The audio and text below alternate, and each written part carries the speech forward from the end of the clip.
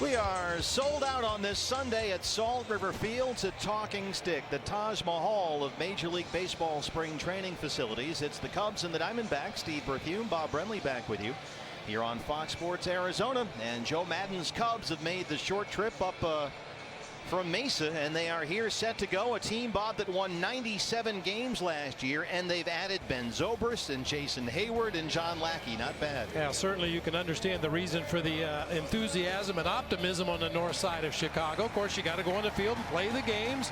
This is the lineup that Joe Maddon will run out there today. Dexter Fowler in center field. Ben Zobrist, the addition, as you mentioned, at second base. Jason Hayward, another new Cub, out in right field. Addison Russell, the fine young shortstop, will bat fourth. Tommy LaStella at third base today. Veteran David Ross behind the plate. Big Dan Vogelbach doing the DH duties today. Veteran Juan Perez out in left field, and Christopher Negron at first base, not Anthony Rizzo.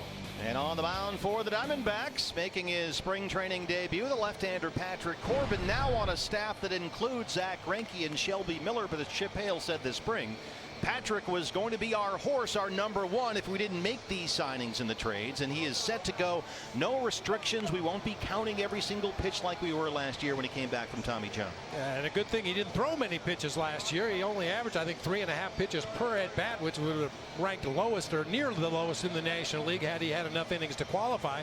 Very efficient with his pitches, fastball slider combination. Likes to work the fastball down and away from the righties, the slider down and in. And I'm sure Patrick's excited to not have those restrictions you mentioned. So many times last year, the plug was pulled at times when I think Patrick would have preferred to keep pitching, but no such issues this year. He is good to go. A lot of interchangeable parts for Chip Hale and his coaching staff. Let's take our eye on the defense now, brought to you by Nationwide Vision. The Owings-Segura middle infield combo flip-flop from Friday. Yeah, we're not quite sure how this is all going to work out. That's why you have spring training. You get the new guys out there, you mix and you match, you see how things fit together best. But we have Pete O'Brien in left, A.J. Pollock, the Gold Glover, in center. Socrates Brito over in right field. It'll be Jake Lamb and Gene Segura on the left side. Chris Owings and another Gold Glover, Paul Goldschmidt, at first base. Tuffy Gosewisch doing the catching today for lefty Patrick Corbin. Some of the Diamondbacks players participated in what they call the B game here at Salt River Fields. Earlier this morning, it was a 10 o'clock start against some of the Colorado Rockies. Yasmani Tomas, the hitting hero in that game. Tomas went 3 for 7 with a double. And the rest of the Diamondbacks are set to go here. And here is Dexter Fowler to lead it off against Patrick Corbin. Fowler just 2 Cactus League at bats so far this spring, 250 and 17 home runs last year. They brought him back on a 1-year deal at the last moment, and here he is. So it'll be Fowler in center and Hayward in right. There's strike one. Yeah, quite a moment in the Cubs camp when Dexter Fowler was walked out into the middle of the group. Kind of a surprise for everybody. Theo Epstein brought him out there and was welcomed back with open arms by his teammates. Off the glove of Corbin, Chris Owings has it behind the bag, and they retire Fowler for a quick out number 1. And while we have a moment here early in the ball game, let's take a look at our Valley Honda keys to the ball game. Well, get your work in, of course, in spring training. That's what all the players talk about. They just want to get their innings pitched. They want to get their at-bats, their defensive work, and flip down shades are the order of the day. Of course, not many guys wear flip downs anymore. It's one of those hazy, overcast days here in the Valley of the Sun, but occasionally that sun burns through brightly. The flip downs are called for today. There is one of the Royals postseason heroes from their World Series championship run last year. Now reunited with Joe Maddon. It's Ben Zobrist, the second baseman. And he chops that one foul. Zobrist, who will play most of this season at the age of 35. Here with the Cubs on a brand new 4-year, $56 million free agent contract. Good for you, Ben. I'll tell you what, there's 30 managers in Major League Baseball that would like to have this guy. This is I mean, you talk about a super utility player. He figures to play mostly second base for the Cubs this year, but you can put him anywhere on the field and he will do a good job for you. And Joe Maddon is well aware of that from their time together in Tampa Bay. 9 seasons in St. Pete. More valuable than ever for Ned Yost last year when he won that ring in Kansas City. The 1-2 pitch from Corbin. Check swing. Did he go? He did not. 2 balls and 2 strikes. Tell you what, you take a 97 win team and you add guys like Jason Hayward and Ben Zobrist and John Lackey. You bring Fowler back on the 1-year deal. This is a Cubs team. You can see why expectations are so high. There's Hayward on deck. Swing and a miss. They complete the strikeout as Tuffy Gosewisch throws him out. 2 down for Patrick. Good start for Patrick Corbin. Fastball inside part of the plate that time. Zober swings right over the top. Tuffy chases it down and throws on to first to complete that strikeout. Well, this was the big acquisition, Jason Hayward. He has struck out in his only 2 Cactus League at bats so far this spring. One of the biggest winners in the free agent lottery this winter. 8 years, $184 million. His numbers last year, his 1 season in St. Louis, and there's a strike.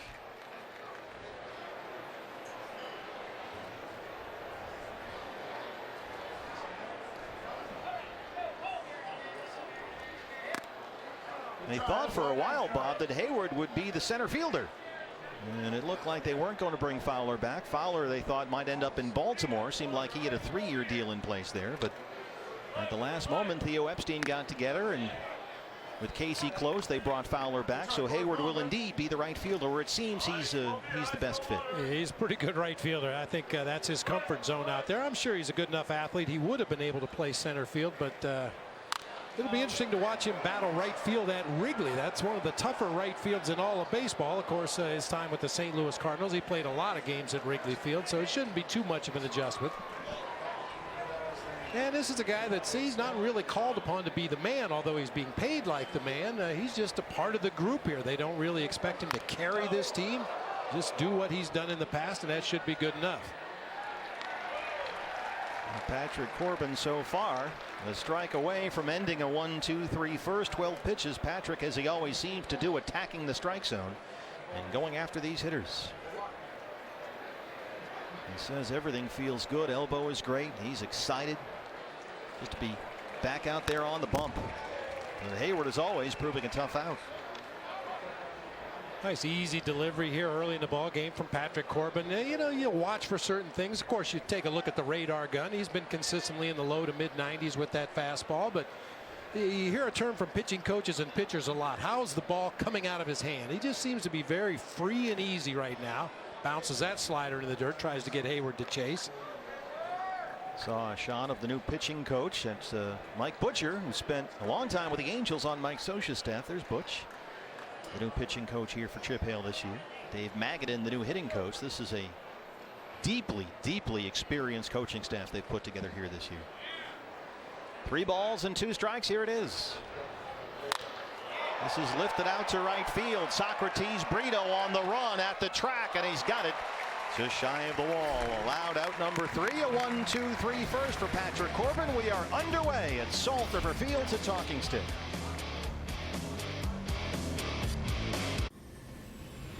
Spring training games on MLB Network are presented by Best Western Hotels and Resorts. Wherever life takes you, Best Western is there.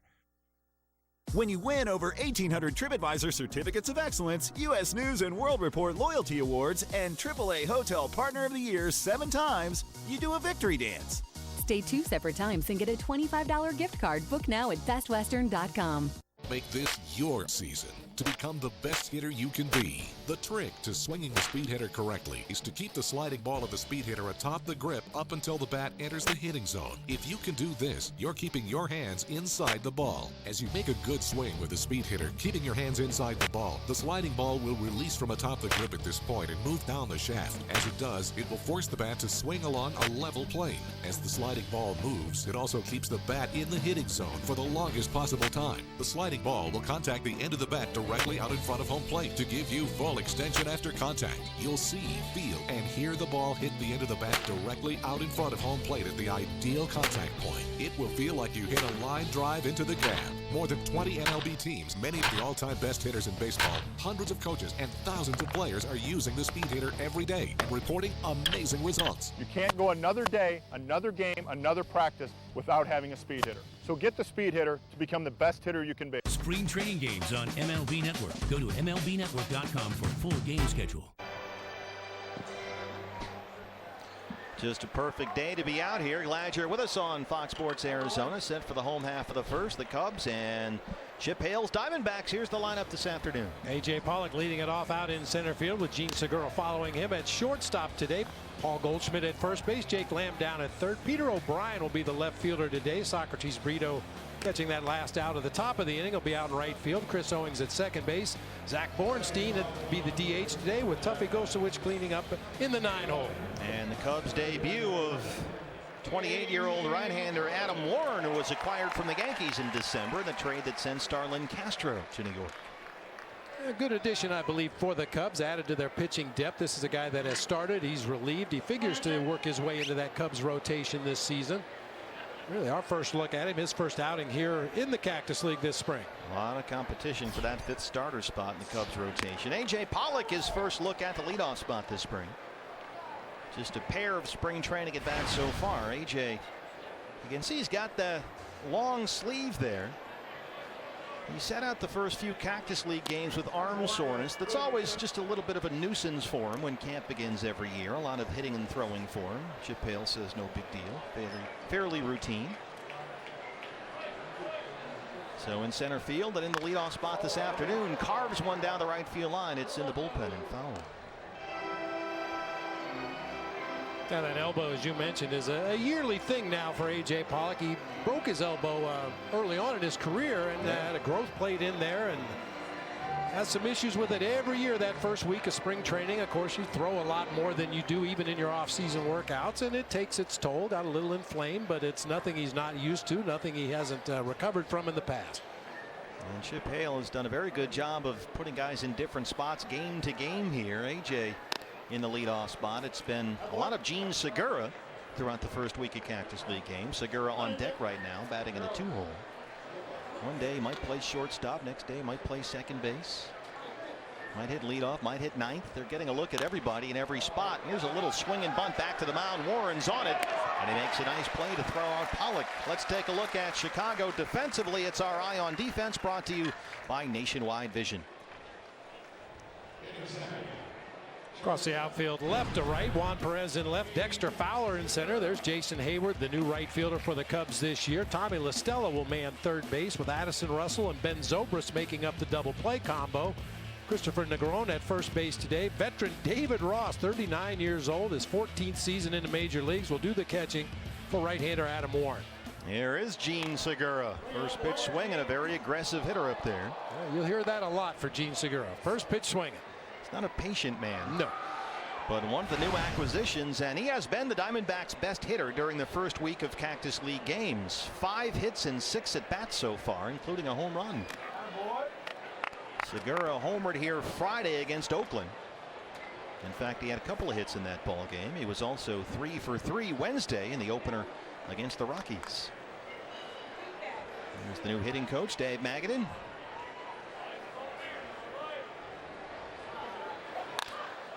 This is on the ground and by a diving Addison Russell, so make Gene Segura 6 for 7 so far to begin his Diamondback career. Stay hot. Even the ground balls are finding holes. That one just out of the reach of young Addison Russell up the middle of the field. Rolling curveball that time from Adam Warren. A lot of top spin. Gets that one through into center field for a base hit. Here's Goldie.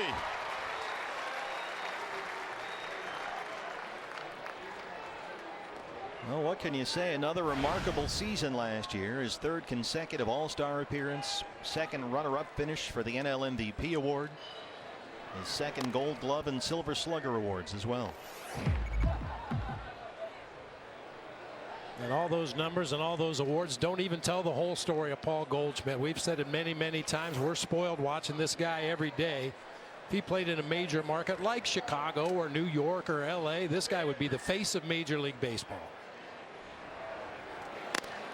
Diamondbacks, as always, aggressive on the bases. Keep an eye on Segura, who's been a 40 stolen base guy in the past. He's stolen at least 20 each of the previous 2 years in Milwaukee. Very good speed out there. And spring training is the time to take some chances that perhaps you normally wouldn't during the regular season. Normally you don't like to start runners with Paul Goldschmidt at the plate. You want to let him swing the bat, possibly drive home 2 instead of just 1. But because you want to see the capabilities of your players, you want to test these guys and see what they're able to do. And you might see Segura take off here if he picks a pitch. Well, Warren not interested in testing Goldie. It's 3 balls and no strikes. There it goes. Goldie gets a hold of one, but he lines it to Juan Perez, the former Giant out there, just shy of the warning track, and it's allowed Out number 2. That's something you don't normally see either. Paul Goldschmidt swinging at a 3-0 pitch. He's normally very patient, willing to take that 3-0 even if it is a strike, and then go to work on the 3-1 delivery, but unloads this time. A line drive, just didn't get enough air under it. Well, it's been a slow start to the spring for Jake Lamb. He's in the cleanup spot today and playing third base. He has struck out in 5 of his first 6 Cactus League at bats. Struck out 3 times in Glendale yesterday against the Dodgers. And you'll notice right away, Bob, look where Jake Lamb's hands are. He has altered his batting stance fairly significantly. In fact, he used to have those hands way up high by his head and his swing would get a little long, but look how low they are and how close they are to his body this spring. It's a very different look for Jake. Which could possibly explain the slow start for Jake Lamb. I mean, you know, you work so hard in the morning. You get out here for early hitting. You get out here for regular batting practice. You're working on something new. It gets between your ears and you start thinking a little too much when you actually get in game situations and take your at-bats. I'm sure this feels very strange for Jake. It's we'll get more comfortable as time goes on, but when there's a pitcher out there on the mound trying to get you out rather than trying to let you hit it in batting practice, sometimes that thinking slows down your swing a little bit. Jake wanted his hands to start low so he could get the bat on a plane and have sort of a less choppy swing. Trying to have it in the hitting zone a little longer. Segura holds it first and he belts that one into right center, and that will roll to the wall. Segura's on the run. Matt Williams will wave him home, and it's an RBI double for Jake Lamb. 1-0 Diamondbacks. That'll make yesterday in Glendale a distant memory. What have you done for me lately? RBI double to the gap in right center. A ringing line drive gets past Jason Hayward all the way to the barrier. And you talk about Gene Segura's speed at first base. It shows up in a lot of different ways. With 2 outs, he's off on contact. Hayward, a really good right fielder, as we mentioned, gets to the ball quickly. Good relay throw back to the infielder, but with Segura's speed, he's able to score all the way from first. And we'll see if Peter O'Brien can pick up a 2-out RBI with Lamb at second. Peter, the left fielder today. And he looks at strike 1 from Adam Moore. And 0 for 6 with 3 strikeouts for O'Brien to open camp. The numbers last year playing for Phil Nevin at AAA Reno. 26 home runs, 107 RBIs, and tremendous power. And there is always the catching question with Peter O'Brien. He caught a little bit when camp first opened because they have so many bullpens they need to throw. You need about 10 catchers to open spring training, but once they got through that, they are really focused on seeing what kind of an outfielder Peter O'Brien can be. He's worked a lot with Dave McKay.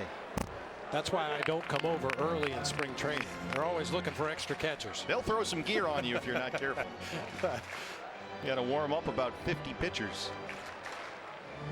But the hope is, Bob, that you know, a full 6-8 weeks with Dave McKay, they'll sort of advance Peter's outfield education a bit and see what they have here. And he really doesn't have to be a Gold Glove caliber outfielder. Just make the routine plays, get the ball back into the cutoff man quickly. Don't make any glaring errors in the outfield, and his bat should be able to carry him.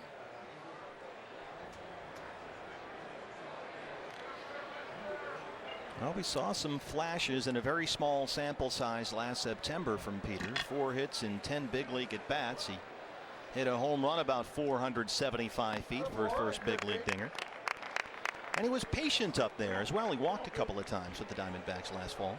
Yeah, that was very impressive when he got to the major leagues. I believe his first at bat he walked. Yeah, didn't he? yeah. Which you know, is really surprising for a kid coming up from the minor leagues with a reputation as being a power hitter. Worked some very patient at bats. Took a walk in his first at bat at the major league level.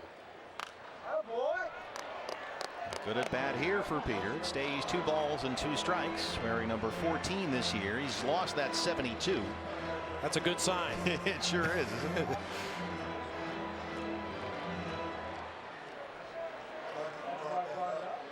At that first career big league homer last October 2nd at Chase Field against Dallas Keuchel, who went on to win the AL Cy Young, so that's not bad. 471 feet according to StatCast. Another 2-2 up the middle and into center.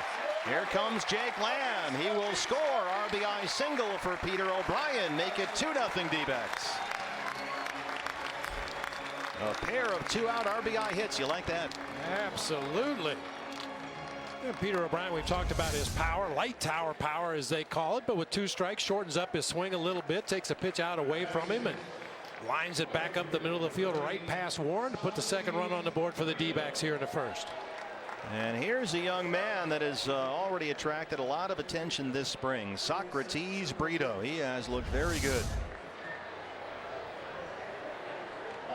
Brito was in left field yesterday in Glendale against the Dodgers. He's playing right field here today versus the Cubs, and has been very impressive heading into his age 23 season. His numbers from his brief major league stint last year, a 300 hitter in the big leagues. He's already had a pair of hits this spring. O'Brien on the run. Brito tries to get it through that right side, but Zobrist is there, and that ends the inning. But the Diamondbacks get 3 hits. They score 2. They lead it 2-0.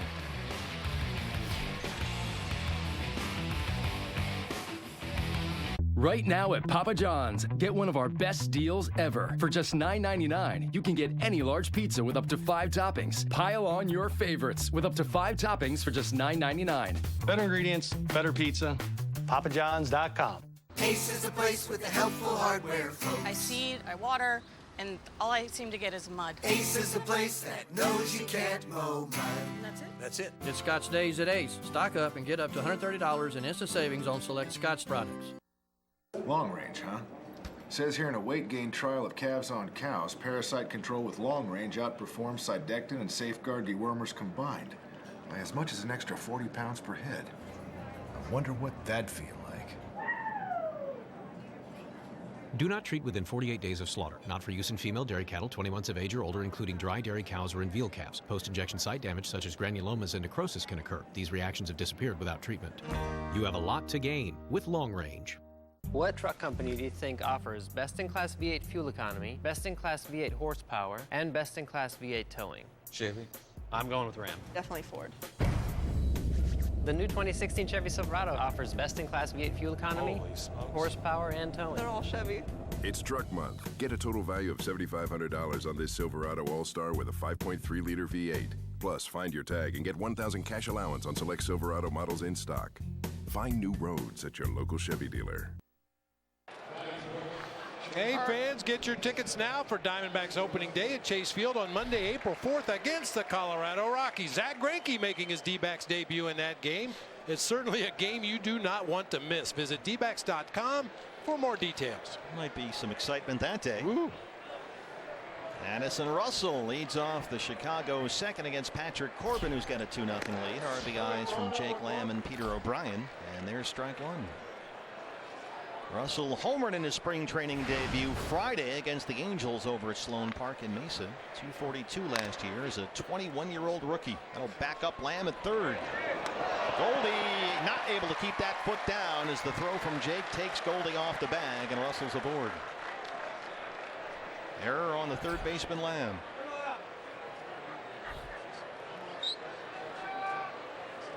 I saw a little pat on the chest there. My bad. Well, you didn't have to tell us that. We knew.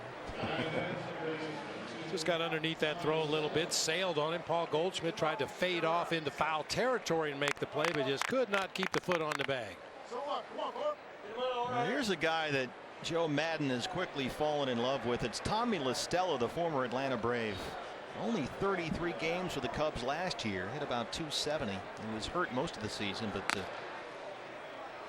Madden says, you know, this is one of those dudes that can get up at 3 in the morning and hit anybody's anything. He's that good a hitter. And he figures to play an important role for Madden on the bench this year. La Stella this afternoon getting the start at third base.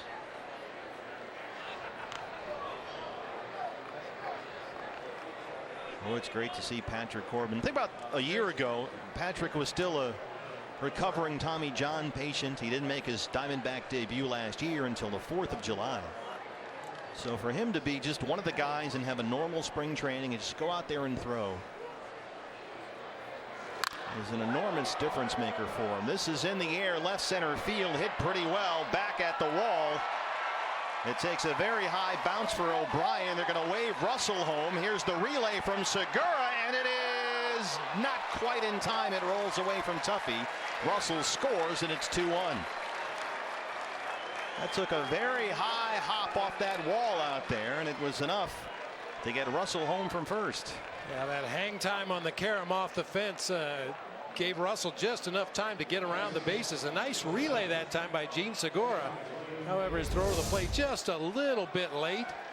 See a pitch elevated for LaStella, showing surprising opposite field power. And by the time O'Brien waited for that ball to come back down, a one hopper into the cutoff man. Good throw to the plate, but just a little late. So the Cubs quickly answer. A run is in. LaStella at second, still nobody out. And here is the veteran, David Ross, the catcher.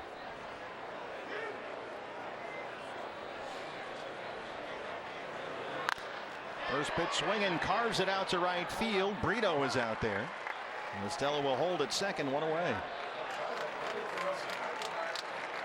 Well, the more you watch Socrates Brito out there, the more you like him. Gets good jumps, takes great lines to the ball, has the speed, has the arm. There's not much not to like about this young man out there in right field. Well, here's a guy that was something of a fall league legend. It's Big Dan Vogelbach. And he's a big boy. It's 6 feet 250. A little meeting on the mound with Goldie and Tuffy out there. As Vogelbach steps in the DH today. A double and an RBI in his spring resume to this point. His numbers last year, played just under 80 games with AA Tennessee in the Southern League. Had an on-base percentage just north of 400 down there, so he's a good hitter. Strike one. Yeah, Vogelbach finds himself in the unfortunate situation. However, what are you going to do? Where are you going to go? Yeah, they have a lot of those guys. Yeah. And he is built and looks like a future DH. But he has actually shown some pretty impressive athleticism at the plate. Good line drive hitter. Corbin ahead, no balls and 2 strikes. Well, he fits the Theo Epstein, Jed Hoyer profile. As you mentioned, he's got a good eye at the plate. He'll take his walks. Good contact hitter. Sees a lot of pitches per at bat. But they got a guy down there at first base that figures to be there for quite some time. Anthony Rizzo not in the lineup today against the lefty Corbin. See where Patrick wants to go on 0-2 here. Gets him to chase that slider. Second strikeout for Corbin. And there are 2 down in the second. Nice slider in the early going here from Patrick Corbin. All of his stuff has looked very crisp. Gets that one to bounce just behind the back tip of home plate there, getting the swing and a miss from Vogelbach. Well, here's the former Giant Juan Perez. Signed a minor league deal with Chicago in December, still looking for his first hit this spring. Just 22 games in San Francisco last year, 282. Played most of the year with AAA Sacramento. He gives it a ride out to O'Brien in left. Peter backing up, and it's over his head. LaStella will jog home from second, and we're tied at 2. And that's a little example of what we've been talking about with Peter O'Brien. Can they coach him up and turn him into a major league outfielder? And a lot of those plays are just going to be a matter of more experience, seeing more balls off the bat. A hard hit liner just over his head out there near the warning track. Those are tough plays even for veteran outfielders. Those balls hit right at you on a line, especially on a day like this. We talked about the hazy overcast sunshine. Just didn't seem to get a good jump on that ball. Christopher Negron, the first baseman this afternoon, former Cincinnati Red.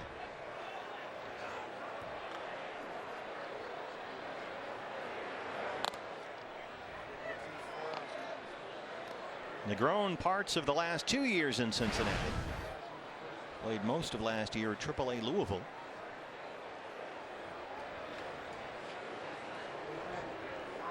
It's a crowded Cubs roster in camp this year. They are big on having options at every spot.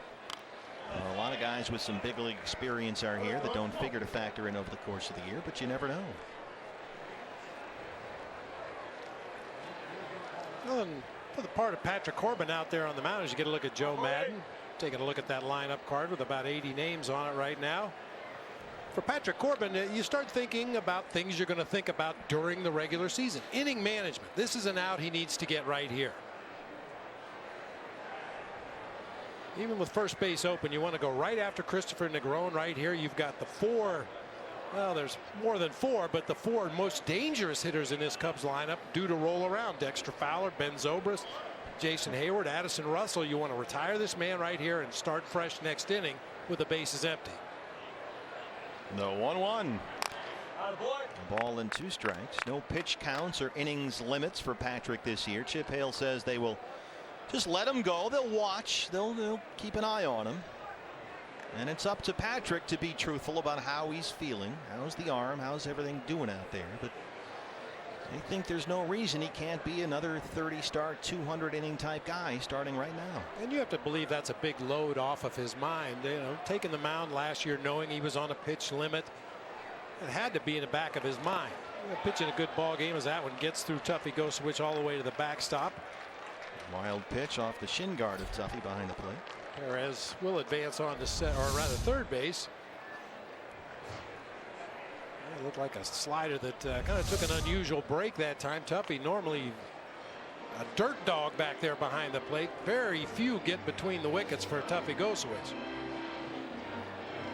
Yeah, Chip Hale said coming off his Tommy John last year, they were very, very careful about protecting Patrick Corbin. They talked about having those training wheels on, almost to the point where Corbin was getting frustrated at times, knowing that he had very little room to maneuver out there at about 90 pitches.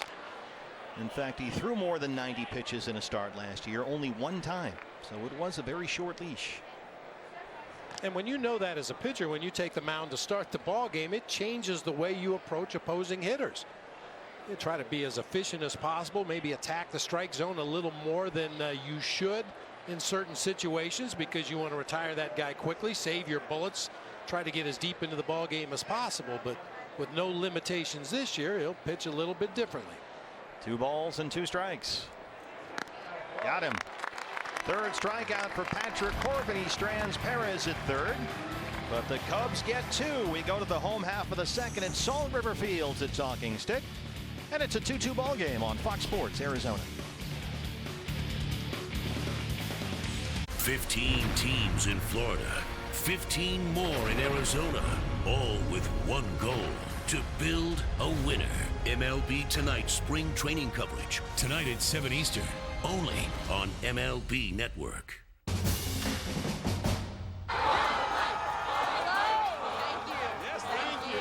Now that we represent the Bud Light party, we need a little security. So we found the toughest person that we know. Wham! Ronda Rousey. You were all expecting a man, weren't you? Typical. Amy, will you read my screenplay? No questions. Seth, why don't you make better movies? Hey, I said no questions. You're very good at this. When are you going to fight again? Didn't I just say no questions? Okay. Most buns just hope to keep a hamburger together, but the new bun on Dave's Double brings a hamburger together. The perfect ratio of bun to beef to toppings to other bun. That's the key to the hamburger harmony of a deliciously different Dave's Double. The Polish ducky. Wait, where's Sir? There. St. Danny. Theo, left. Shut down on 3 and run out to your position. 1, 2, 3. Go, 1, 2, 3. Amen. Let's play ball.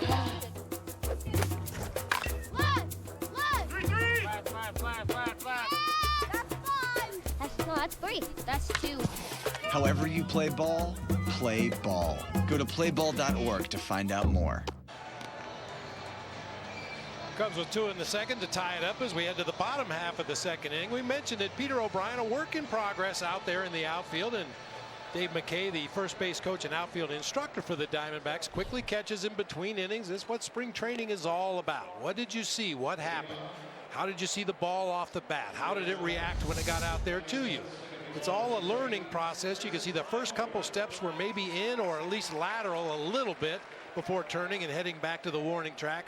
As I mentioned at the time, a tough play for a normal outfielder or a regular outfielder, but always trying to learn from every situation that comes up in a spring training game. Chris Owings leads off the Diamondbacks second against Adam Warren. CO 1 for 5 with a walk through his first 2 spring training games, starting at second base today with Gene Segura at shortstop. And Chip Hale had both players flipped on Friday here versus Oakland. It's a lazy fly ball out to Jason Hayward for the first out. So they're getting a look at everybody in a whole bunch of different spots here. Here's a guy that you might want to keep on your radar. Zach Bornstein, the DH today. He's been one of the better D-backs hitters in spring training to this point, and as a left-hand outfield bat, and keep in mind the Diamondbacks are very right-hand heavy right now. As a left-hand outfield bat, this might be a guy to watch if you're thinking about a sleeper candidate to make the club, if not coming out of camp at some point early in the year. Already with a couple of extra base hits this spring, a double and a triple. I've been listening to some of the games on the radio and the webcast that you and the governor and Tom Candiotti do such a great job, along with Mike Farron, and I know you've been touting this guy since the beginning of spring. A diving stop by Negron, a nice play at first. Warren gets there in time, and they retire Bornstein. Bornstein is 25. This one almost snuck through, but it's a nice play here. Pretty nice play by Negron, stretching out to his right there, running toward his target, delivering that underhanded toss for the out at first base. Ball was struck well, but a nice defensive play. Zach Bornstein had a good year for Robbie Hammock at AA Mobile last year. Hit well over 300 with 10 home runs, and he's looked good so far. 2 up, 2 down. Here's Tuffy. A double and an RBI. He's only had 1 at bat in Cactus League play so far, as we've seen a lot of both Wellington Castillo and newcomer Chris Herman behind the plate so far. It's a real balancing act because Chris Herman, new to the team, you want to get him as many looks as you can at some of your pitchers on the staff. Wellington Castillo figures to be the everyday catcher, so of course you want to get him back there for the new pitchers on the staff. And now Tuffy will get his playing time as time moves forward here. Everybody will get their opportunities here in the Cactus League. And of course Tuffy able to play in only 38 games last year. He suffered that torn ACL in his right knee in St. Louis at the end of May. Had surgery on the knee about a week later, and that was the end of his 2015 season. But he is 100% good to go this spring. And he is itching to get at it out there. That's card foul near the Cub bullpen. MLB.TV previewing everything you've come to expect and more. New low prices for 2016. You can watch every out-of-market game of all 30 teams live in true HD on over 400 supported devices. Blackout and other restrictions apply. Visit MLB.TV for details. 2 balls and 2 strikes. A little flare out to center field. Dexter Fowler runs it down. It's a 1-2-3 second for Adam Warren. We will talk to Patrick Corbin from the dugout when we come back. 2-2 ball game, Cubs and D-backs. Ground floor, please.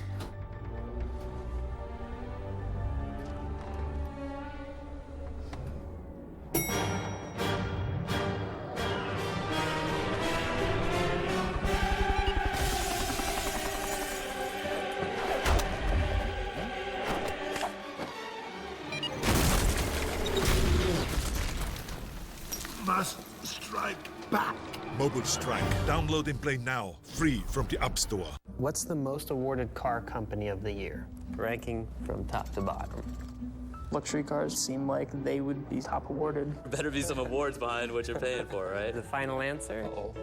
Uh-oh. Chevy, the most awarded car company 2 years in a row. Wow, it's like a luxury car. I was shocked. I mean, it's like, this is Chevy? Current qualified GM lessees can get a sign and drive lease on this Chevy Cruze Limited for around $179 per month.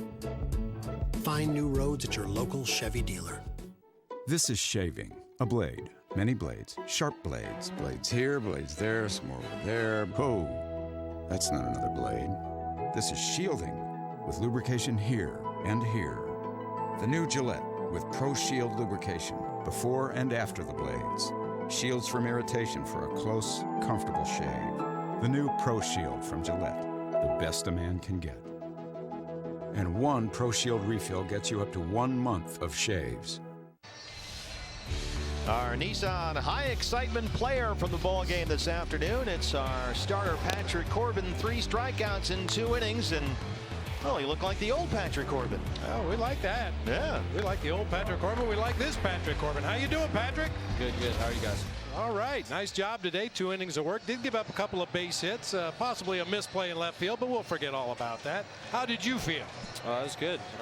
Felt good for the first time out there, and felt pretty good with my fastball command. Just a couple I left up a little bit where they they took some good swings there early on in the at bat, but other than that, threw a bunch of changeups, which is something I was trying to do, and slider was there as well. Patrick, I know Bob and I were talking earlier about having the training wheels on you, so to speak, and watching every single pitch and counting and limiting the innings and all of that. And I know it grew frustrating for you, but it was all obviously for a good reason. How does it feel now to have those training wheels off? No, it's great. Been able to throw with everybody all spring, so arms ready to go, and I mean, we got about 5 more of these, so I'm excited to build up my pitch count, work on a couple things, and get ready for the start of the season. Dexter Fowler gets into one off Randall Delgado and takes it away out of here, halfway up the berm in right center field, and it's 3-2 Cubs. Yeah, Patrick got out of there just in time. Yeah, they did the same thing as me, leading off with the ambush in the first pitch fastball, but aggressive hacking team over there in that other dugout. Yeah. I just gotta locate the pitches a little bit better there. How has it been with a new pitching coach this year, Mike Butcher? Yeah, he's been awesome. Just, I mean, for the couple weeks that we've been able to work with him, just easy to work with. See how passionate he is about the game and how much knowledge he has, and just being able to talk to him about hitters in this league, and just working on some things. Other than just getting your work in, is there anything specifically you're working on this year? Another pitch, or your delivery out of the stretch, or is there any specific thing that you'd like to tighten up a little bit here in spring training? I mean, first off, just fastball command is huge, and I think that's what most pitchers are trying to do here, and probably my changeup, just trying to be as consistent as I am with my slider with that pitch, and it's something I worked on when I was rehabbing all last year, and something I continue to work on this season. Is it a matter, Patrick, of building confidence in that pitch and having the conviction to throw it in a big spot? Yeah, I think the confidence is there. I'm just trying to replicate mechanics, arm speed, and everything, and it's something I probably threw 5 or 8 times a game last season, so it's something I want to try to build off of, and I think this is a good time to see how swings against that pitch look here. Patrick, for the fans at home that maybe don't understand how spring training operates, what's the rest of your day like now? What do you do when you're done with this interview? Yeah, I would have already been up probably in the locker room now, changing and running, some arm care, lifting, and just trying to get your arm ready for your next start. Well, Patrick, we'll let you go do that. We don't want to hold you up. We sure appreciate it since you just finished pitching. But so far, so good. It's great to have you back and healthy. I know Diamondback fans are thrilled to see that. So thanks so much for your time. We appreciate it. Yeah, thank you. Appreciate it as well. Thanks. Patrick Corbin, 3 strikeouts in 2 innings of work. As Zobrist pops up, Hayward lines out. 2 down now, and here's Addison Russell. The numbers on Randall Delgado. It's an Arizona Federal Credit Union pitching change. He'll work to Addison Russell now. Randall's second appearance of the spring. He looked very good in his first outing. That was Thursday afternoon here against the Rockies. 1 perfect inning with 2 strikeouts.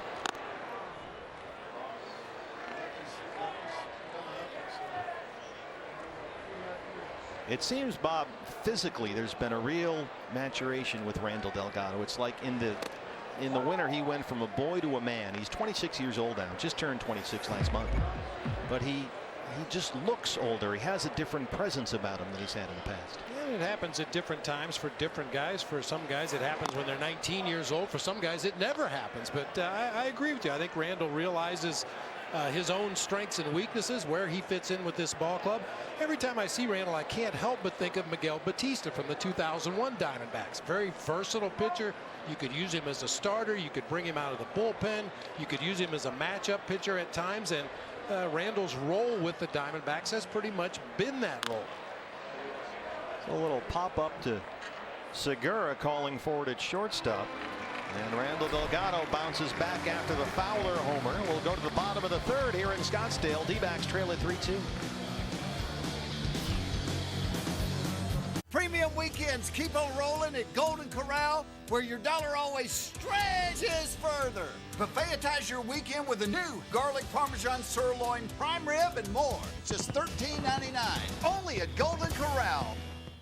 Make this your season to become the best hitter you can be. The trick to swinging the speed hitter correctly is to keep the sliding ball of the speed hitter atop the grip up until the bat enters the hitting zone. If you can do this, you're keeping your hands inside the ball. As you make a good swing with the speed hitter, keeping your hands inside the ball, the sliding ball will release from atop the grip at this point and move down the shaft. As it does, it will force the bat to swing along a level plane. As the sliding ball moves, it also keeps the bat in the hitting zone for the longest possible time. The sliding ball will contact the end of the bat directly out in front of home plate to give you full extension after contact. You'll see, feel, and hear the ball hit the end of the bat directly out in front of home plate at the ideal contact point. It will feel like you hit a line drive into the gap.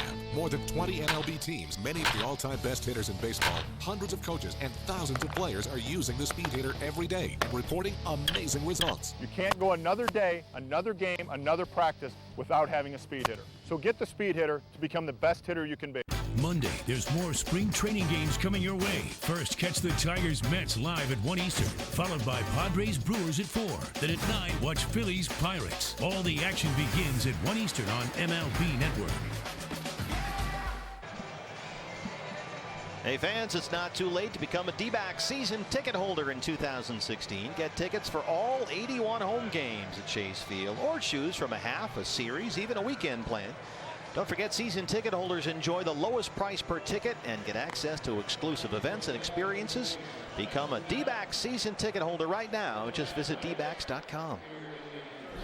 D-backs trail the Cubs 3-2 as we start the home half of the third. New pitcher for Chicago is the right-hander Spencer Patton. On a sellout Sunday here at Salt River Field, a talking stick. Just a perfect day for baseball out here. Here's Patton. They picked him up from Texas in November. He's a Southern Illinois Saluki. 27 games with the Rangers last year. It was a bumpy ride. A.J. Pollock leads off the third. A.J. tapped back to the mound his first time up. What do you think of the new uniforms, Mr. Brendan? They're new. You're a fashionista. I like some of them a lot better than others. You know, it's going to take a while. They kind of grow on you a little bit. That one's hit hard to short. Should be no problem for Addison Russell. One down. And we've seen a couple of the combinations here in spring training, and I think the fans I like, and I think the fans are really going to like the dark gray. Ooh, that's a good look. Those are sweet. We see a lot of new teal jerseys out here, but the pants you see right there, this is the standard home uniform, the bottoms anyway. These are the batting practice jersey, but these are known now around the league as the bloody sock pants. But I will say this, they do kind of grow on you, and from up here, they sort of make it look like the players are wearing stirrup socks, which is a bit of a throwback. There's strike one to Gene Segura. You can see the piping down the side of the leg. Doesn't start till mid-thigh. Different look there. That kind of a snake look in the design on the back of the pants there. And the diamond-shaped snake patterns on the pants as this one is headed for the right field corner. It's foul. They do change with the color of the uniform. The gray road pants have the black colors at the bottom of the pants. The teal ones have sort of light gray tealish color. Here's Dave McKay modeling. Got the new matte helmets. Those are back. And these are the batting practice jerseys and the spring training jerseys. Just gives Roger Riley and his clubhouse staff a lot more to deal with on a daily basis. Which uni are they wearing? Which pants? Which shirt? Matt Williams coaching third. Good to have Matty back with us. Segura singled and scored his first time up, and he is off to a sizzling start this spring. 6 hits and 7 at bats, including a home run. Can't check his swing that time, and there's a strikeout for Patton. That's the get off me ball swing right there. That fastball running up and into Segura. Didn't want to swing, but when he saw it out of Patton's hand, he thought it was close enough to at least try to get a piece of it and foul it off. Barry nearly got hit by that pitch. Just handcuffed him. Goldie lined out to left his first at bat today. There's strike one.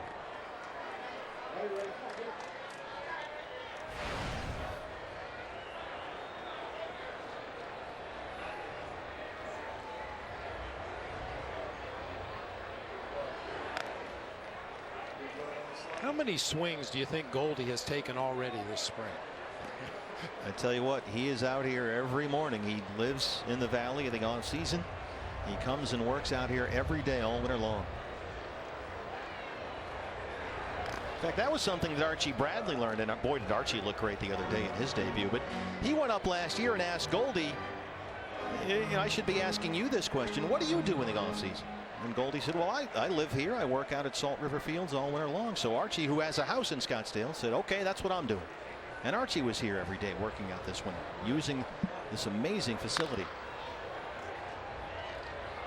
Because we're open for business here year round. Absolutely. Why not take advantage? Well, there are some that say it's a country club atmosphere, but well, too low. Certainly, if you're willing to get your work in, everything you could possibly need to prepare for a season is right here. Let me just say this: if you've ever spent a spring training in Dunedin, no, I have. Believe me, this place is absolutely a palace. 2 strikeouts in the inning for Patton, a 1-2-3 third. We'll talk to Chip Hale when we come back. His Diamondbacks trail the Cubs 3-2. Right now at Papa John's, get one of our best deals ever. For just $9.99, you can get any large pizza with up to 5 toppings. Pile on your favorites with up to 5 toppings for just $9.99. Better ingredients, better pizza. PapaJohns.com. Ace is a place with the helpful hardware, folks. I seed, I water, and all I seem to get is mud. Ace is a place that knows you can't mow mud. That's it? That's it. It's Scotch Days at Ace. Stock up and get up to $130 in instant savings on select Scotch products. Today, a new creature walks among us, terrorizing innocent citizens. Until this threat can be contained, we must all be on the lookout for the dreaded digital deadwalkers. Dude! They're not looking out for you. Engage! A public service safety message from the American Academy of Orthopedic Surgeons, who want to keep everyone well connected with strong, healthy bones. Fly higher. Go further. Do more. Take it to the next level with Polaris, the world's best-selling side-by-sides. Whether you're chasing unforgettable memories, manhandling a mountain of work, or pushing the limits of work and play, we've got the perfect machine built just for you. And now get rebates up to $2,000 during the Polaris Spring Sales Event. Arizona Diamondbacks spring training baseball brought to you by Ram Trucks. The veteran left-hander Wesley Wright, the new pitcher for the D-backs. As we start the 4th inning, they trail the Cubs 3-2, and here is the skipper in his 2nd year, Chip Hale. Chip, how are things so far? Great. Health is great in the group, and as Bob can tell you, that's probably the most important thing about spring training is keeping everybody healthy, and we got some good competition going on in the middle of the infield. For the last couple outfield spots, backup catcher, and a couple spots in that bullpen, and of course the 5th spot in the rotation. Chip, are you concerned at all about Gene Segura? He made an out. Yeah, I'm glad he did, so we know he's human now.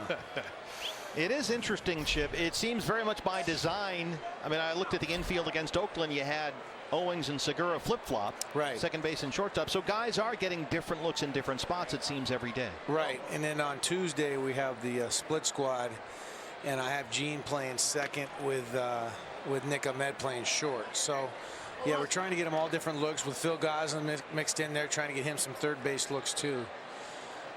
So yeah, they're getting shots, and they're all performing. Has anything or anyone surprised you so far? Let's think. I would say Zach Bornstein's been a nice surprise for us. I mean, he really, I didn't know a whole lot about him. The minor league guys raved about his knowledge of hitting and his work ethic, and he's come in and had really good at bats for us all the time against tough pitchers, getting good counts and hitting the ball. But that's probably the nicest surprise. The rest of the guys we know so much about. You don't want to pass judgment too soon. Just let them play for a while and see what you got. And like I said, health is the main thing. Do you think being a left-hand bat might help Zach a little bit further? Yeah, no doubt. On this roster, we're very right-handed heavy, and we need some lefties. There's a nice play by Chris Owings, huh? Very nice.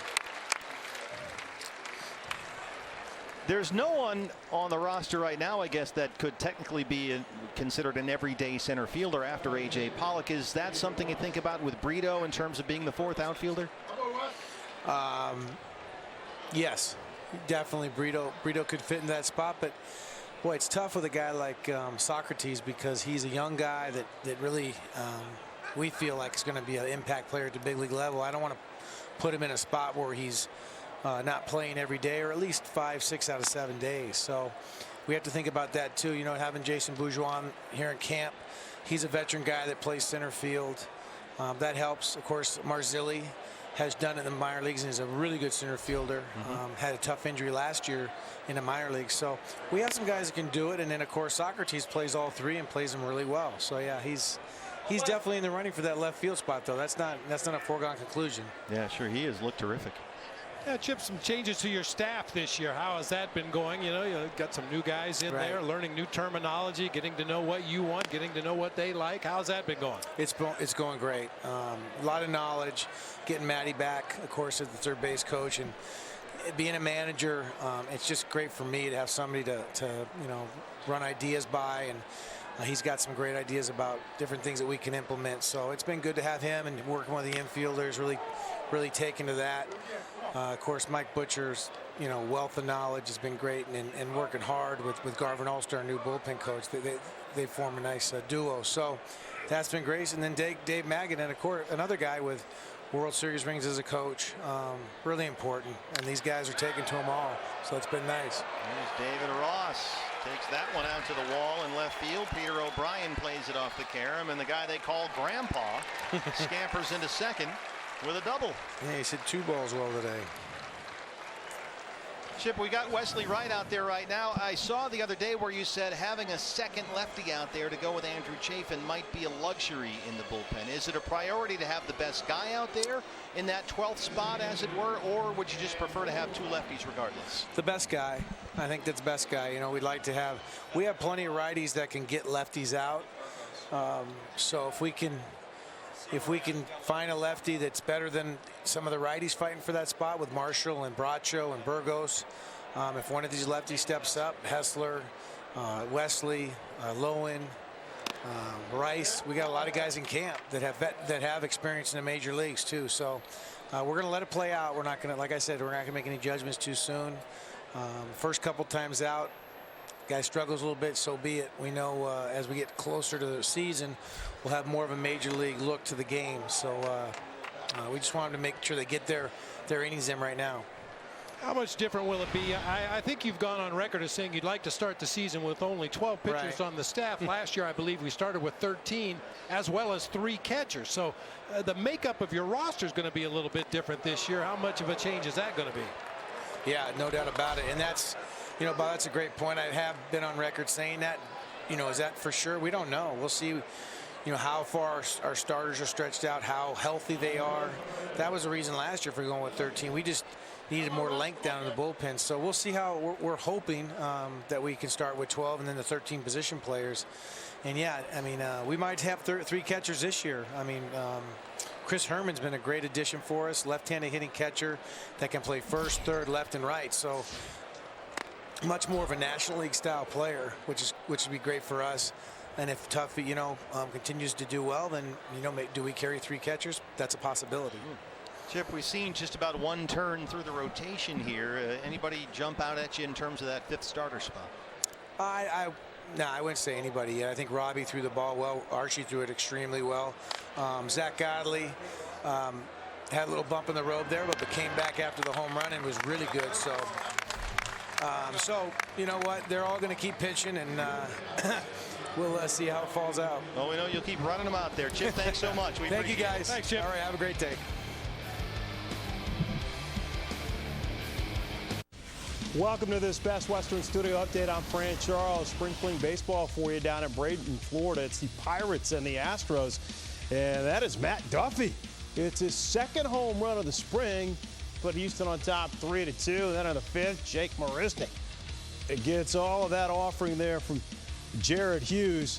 Houston did it with the long ball a year ago, and it looks like they will employ the same strategy here coming up in 2016. Coming up after the game, it's Matt Yoloff and Dan O'Dowd joining you on MLB Tonight. Greg Amsinger and Dan Plesac are in Glendale, Arizona, with the White Sox for 30 clubs in 30 days. This has been a Best Western Studio Update.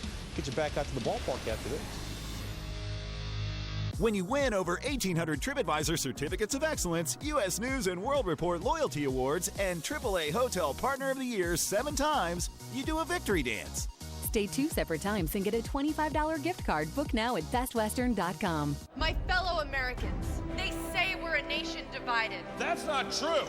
We agree on a lot. Like Paul Rudd. Everybody loves Paul Rudd. I didn't know this was going to happen. You know what else everyone loves? Emojis. No, beer! That's why we're forming the Bud Light Party. Just wait till you see our caucus. We got the biggest caucus in the country. Woo-wee! I'm really inspired right now. America has seen the light. And there's a Bud in front of it.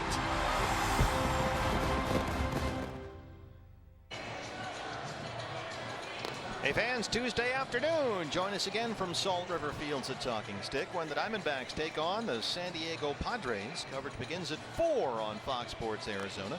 It's D-back spring training presented by Ram Trucks.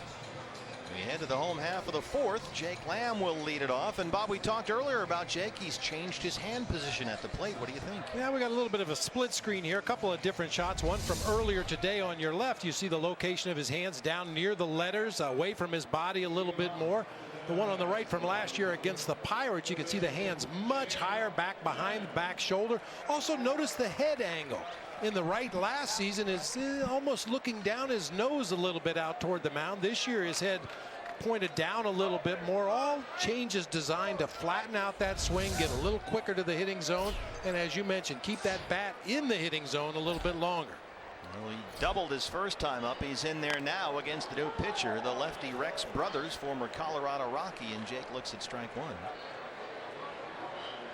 And a double to the gap in right center, came around and scored after striking out 3 times yesterday in Glendale against the Dodgers. And Chip had him back in there today, probably not by accident. Carves that one the other way and drops it out in front of Perez. Jake Lamb 2 for 2. What a difference a day makes, huh? Yeah. Little inside out swing that time against the lefty Rex Brothers. Fastball inside part of the plate. Nice quick swing, direct path to the ball. And a line drive to the opposite field. Love to see that. Leadoff man aboard in the 4th. And here's Peter O'Brien. Peter had a good at bat his first time up today. Battled Adam Warren and knocked an RBI single back up the middle.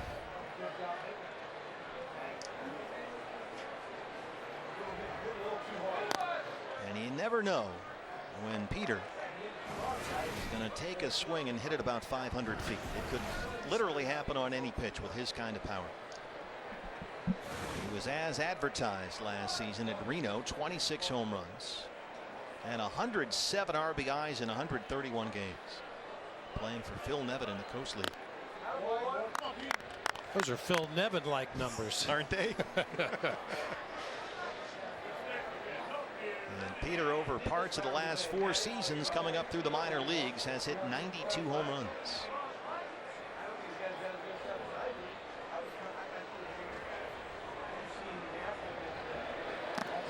And he is a big dude up there. He's built like a linebacker, 6'4", 235. He's a strong young man. He's ahead 3 balls and no strikes.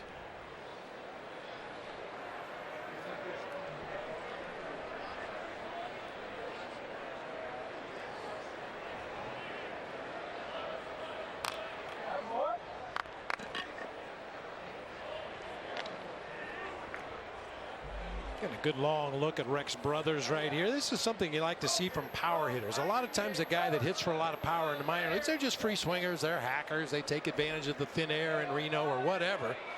You like to see a guy that gets a pitch you can drive, and Peter O'Brien has shown that ability to lay off those borderline pitches, lay off the pitcher pitches until he has to swing at them and make sure he gets something he can drive. We talked about his first at bat in the big leagues last year, worked a walk. Very surprising.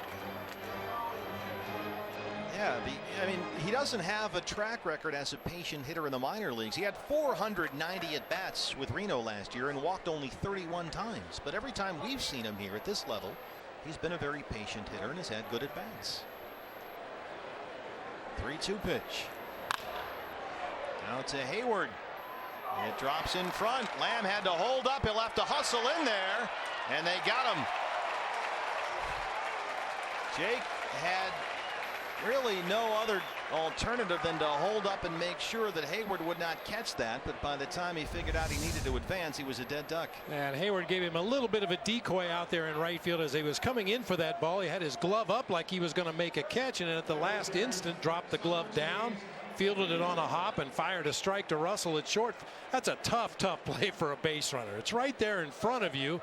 That right fielder is so close to the infield, you don't want to get too far off the bag, and unfortunately when it drops in front, turns into a fielder's choice force out at second base. Well, there's plenty of people that will tell you Jason Hayward is the best defensive outfielder in all of baseball. He's a multiple Gold Glove winner out there in right. There's another pretty good defender out there, Socrates Brito, who looks at strike one. Socrates grounded out his first time up today. A lot to like about this young man. Just sort of he's like one of those Swiss Army knives, man. I mean, he's just a walking package of tools out there. He runs like a deer. He throws. He gets to everything in the outfield. He hits. That one gets behind Ross, and O'Brien moves up.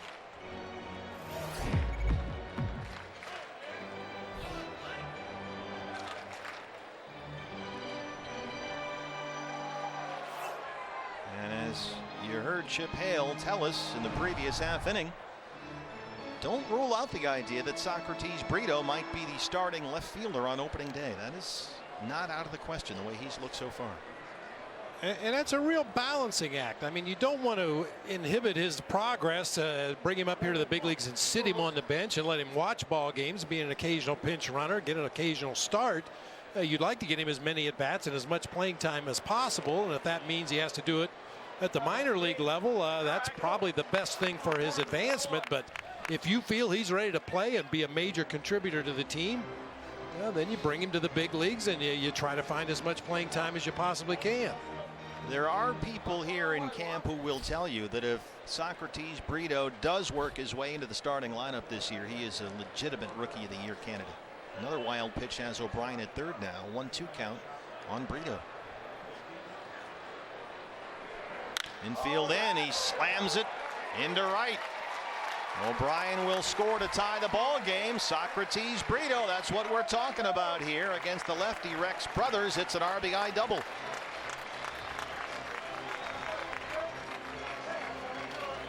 The more you watch him, the more you like him. And certainly Brito is a guy that makes the roster out of spring training. It gives Chip an added dimension of speed on the bases, a guy that you could use, if not as a starting player, as a defensive replacement late, a pinch runner possibly in a key situation. Blazing speed on the bases, very good instincts on the bases. Those two wild pitches come back to bite Brothers as O'Brien scores easily on the Brito double. Chris Owings flying out to right his first time.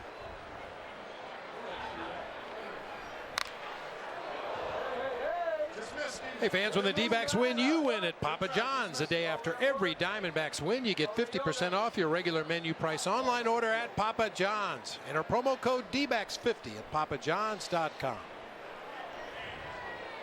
Good day to be out there. Lots of cloud cover here. Really comfortable. Just a gorgeous Sunday afternoon at the ballpark.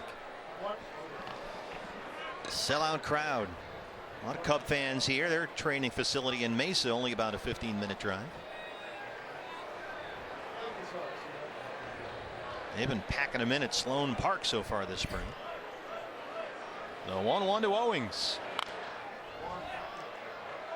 Can't emphasize what a difference it must make for CO to have been able to hit all winter long and all spring long, something he was not able to do last year, coming off that surgery last October for a torn labrum. He did not pick up a bat all winter long last year, and really not till the very end of spring training. So he was very much behind the 8 ball going into last season, and that had a lot to do with his struggles at the plate. He is healthy and good to go this year.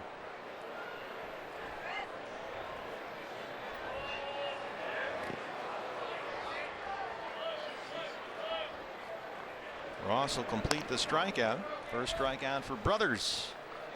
And now we'll get another look at one of the players that Chip Hale mentioned, Zach Bornstein. It's funny for a manager in spring training. As Chip said, a lot of these guys they've seen plenty of, they know a lot about, but other guys they're only names on a report that you get during the season. And Zach Bornstein, one of those guys. Chip had heard a lot about him, but now actually getting an opportunity to lay eyes on the young man on a semi-regular basis here in the Cactus League, and so far he likes what he's seen. Bornstein is a guy who had a lot of early professional success. 3 years ago, coming up with the Angels, he was their minor league player of the year. He hit almost .340 in the Cal League with 28 homers. And he was an RBI machine that year. Drove in 95 at 112 games. Diamondbacks got him at the deadline 2 years ago in the deal that sent reliever Joe Thatcher to Anaheim. And he had a good season last year under Robbie Hammock at AA Mobile. And as Chip mentioned, the way this roster is being put together, if you can hit as a left-hand bat, that might be a difference maker, because they are very right-hand heavy right now.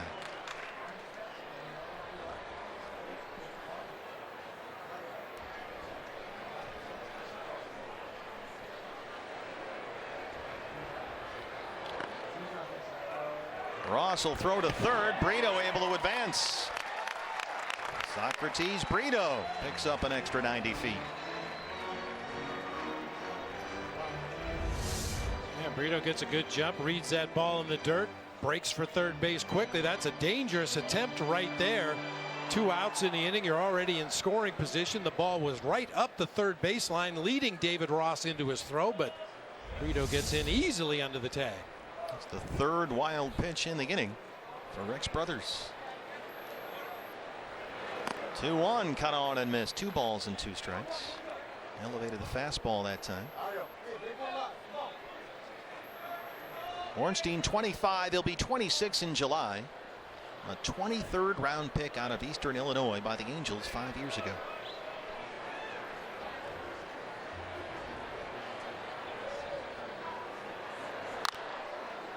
Lifts it in the air along the left field line, headed for the seats, and out of play.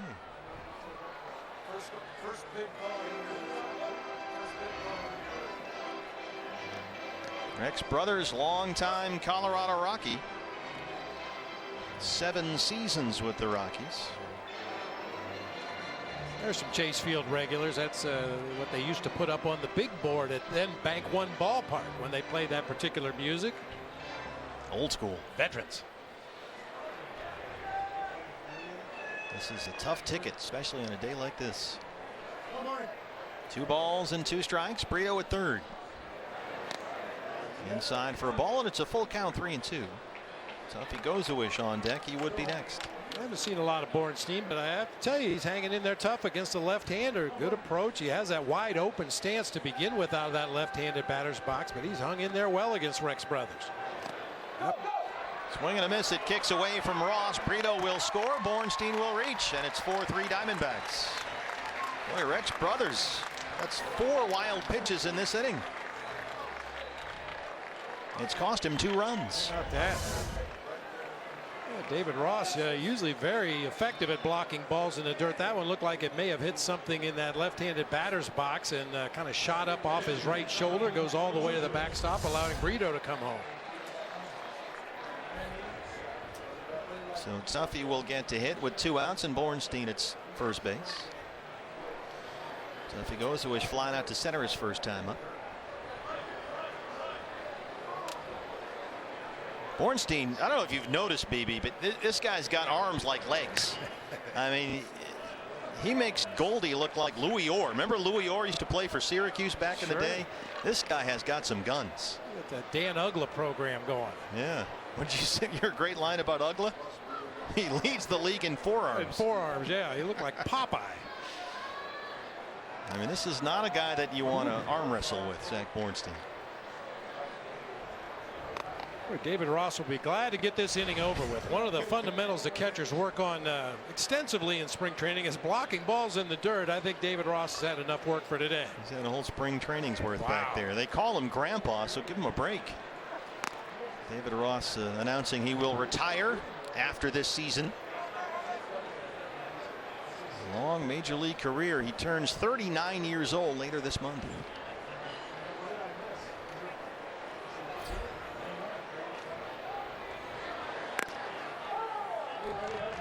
There's a strike. A 39-year-old catcher that hit 176 last year. And if you talk to Joe Madden, he would make an argument that David Ross, in his own way, is the most valuable player on this team for what he brings in the clubhouse, what he brings behind the plate to the pitching staff. It's a natural born leader. You know, you talk about guys that could possibly be a manager if they want to do it someday. And I think David Ross would be right at the top of that list. There's Ross. There was the game where he was the emergency pitcher in a game that was a blowout. Gracie took him deep. Or vice versa, pardon me. Yeah. Let's take a look. Yeah. And of course, Gracie, if you ask him, he wants David Ross to become a Hall of Famer. Because that way he can say, hey, I gave up his first home run. And it was not a cheapie. That ball went up in Friday's Front Row Restaurant. Way up there. Full count 3-2. Ornstein will be off from first with a pitch. There he goes. Tuffy rolls it to third. LaStella. High throw. Yikes. Well, the Cubs are having some defensive issues here in this half inning. Tuffy's going to end up at second base. And Bornstein going to have to go back to third. So E5, the error on LaStella. Here's another look. Yeah, scoop and run all in one motion there from the left side of the infield, much like Jake Lamb earlier in the ballgame. Just kind of got his elbow underneath the throw that time, really sailed on it. Been a long inning, a little too long for Rex Brothers, and he will exit. Pitching change for the Cubs. We'll take a break. Diamondbacks have put 2 on the board here in the fourth. They lead it 4-3. Mondays at 8 on Smithsonian Channel. The game's greatest lineup comes to life with Major League Legends, a new series that tells the larger-than-life stories of Babe Ruth, Lou Gehrig. He had this incredible streak, died too young. Ted Williams, and Hank Aaron. Here he is, Henry Aaron. This could be the pennant tonight. Watch Major League Legends. New episodes, Mondays at 8 on Smithsonian Channel. For listings, go to smithsonianchannel.com. Come on, a six-pack? Who needs a six-pack when you got the nose? Or a nose when you got the suit? Now you don't need a suit when you got the fire. Or fire when you rock those heels. Or when you got the brains, the Who needs some other thing when you got your thing? Now work on it.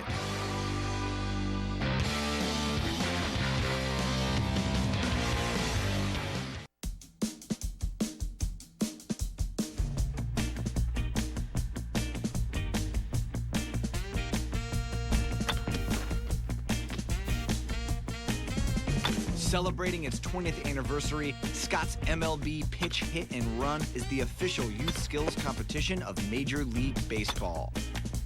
Get your community involved by hosting a local competition. Sign up for free to host at pitchhitrun.com. Hey fans, the Cubs come to Chase Field during D-backs opening weekend on April 7th through the 10th. Then on Saturday the 9th, you can pick up a D-backs cereal bowl courtesy of Arizona Milk Producers. You can also see the full list of this year's giveaways at dbacks.com. New pitcher for the Cubs is the left-hander Nick Greenwood. Seen some brief major league time with the St. Louis Cardinals. His ERA last year was infinite. It's rare that you log on to the old website and you see under ERA INF. He faced 2 batters last year for the Cardinals. They both got hits, so his ERA is infinite. Well, the good news is it can't get any worse. That's true. A.J. Pollock, you've got Bornstein at third and Gosewisch at second. 2 runs already in for the Diamondbacks. A.J. has twice grounded out, 0 for 2.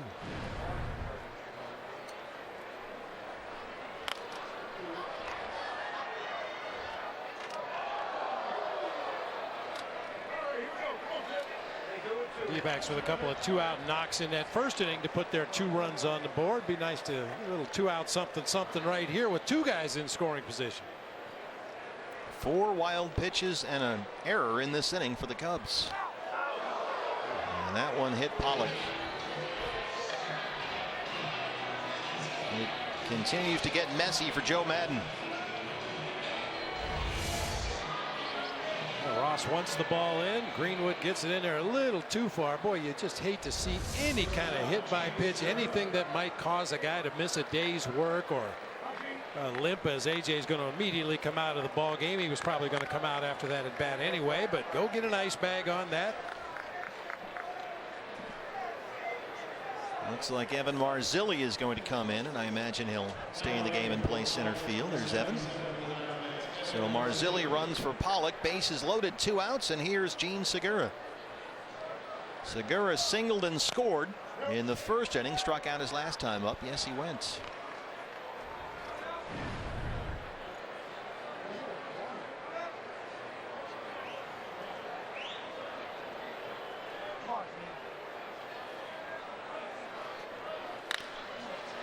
On the ground is Zobrist.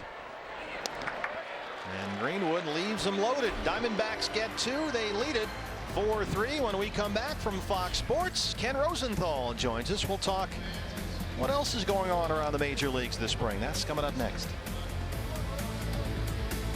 Today Where's the beef? means something different. Some use beef frozen from far away. But Wendy's believes the juiciest hamburgers are made from fresh beef, raised right here. Land of the beef, home of the deliciously different Dave's Double.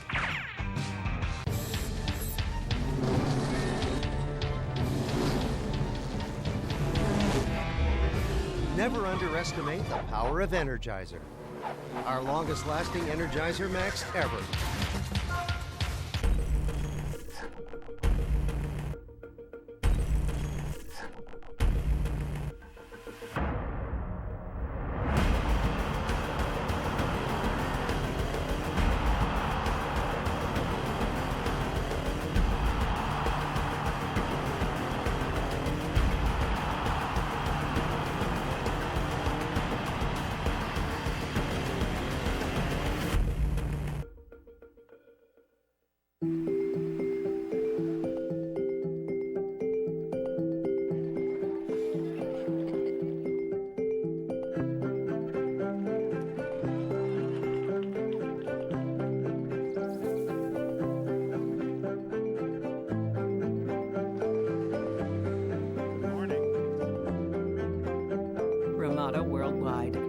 Ramada.com to get our best available rate, plus earn up to 2,000 Wyndham Rewards bonus points.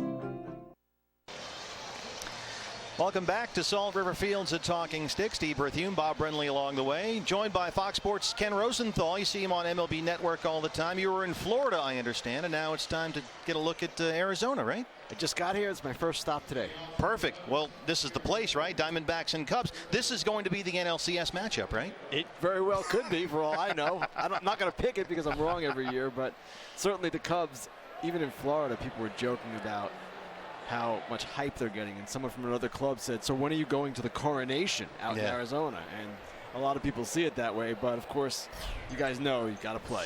Well, as we talked about in the Open, you had Hayward and you had Zobrist and you had Lackey to a team that won 97 games. And with all that young talent already there, I guess there's reason to be excited about the And Cubs. even Adam Warren, who we saw today, he's going to be a key figure for them. He can start, he can relieve, really fill in wherever is necessary. And the other thing about the Cubs that I do like a lot, come July, whatever they need, they have the ability to get, because they still have one of the game's deepest farm systems. So they have this aura of invincibility right now. I don't know that anyone should buy that, but at the same time, they're clearly a powerful club. Is there a weakness that might bite them at some point along the way? Back of the rotation, to me, is a question mark. But again, Warren can fill in.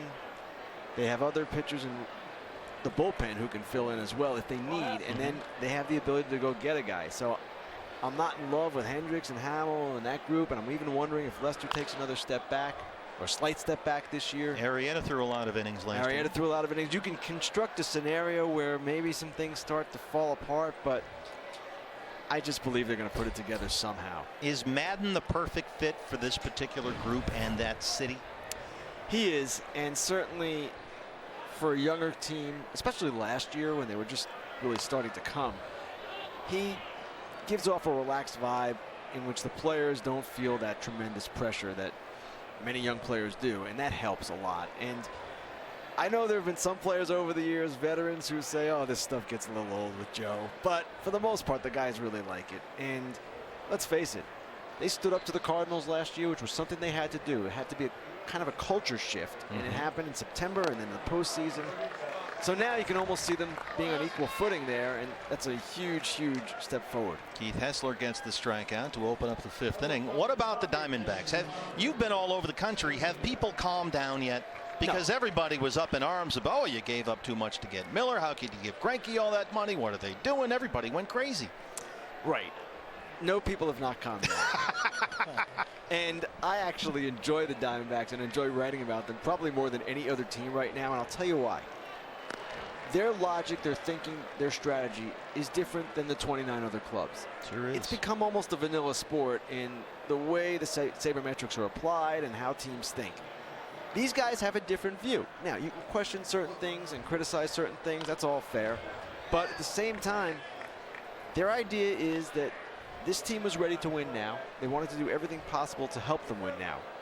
The criticism comes from the way they value players, prospects in particular. But at the same time, if they win, and of course it's a big if, things will look a lot different, and the industry will react a lot differently.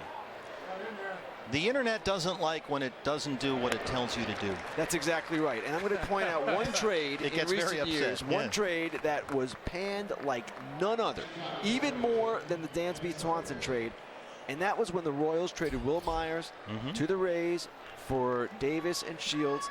That trade was ripped coast to coast. And everybody said, oh, how can you trade Will Myers? Well, how'd it work out for Kansas City? Pretty well. So we don't all know everything, for sure. And this game shows us that all the time. I want to see how this all turns out. Who has the best starting rotation for you in the National League West? Given how things have changed in L.A. with Ryu and Anderson, too. Well, it's not the Dodgers. I can assure you of that. I don't like their rotation above everybody else's. I would say the Giants or the Diamondbacks. And the Giants have a question already with Kane. So we'll see. But there is a lot of promise here, certainly. And Greinke and Shelby Miller, De La Rosa, what they have is pretty good. We'll talk more with Ken Rosenthal. Keith Hessler, a 1-2-3 fifth, back from Scottsdale after this.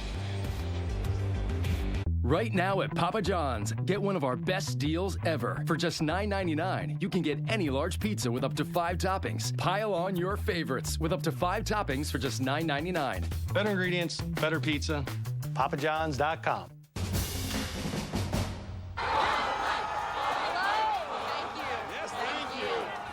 Represent the Bud Light party, we need a little security. So we found the toughest person that we know. Wham! Ronda Rousey. You were all expecting a man, weren't you? Typical. Amy, will you read my screenplay? No questions. Seth, why don't you make better movies? Hey, I said no questions. You're very good at this. When are you going to fight again? Didn't I just say no questions? Okay.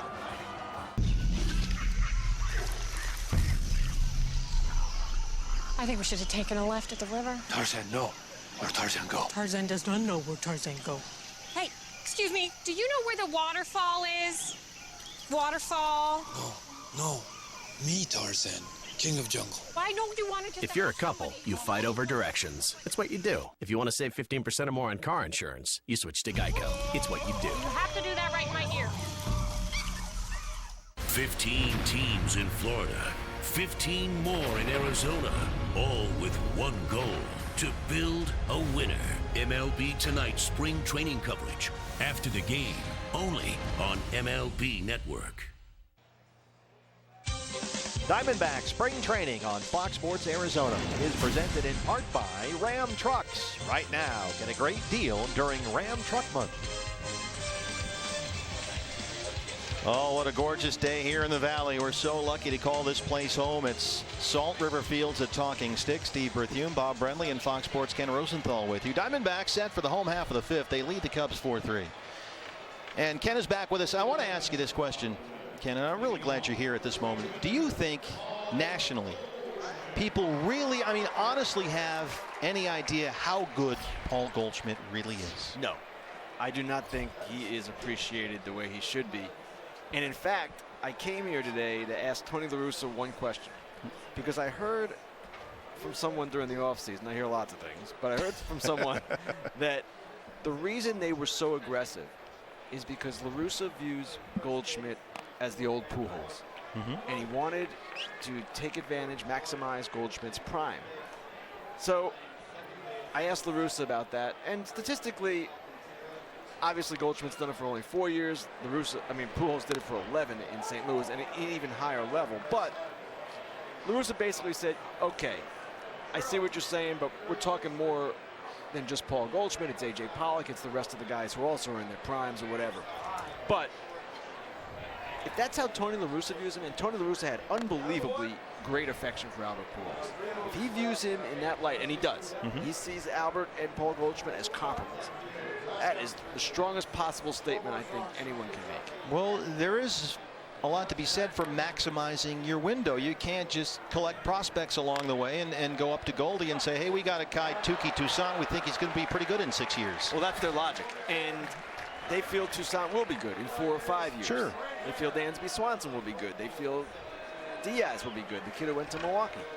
But their idea is for the next 3 years, at least, their entire team virtually is under control. Ziegler's a free agent after this season, Tyler Clippard after next season.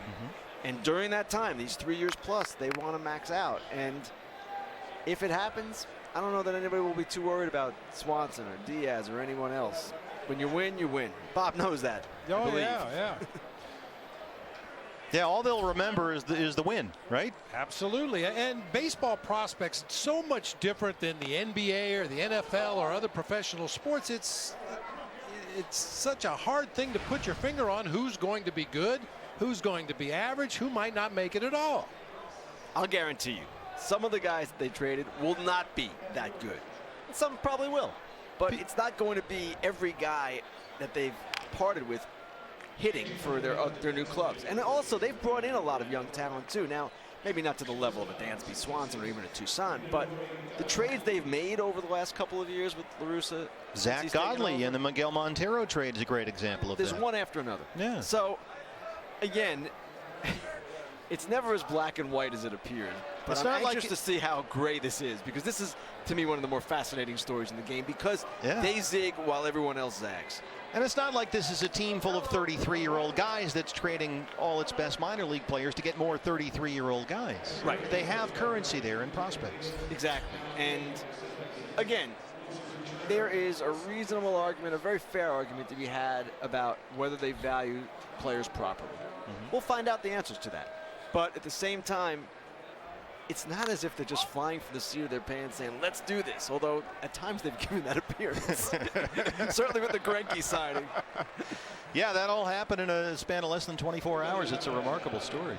It is. And it was the #1 shock of the offseason for me. That was out of nowhere.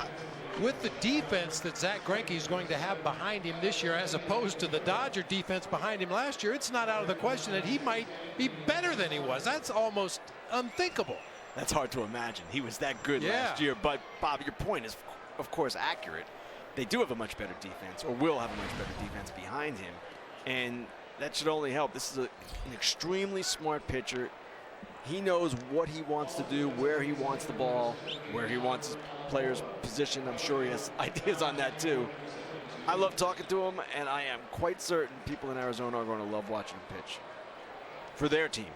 Do you think some of that, and I see you argue with Brian Kenny about this all the time, and by the way, thanks for standing up for sanity in those discussions. I love BK, but he's out of his mind.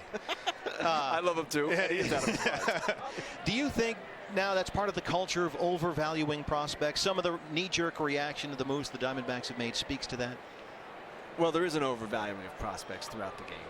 There's no question about that. You look at the offseason, the way teams backed off free agents with qualifying offers, reluctant to give up #1 picks. Listen, I get it. We all get the value of a #1 pick, but if you're drafting 25th or whatever, it's not as valuable as 11th.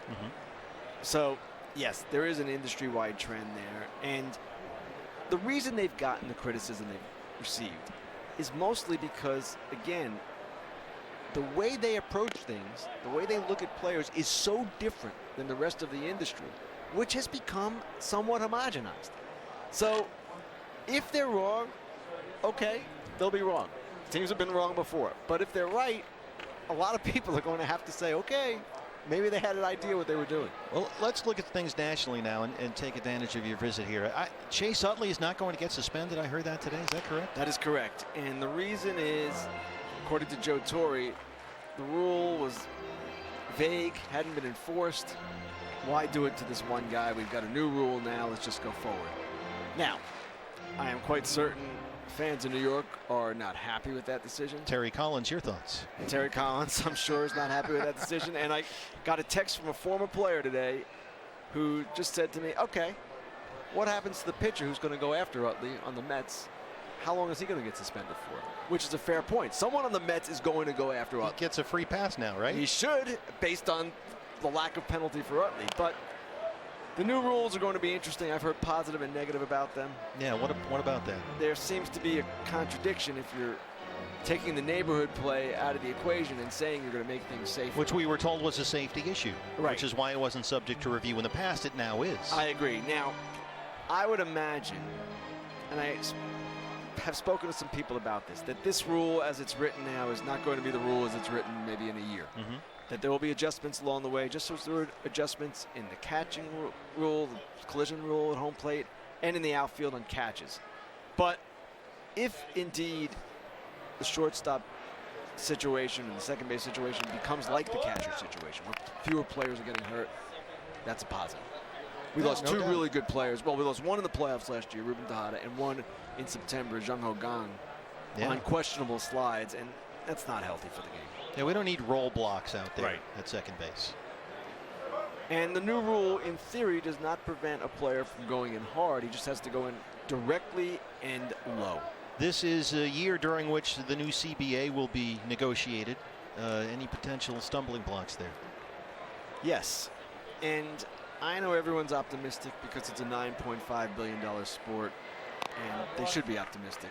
For the two sides to not figure out a way to divide that money would be quite unforgivable.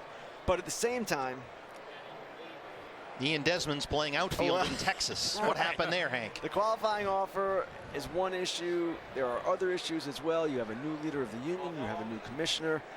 And I remember, Bob, and I know you do too, it wasn't that long ago. It's been a long time since we had a labor disruption, but there are things in place for trouble. And such as? The qualifying offer is one. Mm-hmm. And it depends how far the owners want to push on some other issues. The players want some scheduling changes. They want a number of different things. So I'm not saying there's going to be a stoppage. I would be surprised if there was a stoppage. But I don't know that it's going to be easy to get there, to labor peace and to extending labor peace. They have to have a deal by December, right? December 1st is the expiration date. And how much of your trepidation is because of the new people that are running both the Players Association and MLB, as opposed to maybe if you had the people who have been working together for years? Oh, Peter O'Brien, a nice at bat, worked the count full and rolled it to second base. Goldie advances. I mean, the novelty of the newness of the various titles and the various roles, and maybe wanting to make a statement, that could possibly enter into it as well. That's certainly part of it, and it's more pronounced on the union side than on the management side. Manfred was the labor negotiator. Now he's the commissioner. Dan Hale, the number 2 guy, as far as labor is concerned, has been in place for a while. They're going to come out and take a look here. I think a little Frank Batista limping around. Let's take a look at the last pitch. Landed awkwardly right there about. What scheduling changes would the players union like to see? On travel, things like that make it easier. More off. I don't know exactly how it would work, but the grind of the season has become an issue, and the difficulty of getting through that grind. Now, as to what Bob was asking, the union certainly has new leadership. It's different. Michael Weiner, of course, is gone. And Gene Orza and Donald Fear are long gone, and Tony Clark is the new head of the union. And it's going to be really interesting to see how that dynamic takes effect and if the players can stay as unified as they've been in the past. Well, we'll talk more with Ken Rosenthal right after we take a break here as Cubs pitcher Frank Batista is helped off the field. We'll take a break from Salt River and be back with more. Ken Rosenthal coming up next.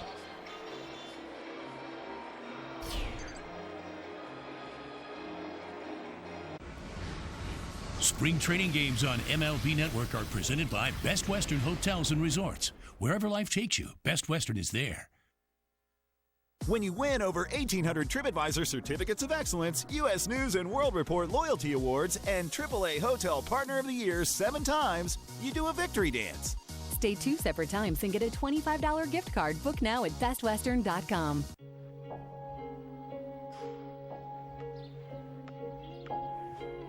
When you get away from smartphones and video games and tablets, it's amazing what you can really plug into.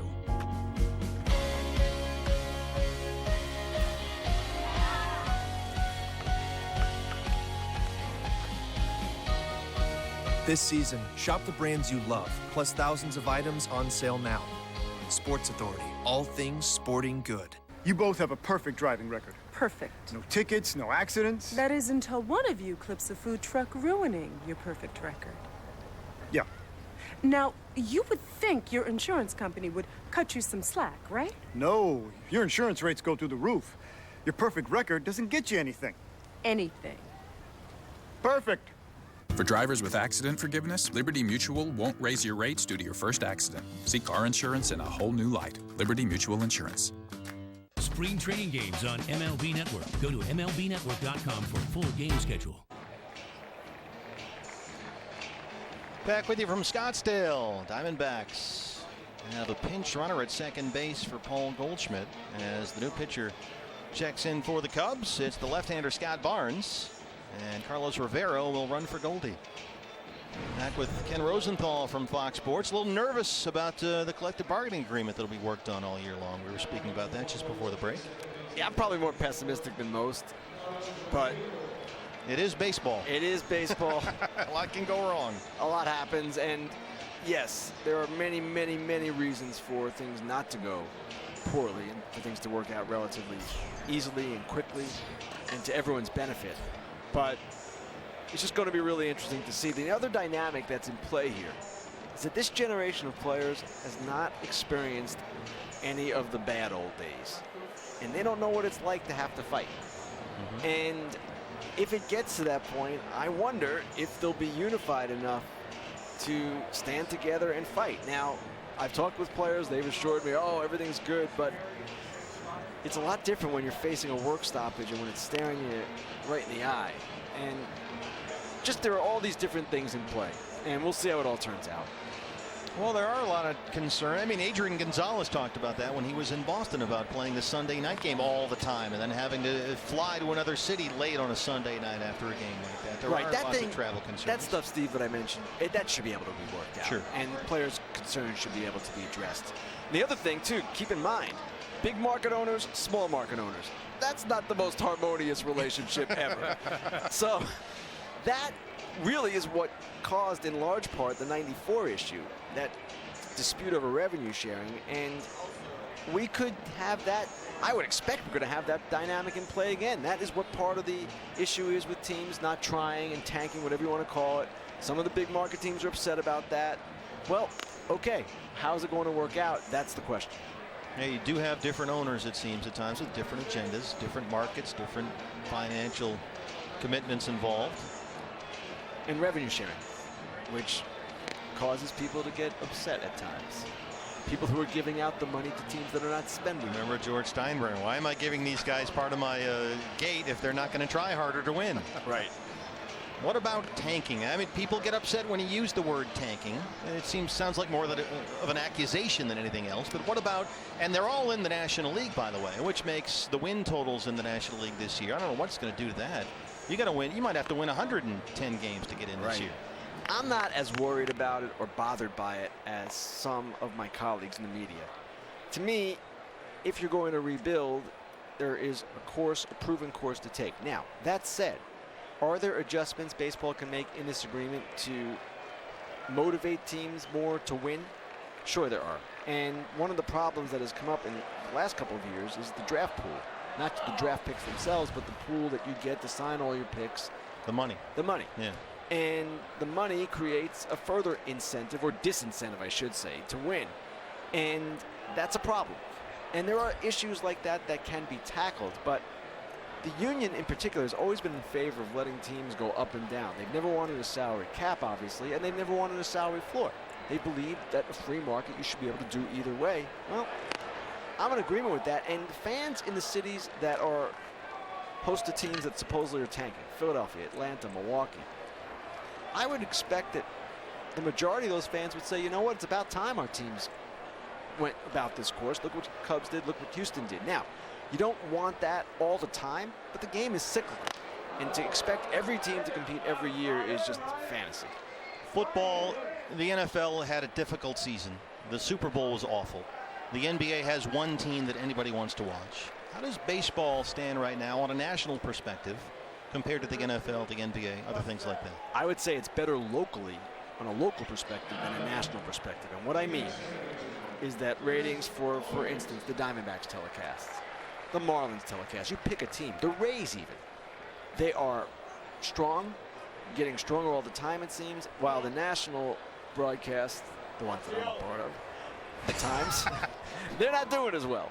And the reason for that, at least in my opinion, is that fans look at the sport through the prism of their team. It's very provincial. It's very provincial, and that's understandable. Chris Owings dunks one into left center field. Here comes Rivero. He will score. It's an RBI for CO. No one at second base covering for the Cubs.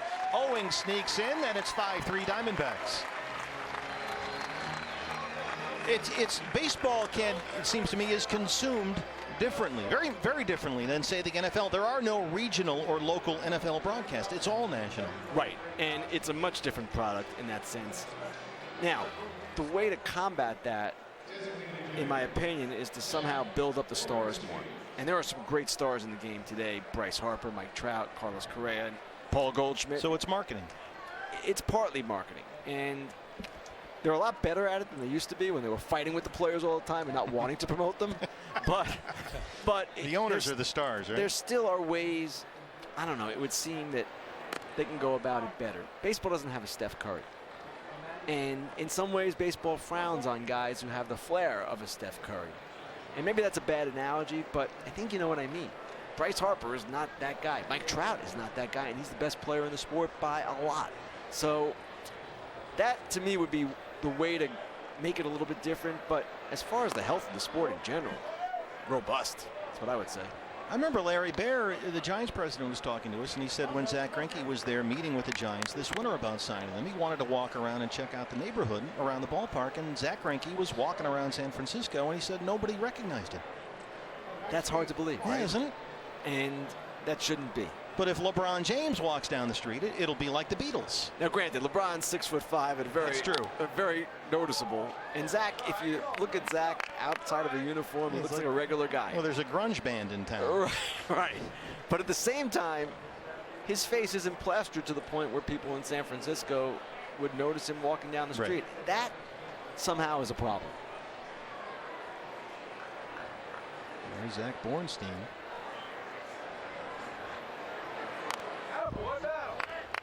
Well, the new uniforms are going to help. What's been the reaction, if there has been any, to the fashion statement that's being made here this year? I see people on Twitter, they're upset about the pants. People on Twitter are upset about everything all the time. That's wonderful, isn't it? Now, the pants have gotten some attention. The bloody sock They pants. look like the bloody sock pants. Salute to Kurt Schilling. That's right. Former Diamondback great. All ties together. Second and third, 2 outs, 1 and 2 here. Chases a high fastball. Ken, it was great to have you for so long. We really thank you, and we appreciate watching you and reading you all year long. Thanks, guys. Thanks, Steve. Thank you. Thanks, Bob. This is shaving. A blade. Many blades. Sharp blades. Blades here, blades there, some more over there. Whoa. That's not another blade. This is shielding with lubrication here and here. The new Gillette with Pro Shield lubrication before and after the blades. Shields from irritation for a close, comfortable shave. The new Pro Shield from Gillette, the best a man can get. And one Pro Shield refill gets you up to 1 month of shaves. A promise was made, a promise that hit the beaches of Normandy, a vow that captured Iwo Jima, a contract that weathered Tet, a pledge that stormed the desert in Iraq, an IOU that braved IEDs in Kandahar. A promise was made to America's veterans. DAV fights to keep that promise, so all veterans and their families get the benefits and support they earned. For help, visit DAV.org.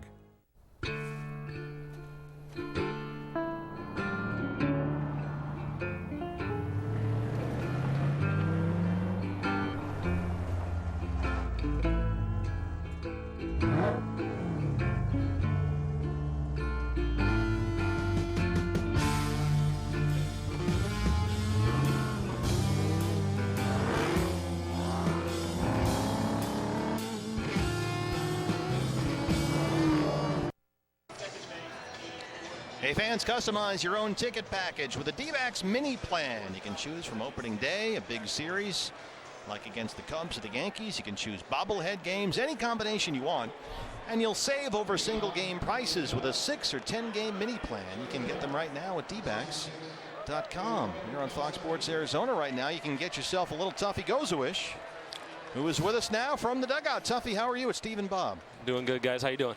We're doing great. We're just enjoying the view up here. How do things look to you down there? What's a better day for baseball than this, huh? How about that, huh? Yeah, it's always good down here.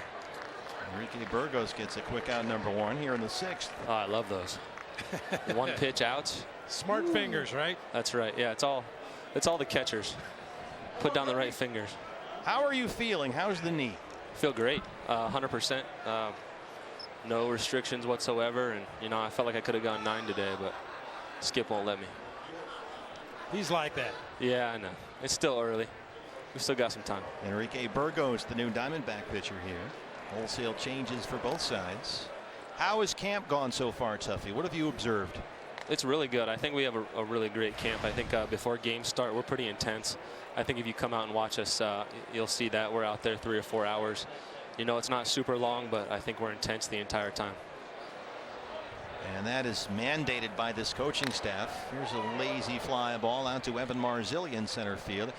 Tuffy, every time I see Chip, he runs from field to field, drill to drill. And if he sees guys, you know, not standing around per se, but if time is being wasted or things slow down a bit, it seems he will constantly go, hey, let's go, pick it up. We're wasting time here. Have you found that to be the case? Yeah, he's got way too much energy. I don't know what kind of coffee he drinks, what he has, but I think he needs to give it to everybody. It's insane. But yeah, no, he wants to bring the energy to the team, so he knows he's got to lead by example, and he does that all the time. And Tuffy, if you would talk just quickly about the preparation for a spring training game. I know during the regular season you sit down with the pitcher and the pitching coach and you go over the opposing lineup. Do you do the same thing for a spring training game? We do, but not as in-depth. I think we'll look at the lineup and talk about the guys that we know, and there's probably some guys in there that we've never seen before or heard of before. So the guys that we know we'll talk about. But like today, Corbin wanted to work on some changeups, so we threw more changeups than we normally would. You know, fastball commands obviously a priority, but I think that in spring training you got guys like Corbin or Shelby or Zach that they're not trying to make the team. They know they're on the team, and so they're working on things and they're trying to get better and learn some new things. You're in a competitive situation back there with the addition of Chris Herman. We've seen a lot of him in spring training so far. Does that make it different for you this year, Tuffy? No, this is my 11th spring training, and I think there's been a competition for 11 out of 11. So I don't think it's any different for me. I'm just going to go out and play. What have you noticed on this pitching staff that you've liked? Guys that maybe aren't quite on your radar before? I don't know. I think everybody has some really good stuff. You know, I think it's command. I think that fastball command is something that I've been really impressed with, and that's what we've been harping on all spring is fastball command. But in general, I think that what I like about our entire team is that everyone's trying to get better. I think that if you were able to listen to all of our conversations throughout the day, I think it's just we're talking to each other, trying to figure out what we can do to get better each and every day, and that's what I'm really excited about. How do the uniforms feel? You're wearing the bloody sock pants today. You know, I'm going to be honest. I really like the uniforms except for these pants. I'm just going to give you my honest opinion. That's why we go to you. The red pants don't do it for me. Just something about them. You know what? I like the white and the gray. I like the gray and the black, but these ones just aren't my favorite. I kind of like them because from up here they look like stirrup socks as Burgos walks. No, they don't. No, I'm telling you, from up here they look like stirrups. Such a liar. Help me out here. I might wear stirrups if we have to keep wearing these pants, but no, they're fine. I mean, I think they'll look good. I think that, you know, they did a great job overall. I think that the design in general is just pretty sweet, and I think the kids are going to like them a lot, which is what we want. Yeah, I see a lot of teal out here in the ballpark today. Yeah. The fans, the teal jerseys seem to be a big hit. I think the teal is going to take over during the season. I think you're going to see us wearing more teal than anything else. That seems to be the consensus. Have they figured out a system, what we're wearing on what day? No, I don't know. We used to have a system, but you know, I don't know if we're going to keep the same system for this season. We used to wear red on Wednesdays and Sundays. Saturdays were black, and Thursday home games were throwback Thursdays. So other than that, we just wore the standard all white. I don't know what we're going to do this year. It used to be the starting pitcher that was given the preference on the uniform for a given day, but I guess with so many different combinations, you have to make sure you get them all in there somehow. Yeah, I think they want the fans to see all the uniforms, and plus, if you get on a roll, you're going to be wearing the same uniform for a while. There you go. There is that. Can't let fashion get in the way of superstition. Exactly. Alcantara takes off. Jeez. It's okay. It's only Hinsky. Don't worry about it. Well, it's hard to miss him. He's a planet down there. He's you know what, though? He looks pretty good. He's trimmed down a little bit since his playing days. Well, he's running for cover now. Yeah, that makes sense. I never understood why all the seats were always on the field during spring training. Coaches like to sit there, and that's what they're doing on both sides. Can you assess better from that seat than you can from the dugout? Is that what they're assessing? Well, you can talk about the players and they can't hear you. Okay. BB, I'm sure you know about that. Yeah, he just cleared out the front row there. 0-2. Alcantara takes off. He swung. No, nothing. You guys miss me up there? Do I need to come up there and help you guys out? You're one of our stars. I mean, you became our go-to guy. Yeah. On the podcast, on the radio, the TV. I mean, you're a multimedia star. I had a lot of free time last year, so that was. There was that. There was, yeah. There was. Hopefully, let's not do that again this year, please. Well, you had an addition to the family, right? I did, yeah. My daughter, she's here. She's in the crowd somewhere, Everly. Nice. She's almost 4 months. Yeah, we love it. It's I can't even describe it. BB, what about you? You're about to be double grandfather. Over and over and over. Yeah, they finally figured it out, and now they can't stop. Tuffy, it's always great to have you with us. Thanks so much. Yeah, my pleasure. What's the most awarded car company of the year? Ranking from top to bottom. Luxury cars seem like they would be top awarded. Better be some awards behind what you're paying for, right? The final answer? Uh-oh. Chevy, the most awarded car company 2 years in a row. Wow, it's like a luxury car. I was shocked. I mean, it's like, this is Chevy?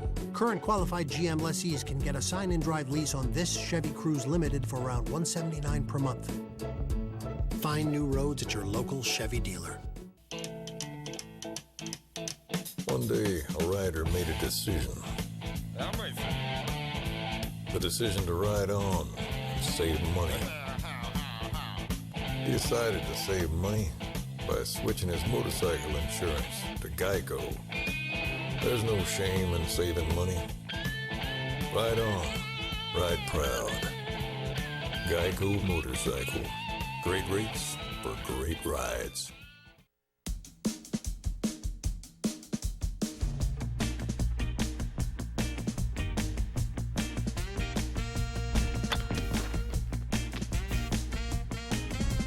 Celebrating its 20th anniversary, Scott's MLB Pitch, Hit, and Run is the official youth skills competition of Major League Baseball.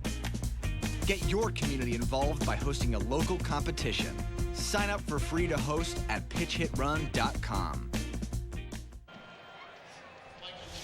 Well, you always come to spring training looking for something new. What's the next big star? Who's the next big star? Well, we know what the big star is down there. The Mega Dog. A hot dog, pulled pork, and mac and cheese. Mega Dog. Woo. Wow. Take a mega nap after that one. That's our Chaz Roberts cool play of the game, yeah. That comes with a map to the nearest hospital. Woo. I dare you, partner.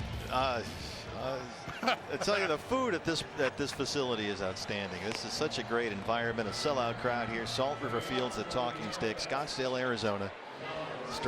Chocolate covered strawberries on a stick, mega dog, Sonoran burger here. Yeah, I mean, you name it, they got it. And we have a full house, Cubs and Diamondbacks, as we start the bottom of the 6th inning. D-backs lead at 5-3. And the new pitcher for the Cubs, Michael Jensen. Cubs brought about 6 or 8 pitchers from minor league camp over with them from Mesa today, so we appreciate that. And here's the catcher. Mark Thomas will lead it off with the Diamondback 6th.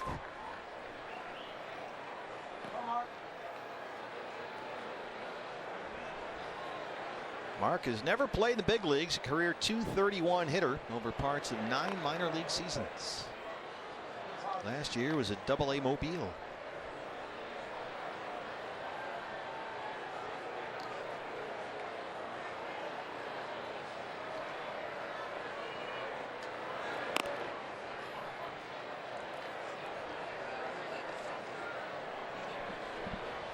I think Tuffy's got a future in this racket. I think you're right. He's a good talker. He doesn't want it to happen anytime soon, but nor do we. He's very comfortable. He's always welcome up here. Big cut at that one. 2 balls and 2 strikes. So it'll be Thomas, Marzilli, and Reinheimer. 9-1-2 in the Arizona 6th. Get a look at some of the younger guys. Evan Marzilli. There's Jack Reinheimer, who the Diamondbacks got last year from the Mariners in the Mark Trumbo deal. Saw him a lot in the fall league here last October. He's had a pretty good spring so far. Evan Marzilli, the center fielder, healthy again this year. He's on deck. Always nice when you can put a face to the names. I mean, so many of these guys, you go to the websites and check out the stats. Their names and numbers are there, but when you can attach a face to them and see them play, get a better idea. That's one of the great benefits of having the Arizona Fall League right here in your own backyard. You can come out and see these guys. Got to watch Jack Reinheimer play shortstop for about 6 weeks last fall. And Chip and his staff probably feel the same way. I mentioned it earlier in the ballgame in reference to another player, but you know, when you're the manager or you're with a coaching staff in the major leagues, obviously your main duty is to get that team on the field every day and try to win a ball game. And you get the reports from the minor league system, and to finally get to put a face and a body with the name on a piece of paper and the numbers that you see on a daily basis, that has to be helpful. I mean, Mike Bell and his staff will go out to Kane County for a week and Mobile for a week and Hillsborough for a week, but it's not easy to get a look at these guys if you're the coaches. Thomas draws a leadoff walk.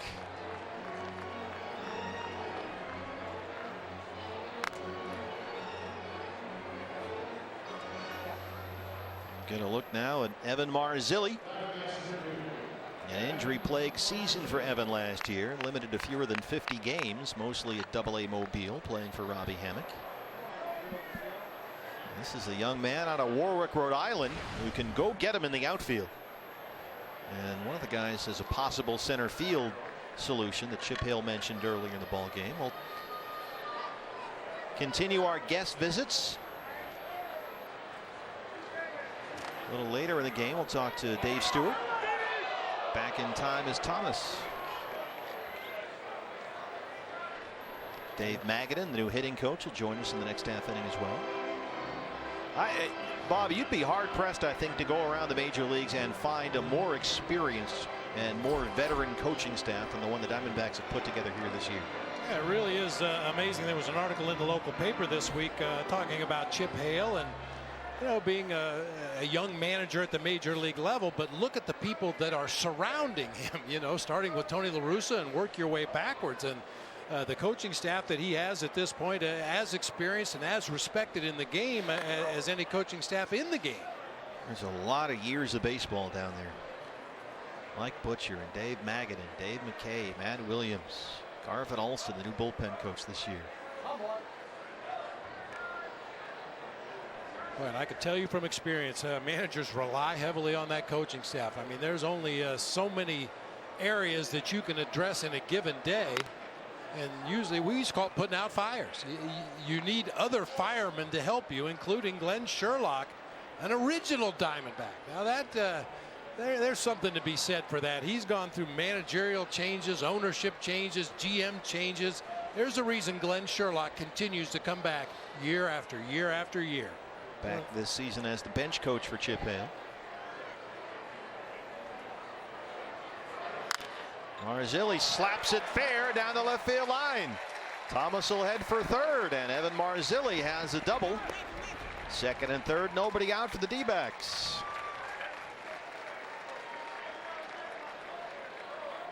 That always seems so easy for a left-handed hitter. Let that ball get deep and then just slap it down that third baseline. Marzilli didn't slap it. He kind of drove it that way past the third baseman down into the corner. Easy double for Evan Marzilli. Well, glad to get a look at this guy. This is Jack Reinheimer, 23-year-old shortstop, acquired by the Diamondbacks in June from Seattle, part of the Mark Trumbo trade. He's got 3 hits and 6 at-bats in spring training. Last year in the minor leagues, hit .270. This is a guy that when you talk to Deshaun Watson about where things are headed, he always mentions Jack Reinheimer. He spent most of last year playing at AA Mobile for Robbie Hammock. And as we mentioned, got a few extra at-bats at Salt River here last year, playing for the Rafters in the Arizona Fall League.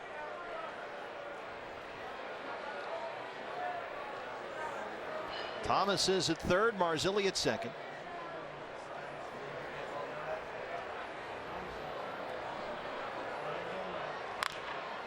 Hard to third. Davis has it. That'll get the run home. Marzilli in at second. 6-3 D-backs, an RBI for Jack Reinheimer.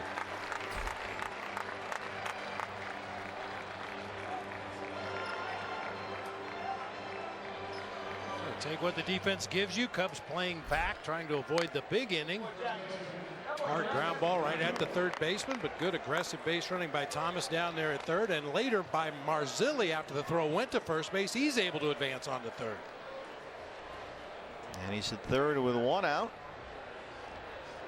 for Carlos Rivero. Took over at first base for Goldie. Rivero, another former Seattle Mariner, infield in for the Cubs. Rivero just under 100 games at .256 and 8 homers. Most of last year at AAA Tacoma, sold near the end of the season to the Red Sox. He finished up at Pawtucket, signed with the Diamondbacks last November.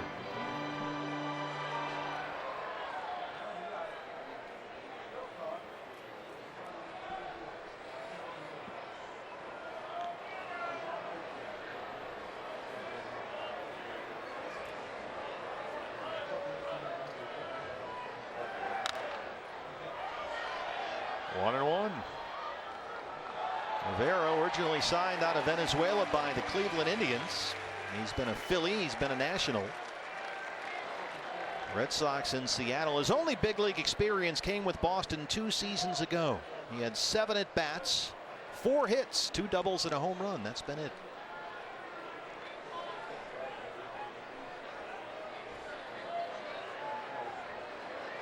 A ball and a strike.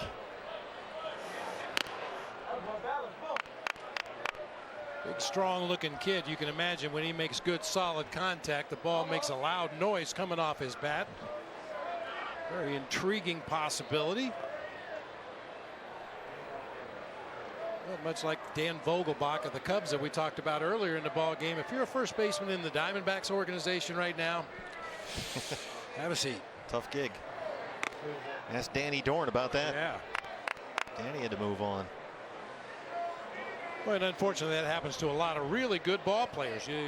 Through no fault of your own, you just happen to get log jammed at the wrong position at the wrong time. Get stuck behind a player who, in the case of Paul Goldschmidt, is the face of the franchise and figures to be here as long as he wants to be here. 2-2.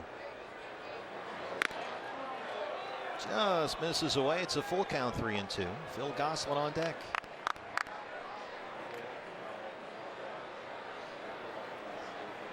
Here's a guy that figures to play a valuable role this year. Play some second, play some third, play the left field corner spot. Marzilli at third, 1 out, 3-2.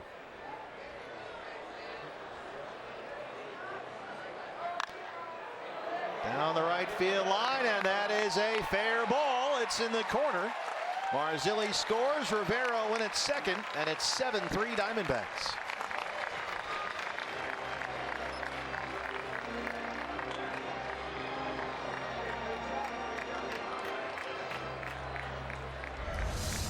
Much like Marzilli letting the ball get deep and going to the opposite field, Rivero does the same thing. Lets that ball get deep, drives it down into the right field corner with authority. So 2 runs in the inning. Diamondbacks about hit the Cubs 8-4. They lead at 7-3. Still 1 out. Rivero at second, and here is Phil Gosselin.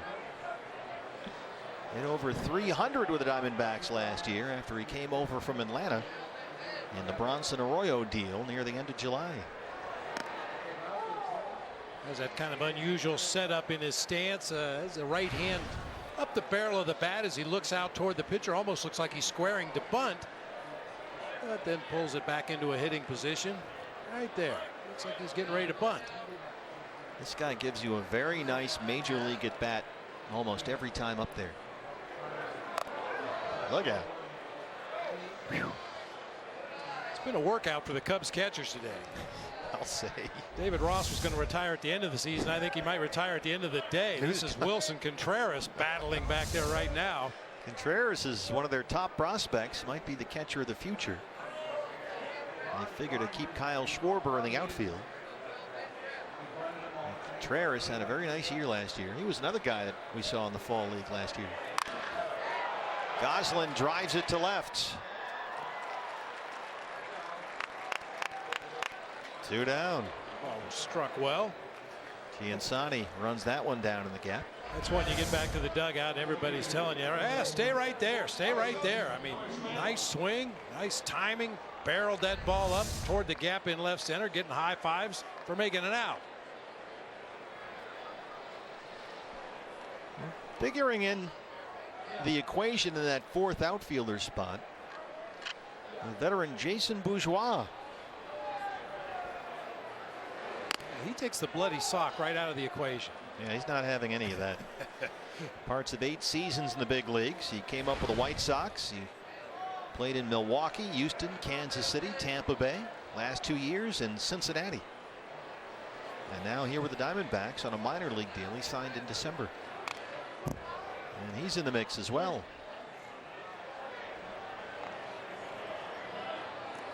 Bob, is it important to have a quote-unquote 4th outfielder that can play center field in case something happens with A.J. Pollock?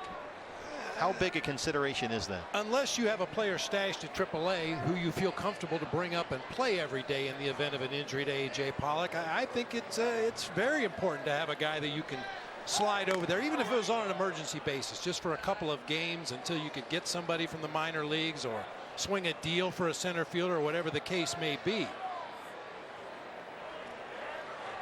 Bourgeois is a guy who still runs pretty well, can play all 3 outfield spots, could play center field in a pinch. A ball and 2 strikes. And his chop foul to third. Bourgeois, .253 hitter career in the big leagues. He has, however, played much more of his career in the minors. Just over 300 big league games. His best season was with Houston 5 years ago. 93 games with the Astros, hit .294, stole 31 bases. And an injury plagued season last year with the Reds. This is in the hole. Davis cuts it off and throws him out. But the Diamondbacks get 2 more. We'll go to the 7th inning. More guests on the way. They lead the Cubs 7-3. My fellow Americans, they say we're a nation divided. That's not true. We agree on a lot. Like Paul Rudd.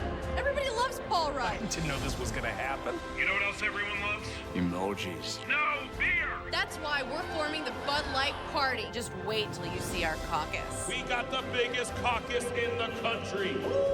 I'm really inspired right now. America has seen the light. And there's a Bud in front of it.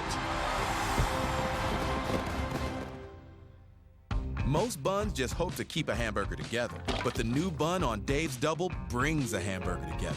The perfect ratio of bun to beef to toppings to other bun. That's the key to the hamburger harmony of a deliciously different Dave's Double.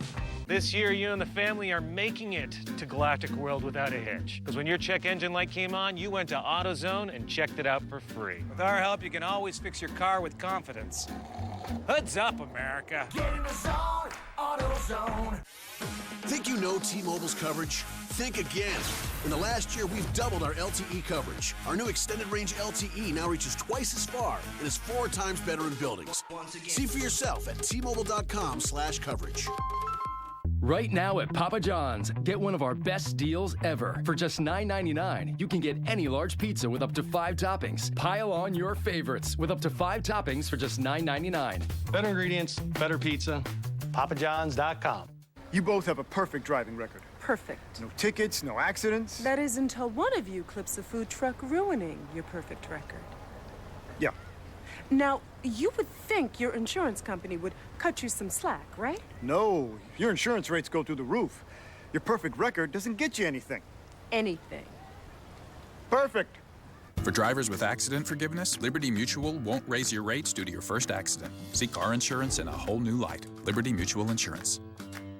Monday, there's more spring training games coming your way. First, catch the Tigers-Mets live at 1 Eastern, followed by Padres-Brewers at 4. Then at 9, watch Phillies-Pirates. All the action begins at 1 Eastern on MLB Network.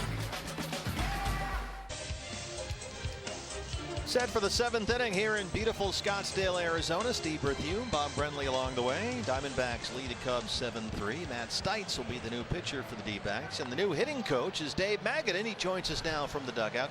Dave, can you please fix Paul Goldschmidt? He's really been slacking off lately. I don't know how you fix him. Do you have any thoughts? No, none whatsoever. I'm going to leave him alone. I think he's going to be just fine.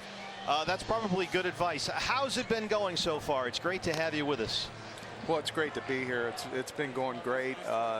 What a great bunch of high character guys on this team. The staff has been wonderful. Everybody in the front office has made me feel at home.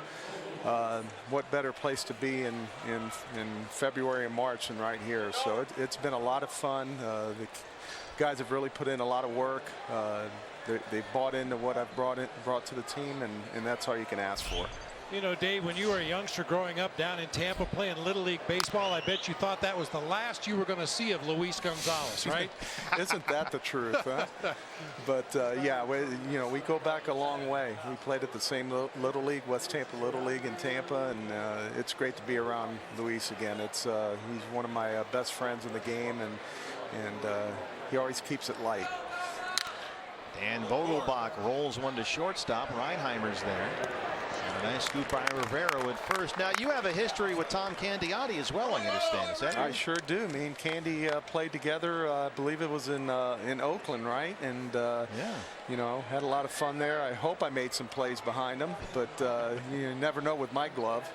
How does, Dave, how does a new hitting coach meet the players that he's going to coach over the course of the offseason? Introduce yourself. What do you do to sort of get acclimated and get everyone else familiar with what it is you do? Well, the first thing I do is I get the video guys to send me a video of all the guys. I try and make contact with everybody in the offseason just to introduce myself. I know Turner did a great job here. I'm not trying to do anything drastically different. I'm trying to just keep everybody in their lanes, learn, understand what makes everybody tick, how they want to be coached, understand what makes guys good hitters. You know, Goldie doesn't do exactly what Pollock does, and Pollock doesn't do exactly what Peralta does. So it's my job to learn these guys, keep them in those lanes. When they're getting outside of what they do well at the plate, it's my job to go and step in and kind of get them back on track. And if we can do that sooner than later, it's the best thing we can do as a hitting coach. My understanding, Dave, is that the emphasis during the winter and here in spring would be cut down on the strikeouts, more balls in play, better contact. Is that the mission here for you? Yeah, I mean, it's one of the missions. Obviously, we struck out a lot last year, and you're always looking for ways to get better. And certainly when you're putting balls in play, especially when you're putting balls in play with authority, that's what you're looking for as a coach. You're going up there striking out 1,200, 1,300 times as a team. That you got to improve on that. So I think that was a big focus at the beginning of the spring. Tony was really essential in developing a plan, getting these guys better at that, making sure they understand the ABCs of getting better with 2 strikes. And, you know, we had a couple of slips the last couple games, but I think today we've had some great 2-strike at bats, guys putting the ball in play and getting hits out of it. So that's what we're looking for. You know, Dave, one of the things we saw a lot last season, racking up those high strikeout totals, it seemed like pitch recognition for some of the players was really an issue. Specifically, the guy would go to the plate and swing at a first pitch breaking ball in the dirt in the other batter's box. It seems like either you're not seeing the ball well or you've already predetermined you're going to swing regardless of what the pitch is. How can you maybe remedy that, or at least try to, you know, cut back? Well, the first thing is to stay on the fastball. I think too many times, and I'm with you with the swing at the first pitch breaking ball in the dirt. I think that's a predetermined swing. To me, and it's a very amateurish approach to go up there and say, I'm going to swing at the first pitch no matter where it is, you know, and you'll see some young hitters do that. So that's when you start swinging at the breaking ball in the dirt on the first pitch.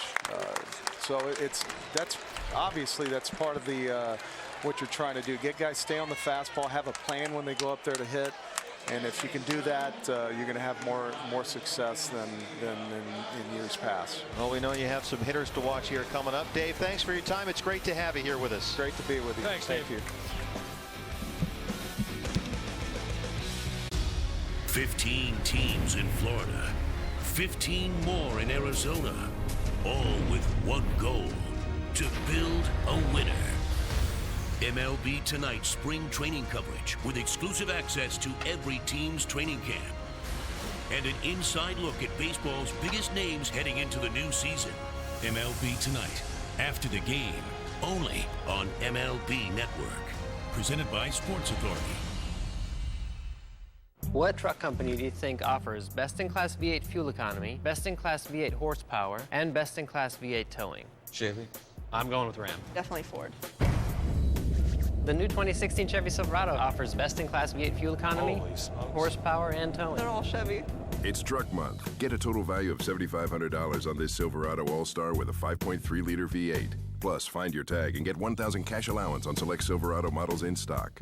Find new roads at your local Chevy dealer. This new DQ chicken bruschetta is a high-end Italian... Sports car. No, actually, it's oven-hot focaccia bread, a balsamic glaze. It's a high-end Italian... Romance. It's a high-end Italian sandwich. I like sandwich. The new DQ Bakes Chicken Bruschetta, only at your DQ.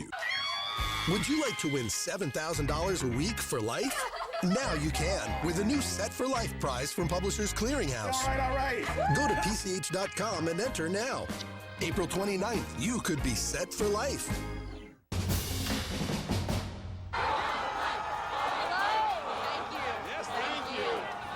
Represent the Bud Light party, we need a little security. So we found the toughest person that we know. Wham!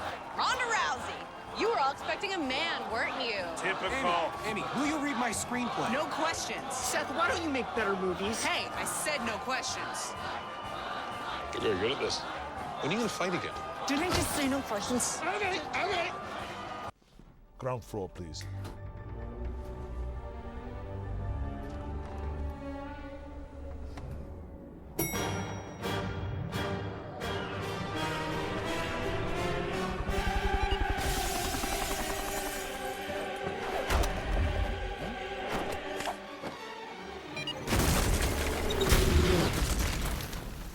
Must strike back.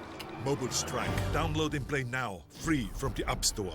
Eastwood has been helping do-it-yourselfers, guys like you who restore and customize their vehicles since 1978. We have over 4,000 products that help you do the job right, like our full line of welders, paint, high-performance radiators, and more, plus expert advice when you need it. With up to a 3-year warranty on our products, including welders, you can trust the Eastwood name for all your automotive projects. Visit Eastwood.com today and use the coupon code Eastwood for 10% off your order. Due to time constraints, we now move ahead in the game. Welcome back. It's Diamondbacks baseball here on Fox Sports Arizona. Steve Berthiaume, Bob Brenly along the way. Joined in the booth by the GM, Dave Stewart, is with us. This is a pretty nice team you put together here, sir. You know what? It looks good on paper. I'll be glad when we get to opening day and get through spring training. We'll know exactly what we have. What have you seen so far that you've liked? Well, we're still playing very, very good defense. Fundamentally, we're doing a lot of things right. I've seen some areas of our starting pitching that's been really, really good. I like the way offensively we're swinging the bats, although we're going to be better. But mostly the thing that I feel best about is that we're catching the ball and we're throwing the ball to the right bases and playing very good defense. Yeah, first week of March, I guess that's what you want, right? Yes. That's one of the more underrated aspects of the game, I think. Now everybody's in love with the offense and big arms out of the bullpen, but you got to catch the ball every day. Well, I mean, for us, the key is catching the ball, playing flawless defense. And hopefully, with the addition of 2 guys at the top of our rotation, we'll do better on the pitching side of it. And if we pitch and play defense, we can win games. You've done a great job, the whole staff's do, it seems like, as Sam LeCure comes on, a former Cincinnati Red right-hander, of bringing guys in like Sam LeCure, veterans here and there. There are a lot of options in camp for Chip Hale and his staff, aren't there? Yes, there are. What we've got to do is, if you got some veteran presence, for where we think we are, which we think that we're going to compete and contend, veteran presence is important in your clubhouse and on the field. There's Matt Clark, the new first baseman.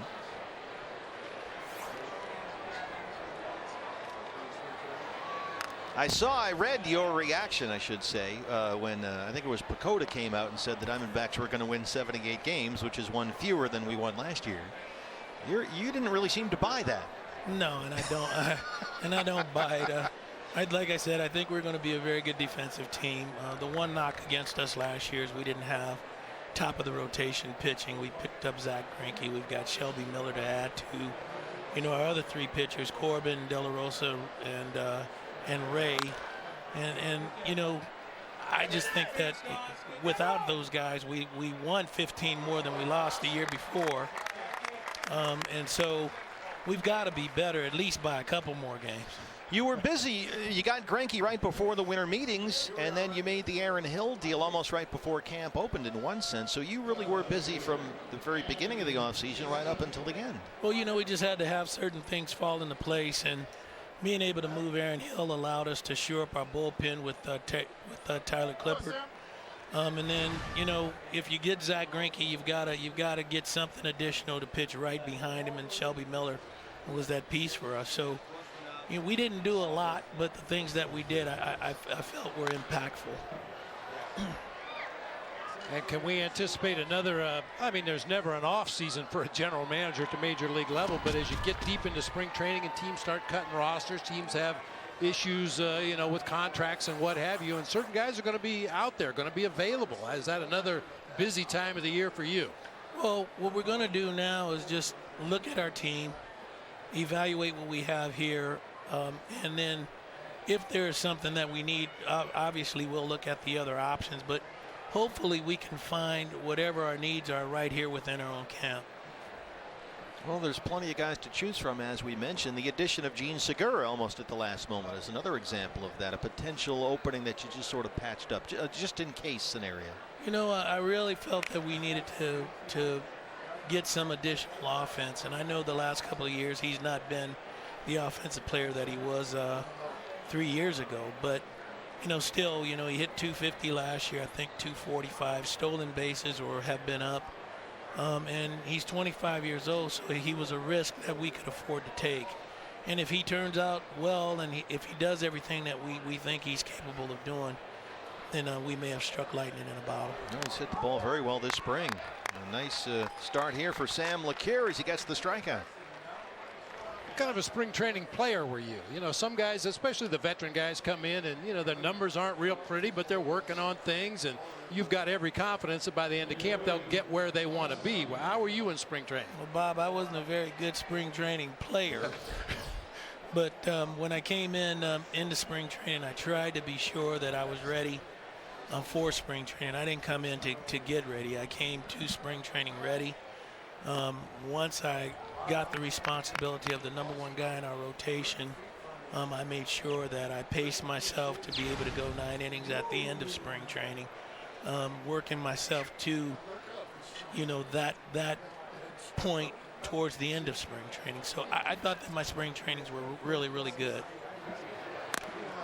Hey, look at a guy like Sam LeCure on the mound right now. I mean, this guy's got a major league track record. You're pretty sure what you have with a guy like Sam LeCure. So how important are the numbers that he puts up into spring training as opposed to just what you see with your eyes and what you know about him in the past? Well, I think, it plays differently. If he's a guy that's internally, a veteran internally, that's one thing. When you're a veteran that's coming in to make a team, it's another thing. And so, we've always said that there's going to be competition here in our camps. And so he's competing for a spot. He is a veteran. He does have a track record. But, we've got some young kids that are knocking on the doors. Silvio Bracho, Enrique Burgos. We've got some kids that are knocking on the door. And so everybody's going to compete. We've got at least one spot left in our bullpen. And they've all got to pitch well to win that spot. Sam LeCure had 1 and 2.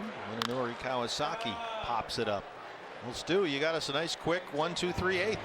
Well, you guys were talking about we need to speed up the game. We'll be back with Dave Stewart. Bottom 8 coming up. This is shaving. A blade. Many blades. Sharp blades. Blades here, blades there, some more over there. Whoa. That's not another blade. This is shielding. With lubrication here and here. The new Gillette with Pro Shield lubrication before and after the blades. Shields from irritation for a close, comfortable shave. The new Pro Shield from Gillette, the best a man can get. And one Pro Shield refill gets you up to 1 month of shaves.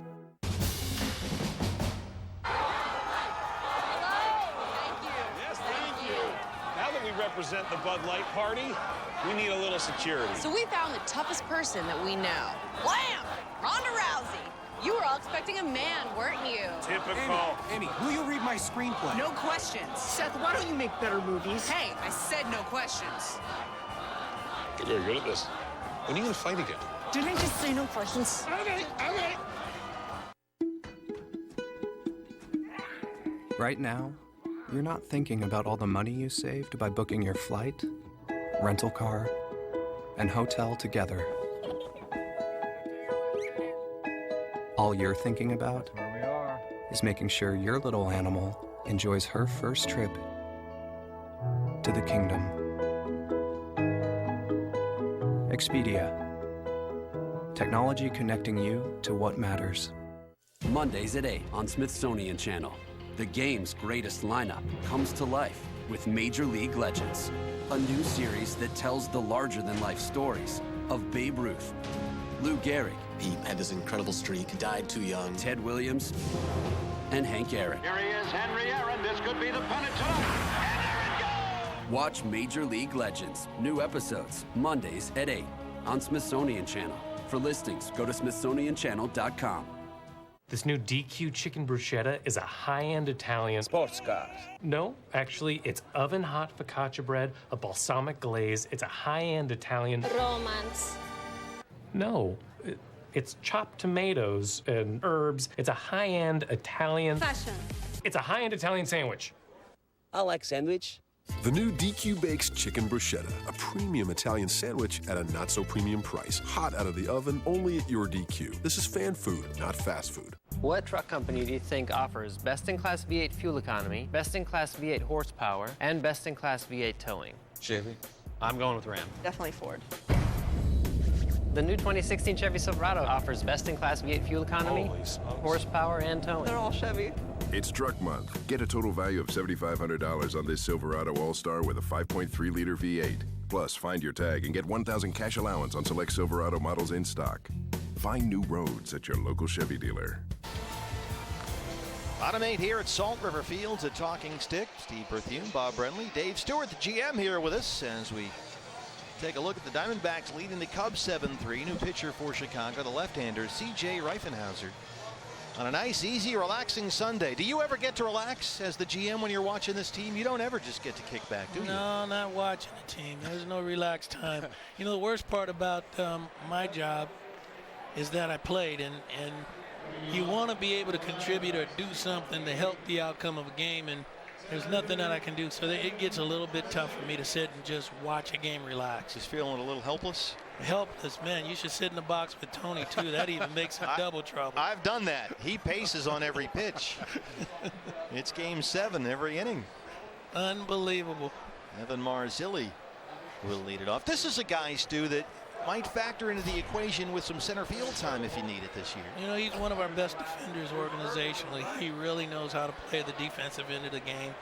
And, you know, he's a pretty good runner, too. So he's got some things that he can bring to the table that helps our club. Yeah, he was hurt most of last year, so last year was kind of a lost season for Evan. Warwick, Rhode Island. He played at Bishop Hendrick in high school, which is a hockey powerhouse. I know that school. He played college ball at South Carolina. Another very good collegiate program. Yeah, you know, I was a hockey player too, right? I know you were a great football player in the Bay Area. Out of Oakland, California, hockey player. You've told me, in fact, that you were a better football player in high school than you were a baseball player. Yes, I was. I liked baseball. Actually, was the last sport on the totem pole for me. I like basketball better too, and played both sports better. Well, it worked out. Ultimately. I've been catcher all through high school and got to Bellingham, Washington. He told me you'd never catch again before I even got a chance to put the glove on. What did that tell me? I was going to ask you that. And when you were playing baseball, you weren't even a pitcher per se. You were catching. Never pitched, only caught. I guess I couldn't hit. There's a lot of that going around. Maybe they should have made you a pitcher. Maybe, yeah. I missed my calling. How important, Stu, at this point in the year? Depth is always important. It's a word we hear about, but optionable depth. I think fans tend to forget about that. Oh, for us, it's very important. I mean, we've got some kids here that can play at the major league level right now, and you know the thing that because they have options, right? It makes it easier to send them back if you have to. And the question I'm asked all the time is, if they're not going to make the club, are you going to trade them? And my first response is, we've got options. And you need those sometimes. You need that roster flexibility. We're lucky, and you know, I've talked about our youth a lot, but we're lucky that we're a young major league team. And here's another example of some of the young talent that's in here. Jack Reinheimer was part of the Mark Trumbo trade last year. What do you like about Reinheimer? Well, he's a steady defender. He's a good runner. He's athletic. A lot of our guys even feel that he's capable of playing center field. So he is a really, really steady player. Just 23 years old. He'll be 24 in July. Guys call him a baseball player. Sort of the baseball version of a basketball gym rat. There you go. 1-1.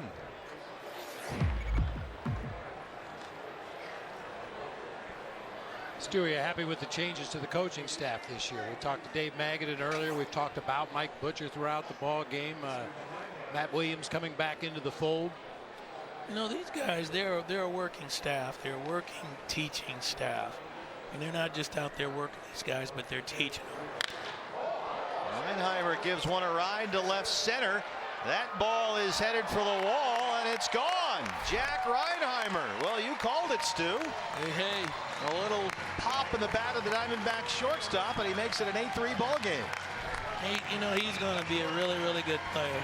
And his time could come sooner than later at the major league level for us. He is a really good player. He didn't hit a ton in the fall league. We got to see a lot of him here in the Arizona Fall League, but he's hit everywhere he's been in the minors. Yeah, I mean, you know, the Fall League is an extended season for these guys, and when you get 400, 500 at bats at the minor league level, they play in the Fall League, they get a little bit tired. I think if you watch him through the course of the year, he's pretty steady.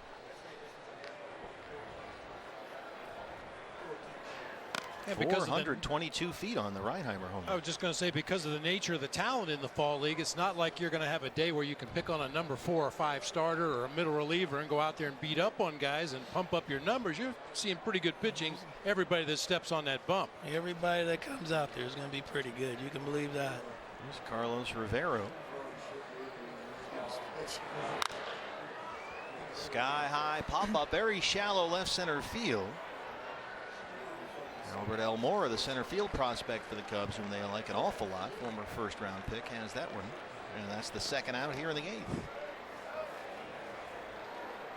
I really like this kid right here, too, Phil Gosselin. You know, a lot of people thought he was a throw-in that Atlanta trade. But this guy, you know, when we were thinking about what we wanted to do, you know, we knew we had a chance to lose Pennington, and we knew we had a chance to lose Aaron Hill.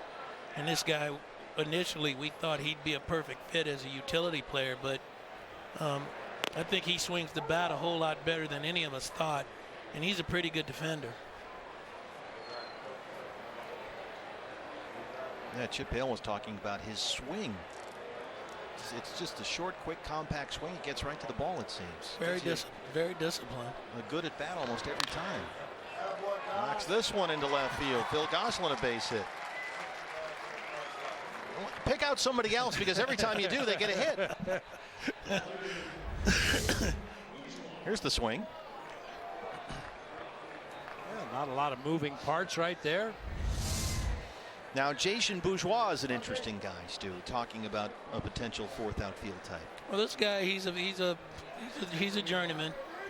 He's always hit the ball well at the minor league level. He had one amazing year for the Houston Astros, and now he's learned how to play the role of the fourth outfielder. You picked that one. Kawasaki knocks it down. You know, he's really learned to play the role of the fourth outfielder, but you know, he doesn't get an opportunity. He was drafted by the Texas Rangers as a second baseman, and so he's learned to play second. He also plays some third base if you have to. Now, I really would like to hear you talk about Gabriel Guerrero, because this is a guy that's already attracted a lot of attention here in the first week. You know, we probably would not have made the Seattle trade if he was not in that deal. I read that you said that. Really? We would not have made the trade. Wow. We liked Wellington Castillo, and we did badly need a catcher at that time. But this young man right here, if he would not have been in that deal, it would have been a tough deal for us to make. Is too much made of the comparisons to his uncle? Well, I don't think so at all. I think as this kid matures, you got to remember he's just 22 years old. As he matures, he's got a chance to be every bit as good, if not better. Probably has the best throwing arm in our whole system, and that includes our major league guys. That throw he made the other day from right field was an absolute strike. Unbelievable throw. And a 3-run homer here Friday against the A's. Unbelievable. This kid is going to be a big talent for us. The nephew of Vladimir Guerrero. That one's out of play. Loves to play the game. So many tools. Uncle Vlad wasn't a bad player. Oh, he was a great player. 2,590 hits, 449 career home runs. 16 years in the big leagues. Those are Hall of Fame numbers. Vlad Guerrero had a lifetime batting average of .318. You're right, those are Hall of Fame Hall numbers. of Fame numbers. 1 and 2 on Gabriel. Well, Gabriel he prefers to be called, not Gabby. Hard to short. Gosselin dies out of the way. Kawasaki has it for the force on Bourgeois. But the Diamondbacks add a run. They lead at 8-3. The GM, Dave Stewart. Stu, thanks very much. Thanks for having me on. 15 teams in Florida. 15 more in Arizona. All with one goal: to build a winner. MLB Tonight spring training coverage with exclusive access to every team's training camp. And an inside look at baseball's biggest names heading into the new season. MLB Tonight, after the game, only on MLB Network. Presented by Sports Authority. My fellow Americans, they say we're a nation divided. That's not true. We agree on a lot. Like Paul Rudd. Everybody loves Paul Rudd. I didn't know this was gonna happen. You know what else everyone loves? Emojis. No beer! That's why we're forming the Bud Light Party. Just wait till you see our caucus. We got the biggest caucus in the country. I'm really inspired right now. America has seen the light. And there's a Bud in front of it.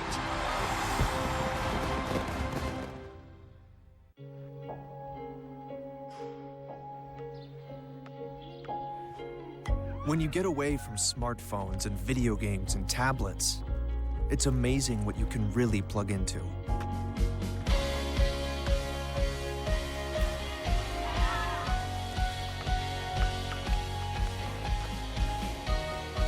This season, shop the brands you love, plus thousands of items on sale now. Sports Authority, all things sporting good. What's the most awarded car company of the year? Ranking from top to bottom.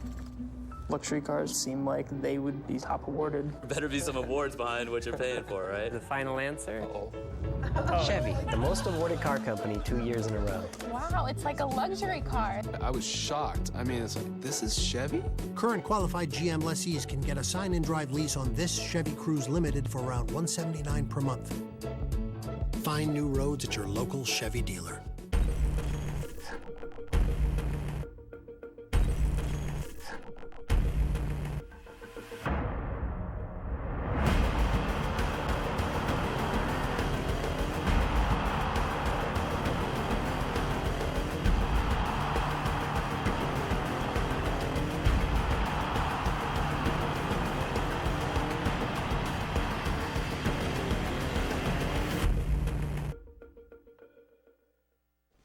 Ground floor, please.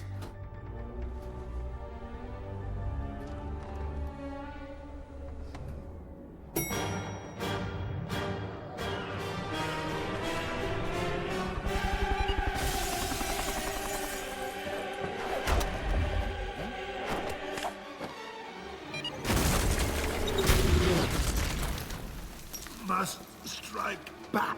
Mobile Strike. Download and play now. Free from the App Store.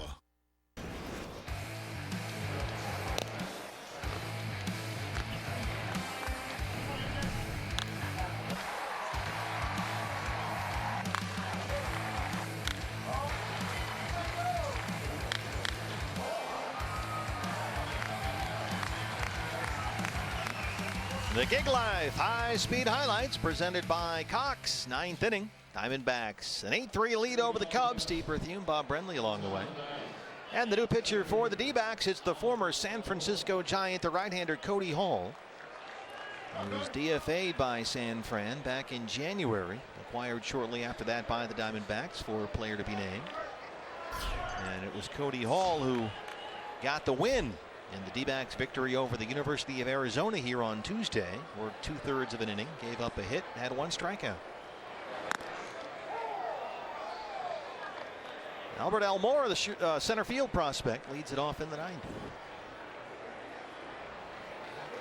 One of the most promising prospects they have in their system. Young man, just 21 years old, and maybe their center fielder of the future.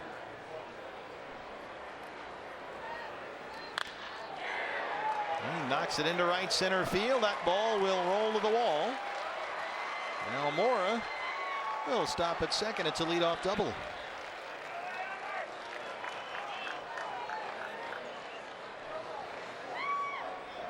This guy was a very high draft pick out of Hialeah, Florida. First rounder 4 years ago, the 6th player selected overall in that draft. Slashing line drive to that gap in right center field. Ball had some backspin, carried all the way out there near the warning track. One hop the wall for Evan Marzilli. So Almora at second. There is Mendy Alcantara, the switch hitter. Just 11 games with the Cubs last year. He went 2 for 26 as they're trying to find a spot for him. Cubs seem to have a lot of guys like this. Baez, Soler, Alcantara. They don't know where they're going to put all these young guys. Even Chris Bryant last year, although he will be the third baseman for years to come. He played a little right, played a little left field. Yeah, there was a thought that Bryant might be the left fielder moving forward rather than the third baseman, but Kyle Schwarber sort of solved that scenario. They're going to move him out from catcher to make him a full-time outfielder, it would seem. Bourgeois has that one for the first out here in the ninth.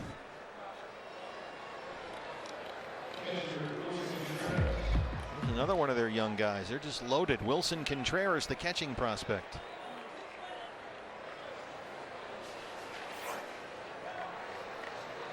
Cody Hall trying to win a spot on this D-backs roster. Contreras played all of last year for the Cubs Double-A team in the Southern League. The Tennessee Smokies and had a very good year. Hit .333. Drove in 75 runs.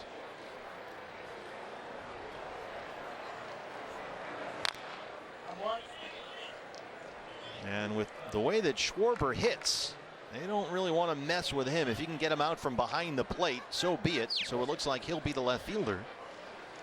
And down the road, that means that this guy, Contreras, might be the catcher.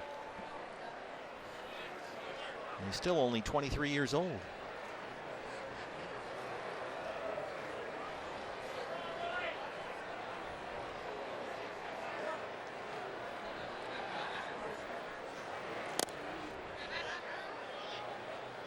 I wish we could get Joe Maddon to tip his cap over there in that first base dugout. Tip of the cap to Joe and some of his staff, some of his players. Second annual Respect the Bald fundraiser yesterday to raise money for pediatric cancer research and support. They raised over $29,000. A lot of the Cubs players and coaches got their heads shaved yesterday. Maybe that's why he won't take his hat off. Joe is very active with so many charities. He has his Thanksmas dinner every year, his combined Thanksgiving Christmas dinner that raises money in his native Pennsylvania. Cubs open up April 4th against the Angels in Anaheim. They have some interleague intrigue to begin the year. And Maddon has already announced that Jake Arrieta will be his opening day starter. Who? Yeah. Wow. Can you imagine? I mean, 22-6, a 1.77 ERA, the Cy Young Award. He'll be their guy against the Angels in Anaheim April 4. 2-2 on Wilson Contreras.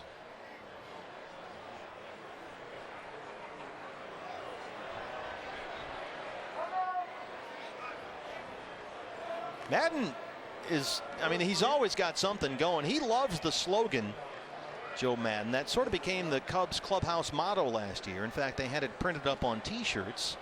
And the motto was, try not to suck. Good advice. And Maddon, in his own typical unique way, said it's the most positive negative you've ever heard in your life.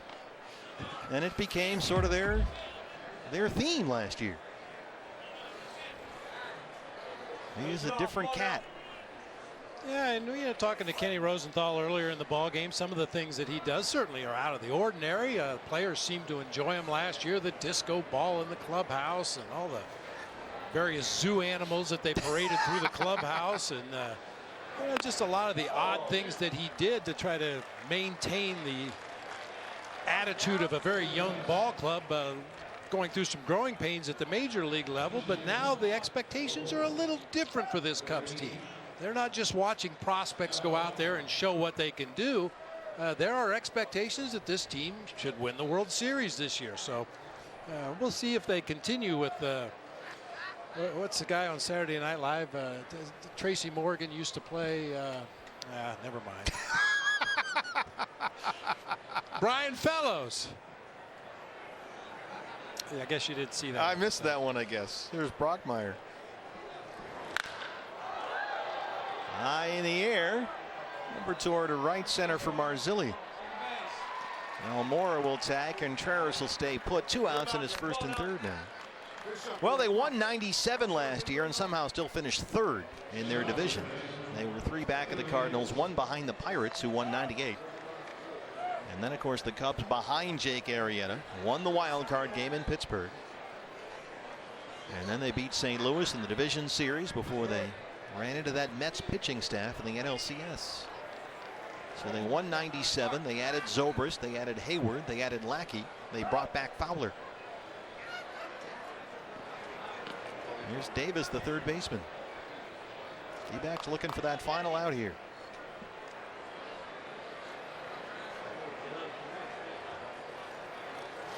Davis has a little of that Justin Turner look. Even his approach at the plate, watched him in his last at bat, the high leg kick. It's like the blonde Justin Turner.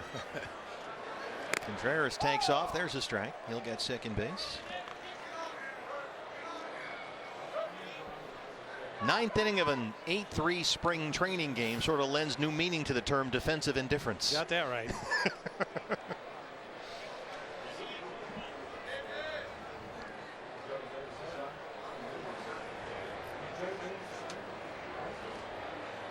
Well, it's inevitable. I mean, you've seen the crowd thin out as the day has gone on, but I guarantee you, for those players that are still out there on the field, this is Game 7 of the World Series. Oh, yeah. This is an opportunity to show what you can do in front of your coaching staff. Big swing at that one. He lifts it to center for Marzillion. This should do it. And there it is. The Diamondbacks are winner here. They out-hit the Cubs 12-5, and they win it 8-3. On 30 Clubs in 30 Days, presented by Michelin, we're getting up close look at Jose Abreu and the Chicago White Sox right now. Dan, what are you teaching Todd Frazier along the way? Well, not only has to learn a whole set of new teammates, new announcer. You've heard of Hawk Harrelson, right? Yeah, the Hawk. big time. You got to get used to these home run calls. You're going to hit a bunch of them.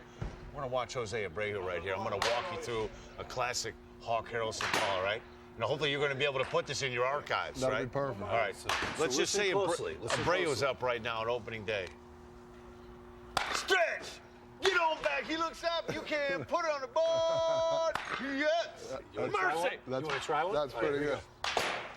Stretch. Get on back there. Yes. Put it on the board. You can put it on the board. Yes.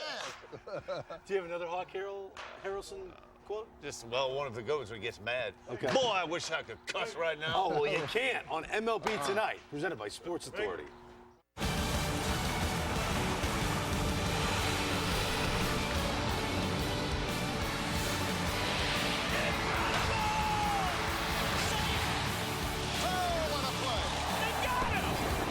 This guy get any hotter?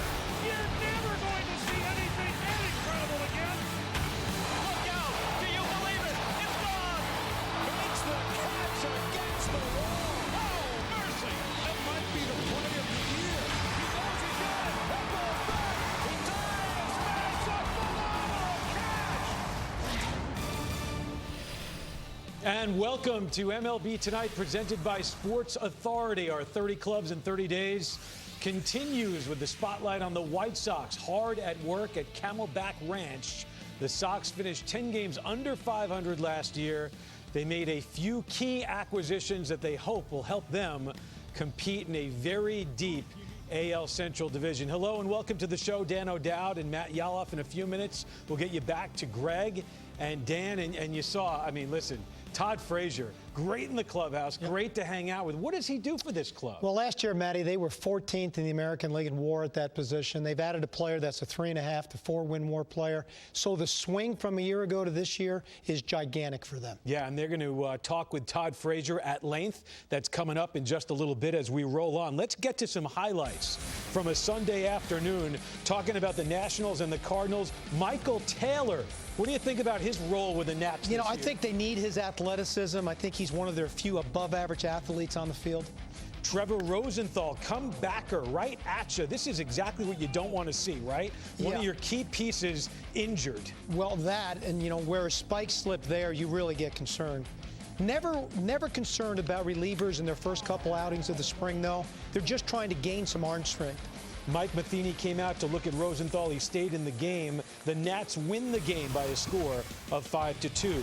You got the Braves and the Mets. Yoenis Cespedes, no car and no pig, but he has a bat, doesn't he? He does. He got sawed off pretty good there. Yoenis Cespedes and the Mets go up 1-0. Bottom of the second, Alejandro De Aza with a couple of guys on base. The Mets go up 2-0. Nice luxury to have him on the bench this year coming off. Gives them some really quality depth. Indeed. Bottom of the fifth, it's now 4-0. Travis Tyrone with the bases loaded. The Mets take a 6-0 lead and beat the Braves by a score of 7-5. We move on with the Orioles and the Red Sox. And Clay Buchholz made his spring training debut. It wasn't pretty. I mean, this guy, you never know what you're going to get, Dan. Yeah, I mean, health is the key with him, Matt. This is a really good pitcher, but he has had some health issues that he needs to stay in the rotation for them to be good. Hanley Ramirez, you know who's playing some first? The bat is never a question with Hanley, and the Sox are down 3-1 in this game. Rusney Castillo also plays a part in a 4-1 game. What are you looking for from him this year? Yeah, well, I actually see him on the field and performing. You know, again, he's another important part to lengthen out that lineup. And in the sixth inning, a very strange play. Yeah. An infield collision And the shortstop, Ozzie Martinez, stays down for a couple of minutes. He would leave the game. The Red Sox win the game by a score of 8-7. Here's Masahiro Tanaka making his spring training debut, and we'll get into this in a second, covering first base. 1-2-3 for Tanaka there. And Masahiro Tanaka looked very good, a very clean line. 2 innings, no runs, a couple of hits, and 2 strikeouts. Bottom of the 6th inning. Phillies are up 3-1. Andrew Knapp at the plate, and he goes deep with a 3-run shot. The Phillies beat the Yankees 6-5 there in Clearwater. So let's talk about Tanaka. How do you know, after the surgery to remove the bone spur, that you're looking at a pitcher who is ready to go for the regular season? Well, for me, I used to look at, is the delivery the same? You know, is he utilizing all his pitches? But the most important part of this journey for him is going to be how he shows up and feels tomorrow and then the next day, because the competitive nature of pitching at a game speed can't be duplicated in bullpens. You're only going to tell once he gets in the game. He looked really good today, though. So you're not so much concerned with performance and lines and strikeouts and whip. You're concerned with how he rebounds and how he progresses between now and opening day. Yeah, absolutely. These are just stepping stones to get him ready come opening day, and you just don't want him to have any setback along the way. Masahiro Tanaka, more recovery time between starts is something that he's looking for, or hopefully doesn't need as much time between starts in 2016 as he did in 2015. Time now for 30 Clubs in 30 Days, presented by Michelin. Greg Amsinger, Dan Plesac with the White Sox in Glendale, Arizona. Matt, as you know, this was a team that had a hard time scoring runs. Their second leading home run hitter had 14 home runs, and it was their leadoff guy, Adam Eaton. So what do you do when you have a hard time scoring? Make a trade for a home run derby champion who joins us now on 30 Clubs in 30 Days. Todd, it's just weird seeing you in colors not red and white. Is it odd for you to put on the White Sox uniform? It was at first. I remember last time I wore black was in my Little League days, man. So those are good days. Yeah, right? those are really good days. Those are really good days. But, you know, so far so good. I'm comfortable here. Just a lot of good teammates, coaching staff, and it feels pretty good to put it on, to be honest. Was it a little bit of a shock to the system? Like, you came up in the Reds organization, you get the news you're getting traded, and what was it like when you found out? Yeah, it was shocking. It was my first trade. You know, basically, you don't really think you ever get traded, and finally do. It's crazy. I had my daughter 2 days after that. My mind was just going crazy, and then like a week later, I'm like, I'm really on the White Sox now. So, you know, the biggest part is getting acclimated with everybody and finding a place to live. But baseball's baseball. You know, once you step on the field and, you know, once you get to know everybody, it's a lot of fun. You know, baseball's so much routine. You get used to the same thing, right? You go to camp with the Reds, all of a sudden. Were you nervous the first day you walked into the camp? A little bit. I'd be lying too if I wasn't. You know, you don't really know what to expect. You don't really know how they're going to do everything. You know, the daily routine, if I'm going to be able to do everything I need to do. And I walked right in and gave everybody hugs. It was like, you know, family I haven't seen before. So, you know, from Melky Cabrera all the way down, you know, to the big guy, Adam LaRoche, and, you know, me, Brett, and DeAndre Navarro, and Alex Villa, we're new guys, so there's a bunch of us here. So we have, you know, a lot of learning to do, but it's coming really easy for us right now. Is Jose Abreu really that good? I mean, you saw him, you knew he played in the league, but now you're, you know, taking BP with him every single day. What have you noticed from Jose Abreu? He's just smooth as silk, man. His swing is so easy, effortless in everything he does. You know, he's in here 6 a.m. working out every morning. I'm walking in, I'm like, geez, I got to get going here a little bit. Yeah. Works tireless hours, and, you know, it's a guy you really look up to at a young age, knowing what he really needs to do. And it's, you know, with the records he's broken already, it's fun to watch. You know what, you new set of teammates. Have you ever faced Chris Sale? I faced him one time. He struck me out in spring training. So you're glad you're on his team right now. Exactly. You look at this team right now. This is a team that can make a lot of noise. I think last year was a disappointing year for the White Sox. Bringing yourself in and Brett Laurie in, you feel like you guys have a chance to win this Central? I do. I really do. You know, just the focus that we got going on, it's professionalism. We got a lot of fire, a lot of energy, and, you know, starting with Brett Laurie, we see him getting crazy before games, and it's just a lot of fun. Is it a different culture here than the Cincinnati Reds? You don't ever want to compare the two, but is it similar, or is it drastically different? It's different. It's different. They go about things different here.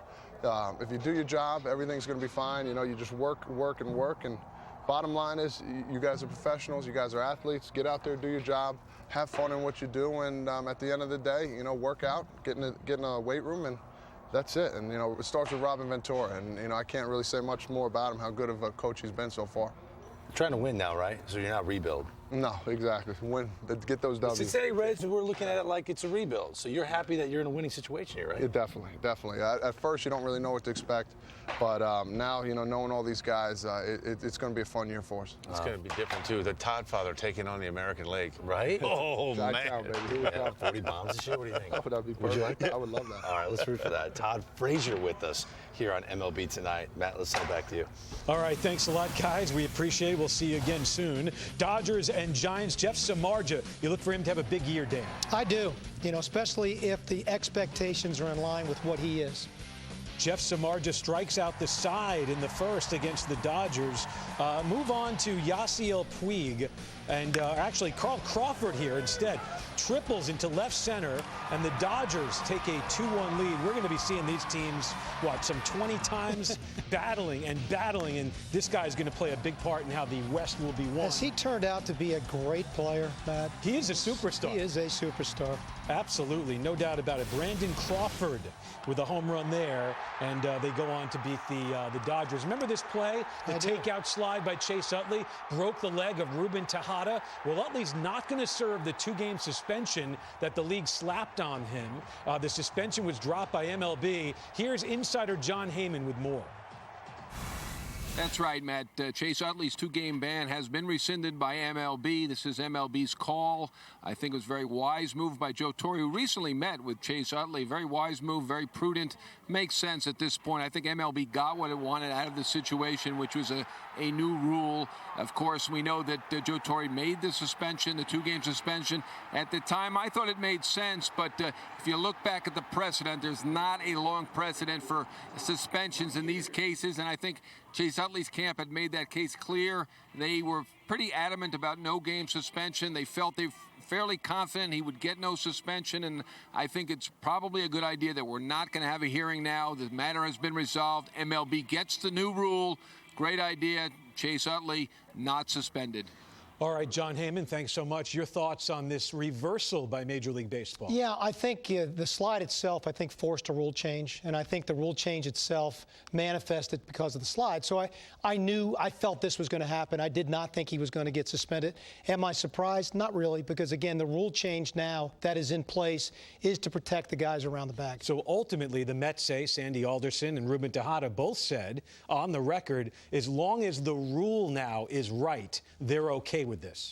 Yeah, I would have preferred to almost take the rule a step further. I wish, a base runner had to start their slide at least a foot from second base, Matt, and get in the dirt to slow himself down.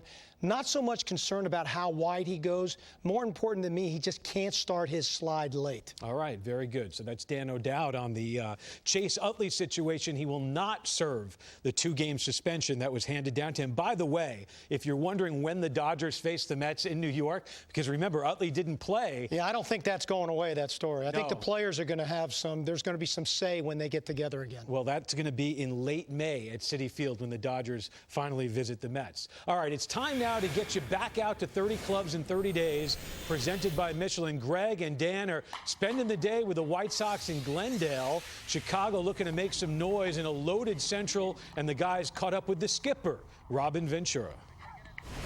Matt, thank you. Robin, when you look at this club, you always try to view teams as rebuilding or they're all in to try to win it. How would you describe the Chicago White Sox? Well, I think you're all in. I think we've kind of flipped the switch a little bit as far as when we brought in guys. They're more veteran guys, which I think in the last couple of years we've been fairly young, trying to see how that would develop. And I don't know really how Rick did it, but he was able to kind of bring in a more of a veteran group in the infield, which really flips that switch.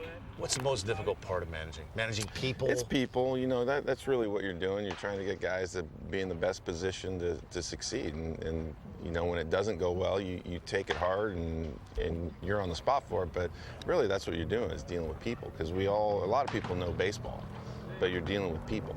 No, we know Chris Sale is one of the best pitchers in the game. But how good can the entire rotation be in 2016? You know, that's what, you know, we're banking on. We got these young guys that are, you know, even though they're all left-handed, and you probably love that, but it's great. It's, you know, these guys are good pitchers, and we have to take advantage of it. And I think that's really where we're at with flipping the switch on the infield, is to be able to score some runs for them, because our offense wasn't good enough to, you know, Quintana's got a lot of games that are just, you know, he doesn't get enough run support. And I think Chris is the same way. So you're trying to get an offense in there that can take advantage of what these guys can do. You're very optimistic going into opening day last year. Look at the outfield, got off to a slow start offensively. Are you going to try to do anything different to get these guys going? Well, I think we do it down here more than anything. We really didn't score many runs when we were down here, and I think really the idea and the focus is, you know, we want to do it down here. Robin Ventura, the manager of the Chicago White Sox. Great catching up with you. Thank you so much for your time. This is a guy that had plenty of great moments in his career. We've been asking you to go on to Facebook and just vote for the top moment for all 30 clubs over the last 30 years. Hey, White Sox fans, take a look at your options. Towering drive into left field. Brian Terang's back, looks up, you can put it in the ball. Yeah! The big moment of Bo Jackson. High fly ball, deep right center field, and it's a gunner! A White Sox winner! A winner on a Pacific home run! 163 games, it comes down to this. Here's Anderson diving for it. He makes the catch, and the White Sox are going to the playoffs. Lynch makes the catch. Yes! He took away a home run. What a play by Wise. Mercy. The White Sox winner and a world championship. The White Sox have won the World Series. The Sox are world champions in Chicago. Go crazy. So, have your voice heard? Will it be from the 2005 World Championship run by the White Sox, or maybe the perfect game from Mark Burley thanks to that amazing catch from Dwayne Wise? Simply vote now at facebook.com/MLB Network. And while you're voting, Dan's still working. Dan, what's coming up next? Hey, we're talking pitching with one of the best in the big leagues right now, Chris Sale. Keep it right here. We're going to talk about that low three-quarter delivery that makes him so good and so nasty. Keep it right here. MLB Tonight is presented by Sports Authority. A new season calls for new gear, and Sports Authority has all the bases covered with officially licensed jerseys, tees, hats, and more to proudly support your favorite team.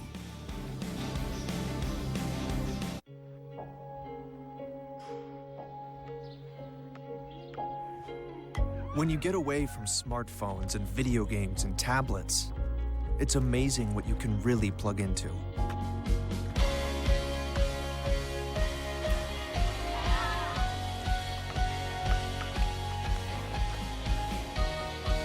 This season, shop the brands you love, plus thousands of items on sale now.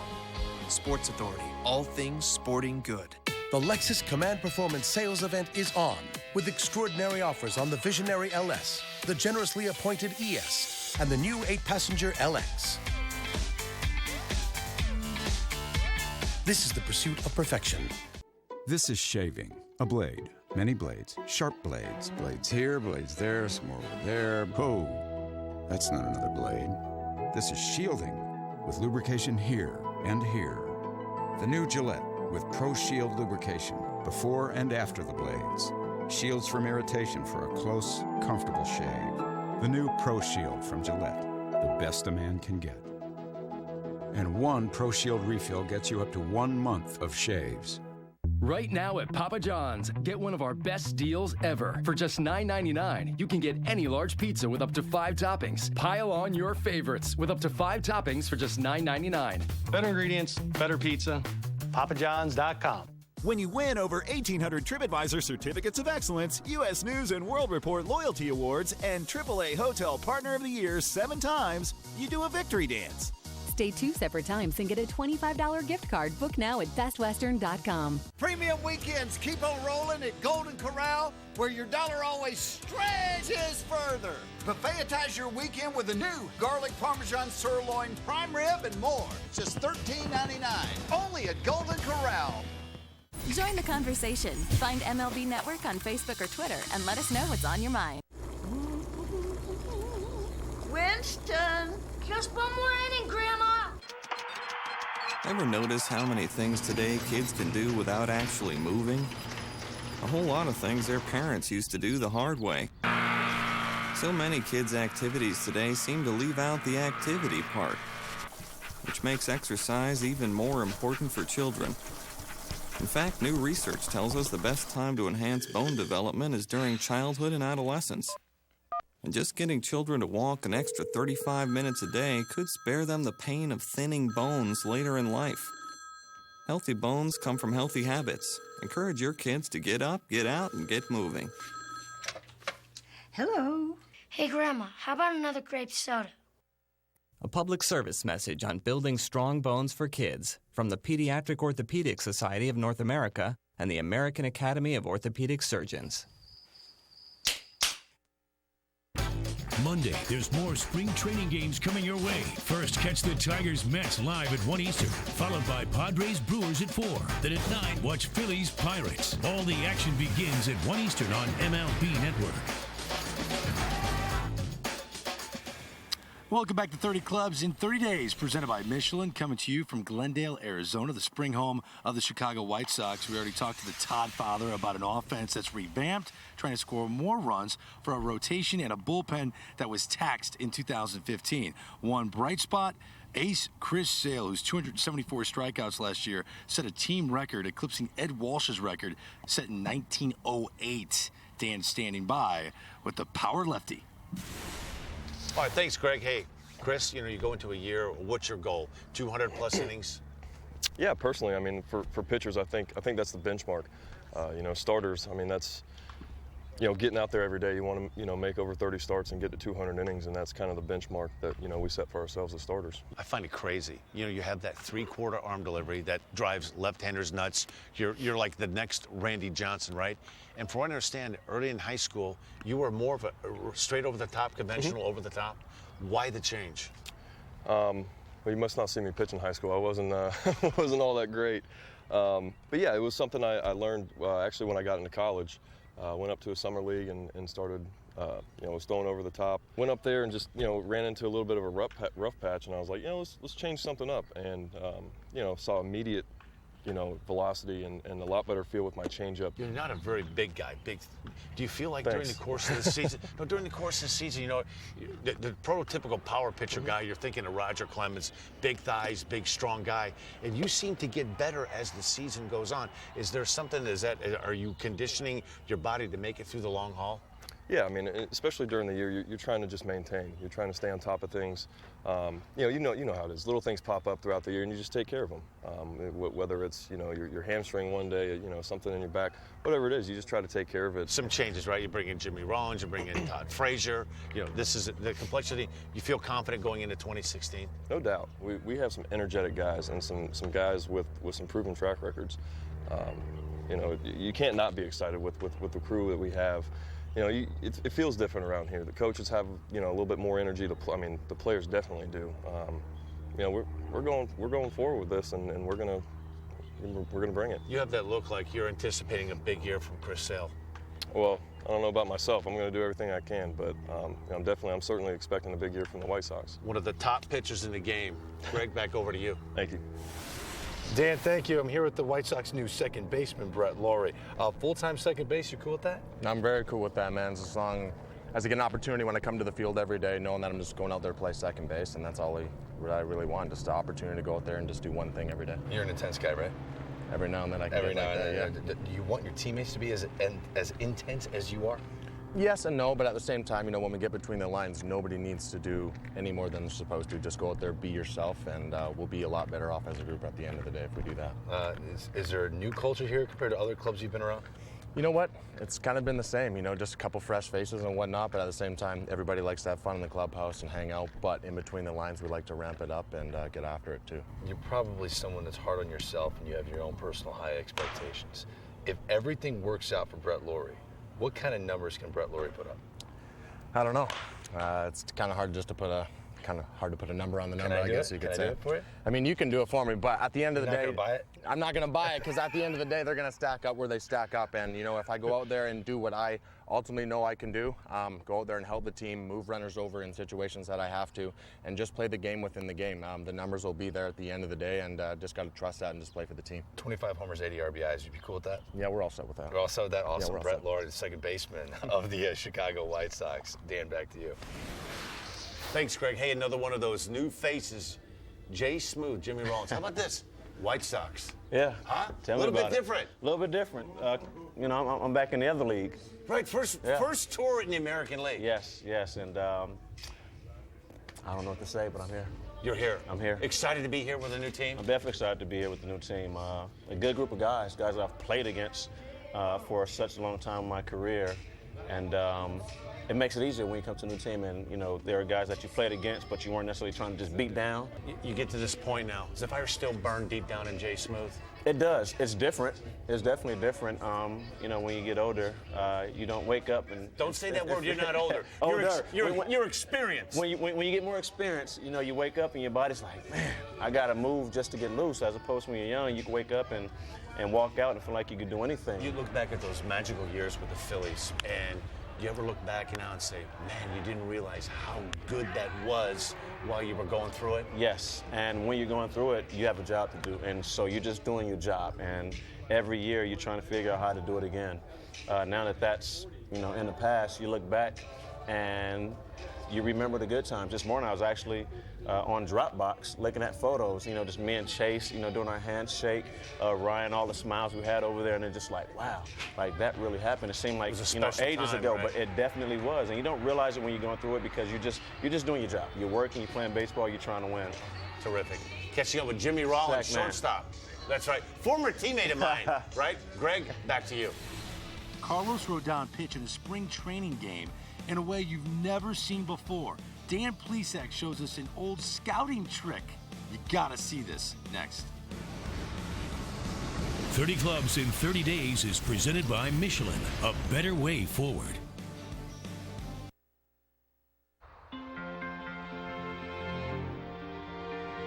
You can't always be there to protect her down the road. Make sure the tires she's riding on will.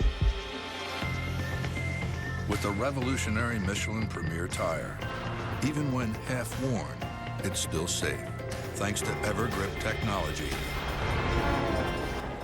The Michelin Premier Tire, safe when new, safe when worn.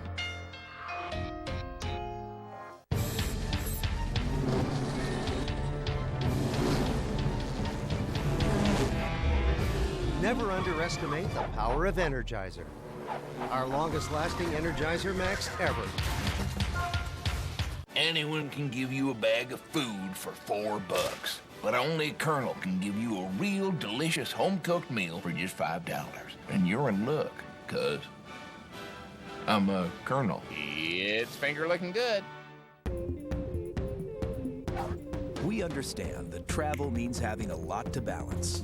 That's why at Fairfield, we give you everything you need so you can perform your best. Stay amazing. Fairfield Inn & Suites by Marriott. Come on, a six-pack? Who needs a six-pack when you got the nose? Or a nose when you got the suit? Now you don't need a suit when you got the fire. Or fire when you rock those heels. Or when you got the brains. The Who needs some other thing when you got your thing? Now work on it.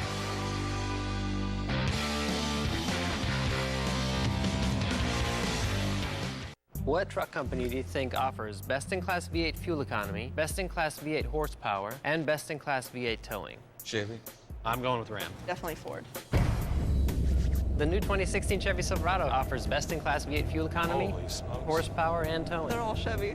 It's Truck Month. Get a total value of $7,500 on this Silverado All-Star with a 5.3-liter V8. Plus, find your tag and get $1,000 cash allowance on select Silverado models in stock. Find new roads at your local Chevy dealer. Hey diddle diddle, the cat and the fiddle. The cow jumped over the moon, then quickly fell back to earth, landing on the roof of a Dutch colonial. Luckily, Geico recently helped the residents with homeowners insurance. they were able to get the roof repaired like new. They later sold the cow because they had all become lactose intolerant. Call Geico and see how much you could save on homeowners insurance. The new season is almost here. We take you live inside the park. So it bears repeating. Let's take you live inside the park. You'll see more games, more highlights, and more live look-ins to every big play. Only on MLB Network. Intentional Talk takes on spring training. All right, I can't wait any longer. With all the latest news and buzz from around camp. Oh, don't say it unless you mean it. Nice. Intentional Talk, weeknights at 8 Eastern on MLB Network. Welcome back to MLB Tonight, presented by Sports Authority. Albert Pujols made his spring debut on Sunday. They're taking it easy with him, Dan O'Dowd. And they should, too. You know, he's very valuable for them in the long term. You know, Matt, he's back on the field a lot sooner, I think, than people thought he would be. Indeed, a 5-4-3 double play. He goes 0-for-3 in his first spring training game, but he's healthy, walking, looking good there for Albert Pujols. This looks really good. Raul Mondesi, what do you expect from this young man? He's an exciting player. I think the question mark is he ready to hit at the major league level? But no doubt he's their future in the middle of the diamond somewhere. The world champs win 6-1. Carlos Rodon on the mound for the White Sox facing the Padres. He looks a lot better, Matt. His delivery's cleaner, his arm's working good. I would think they think he's going to have a big year this year. Well, they're going to need him to if they want to get to the postseason. Your prediction on the White Sox coming up later. Jose Abreu goes deep, and then Todd Frazier, the new guy, we heard from him earlier in the show, he goes deep as well. And the White Sox win the game by a score of 8-1. Rodon, 3 innings pitched, a hit, no earned runs, a couple of strikeouts. Abreu and Frazier with crooked numbers. And that's the final there, 8-1. Let's go back now to our 30 clubs in 30 days, presented by Michelin.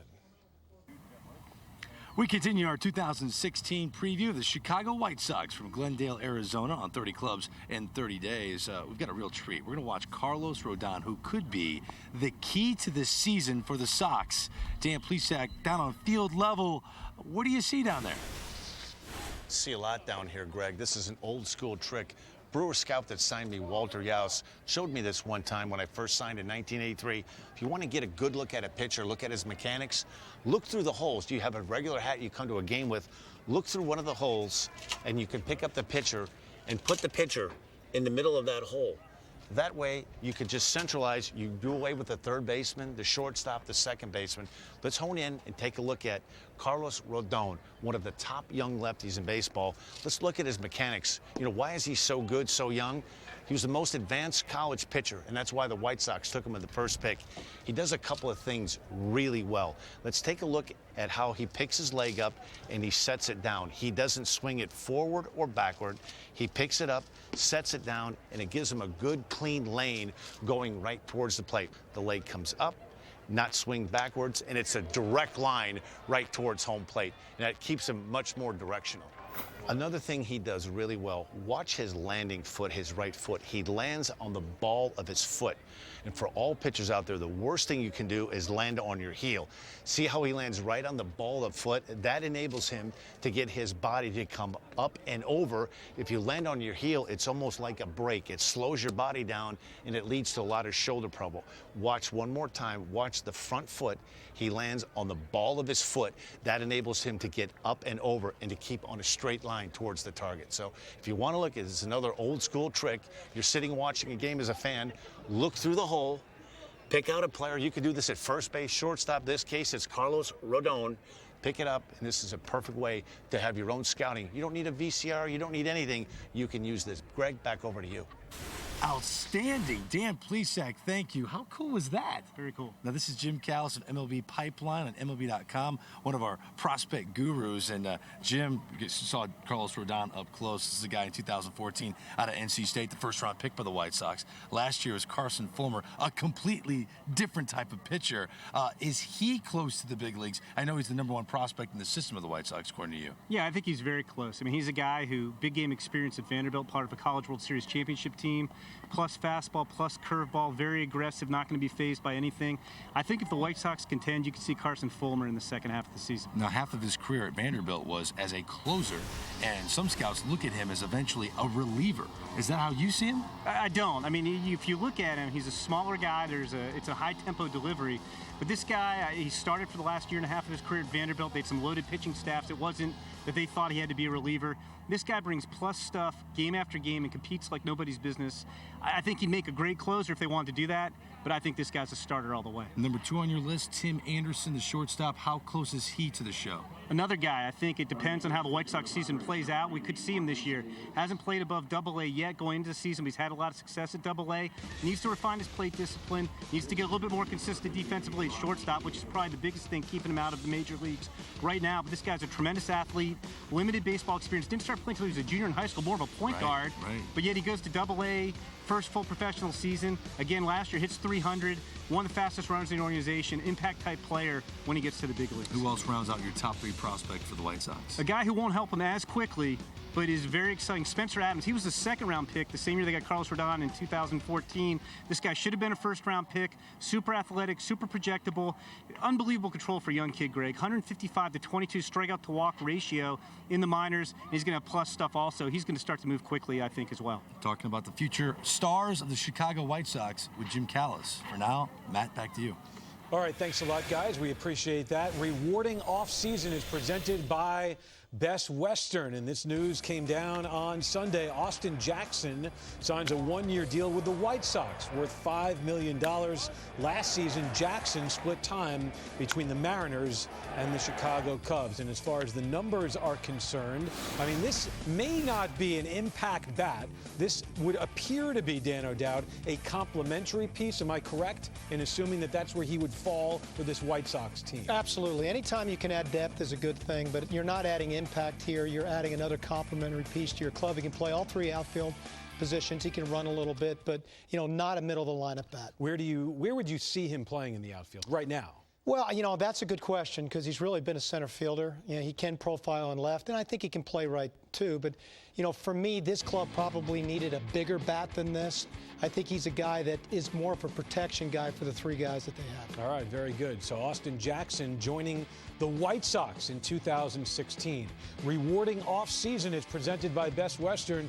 Your travel plans will be more rewarding when you book at bestwestern.com. Here's a look at what's next from Glendale, Arizona. Hey, coming up after the break, we're going to talk to one of the best relievers in the business, David Robertson. What are we going to talk about? Try not to tip pitches. I mean, you don't want to do that, right? No. Keep it right here. We're going to talk about a clean delivery, not tipping pitches, right after this. When you win over 1,800 TripAdvisor Certificates of Excellence, U.S. News and World Report Loyalty Awards, and AAA Hotel Partner of the Year 7 times, you do a victory dance. Stay 2 separate times and get a $25 gift card. Book now at bestwestern.com. The Lexus Command Performance Sales Event is on, with extraordinary offers on the exhilarating IS, the thrilling GS, and the powerful RC Coupe. This is the pursuit of perfection. This is shaving. A blade. Many blades. Sharp blades. Blades here, blades there, some more over there. Whoa. That's not another blade. This is shielding, with lubrication here and here.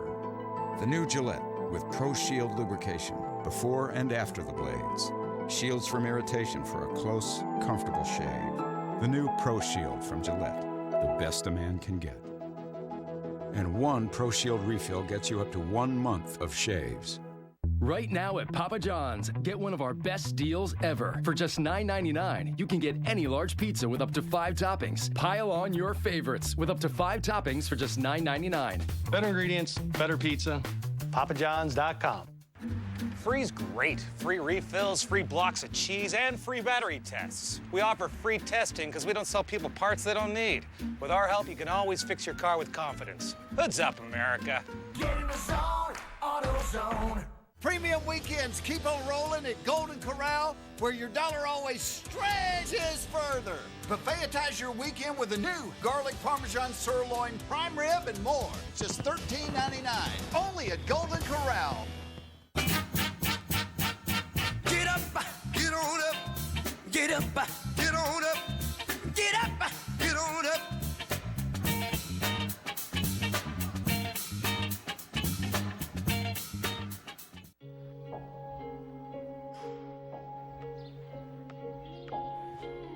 When you get away from smartphones and video games and tablets, it's amazing what you can really plug into.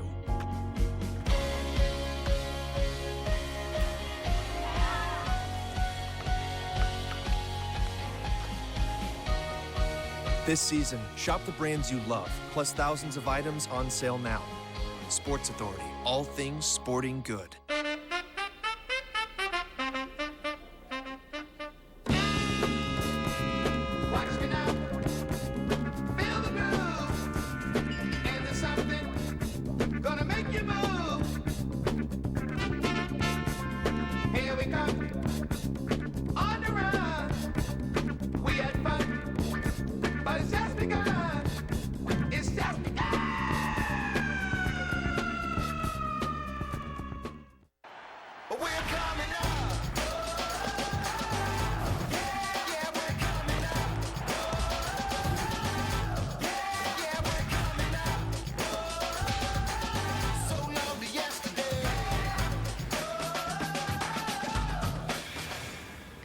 Clubs in 30 days, presented by Michelin, continues from Glendale, Arizona.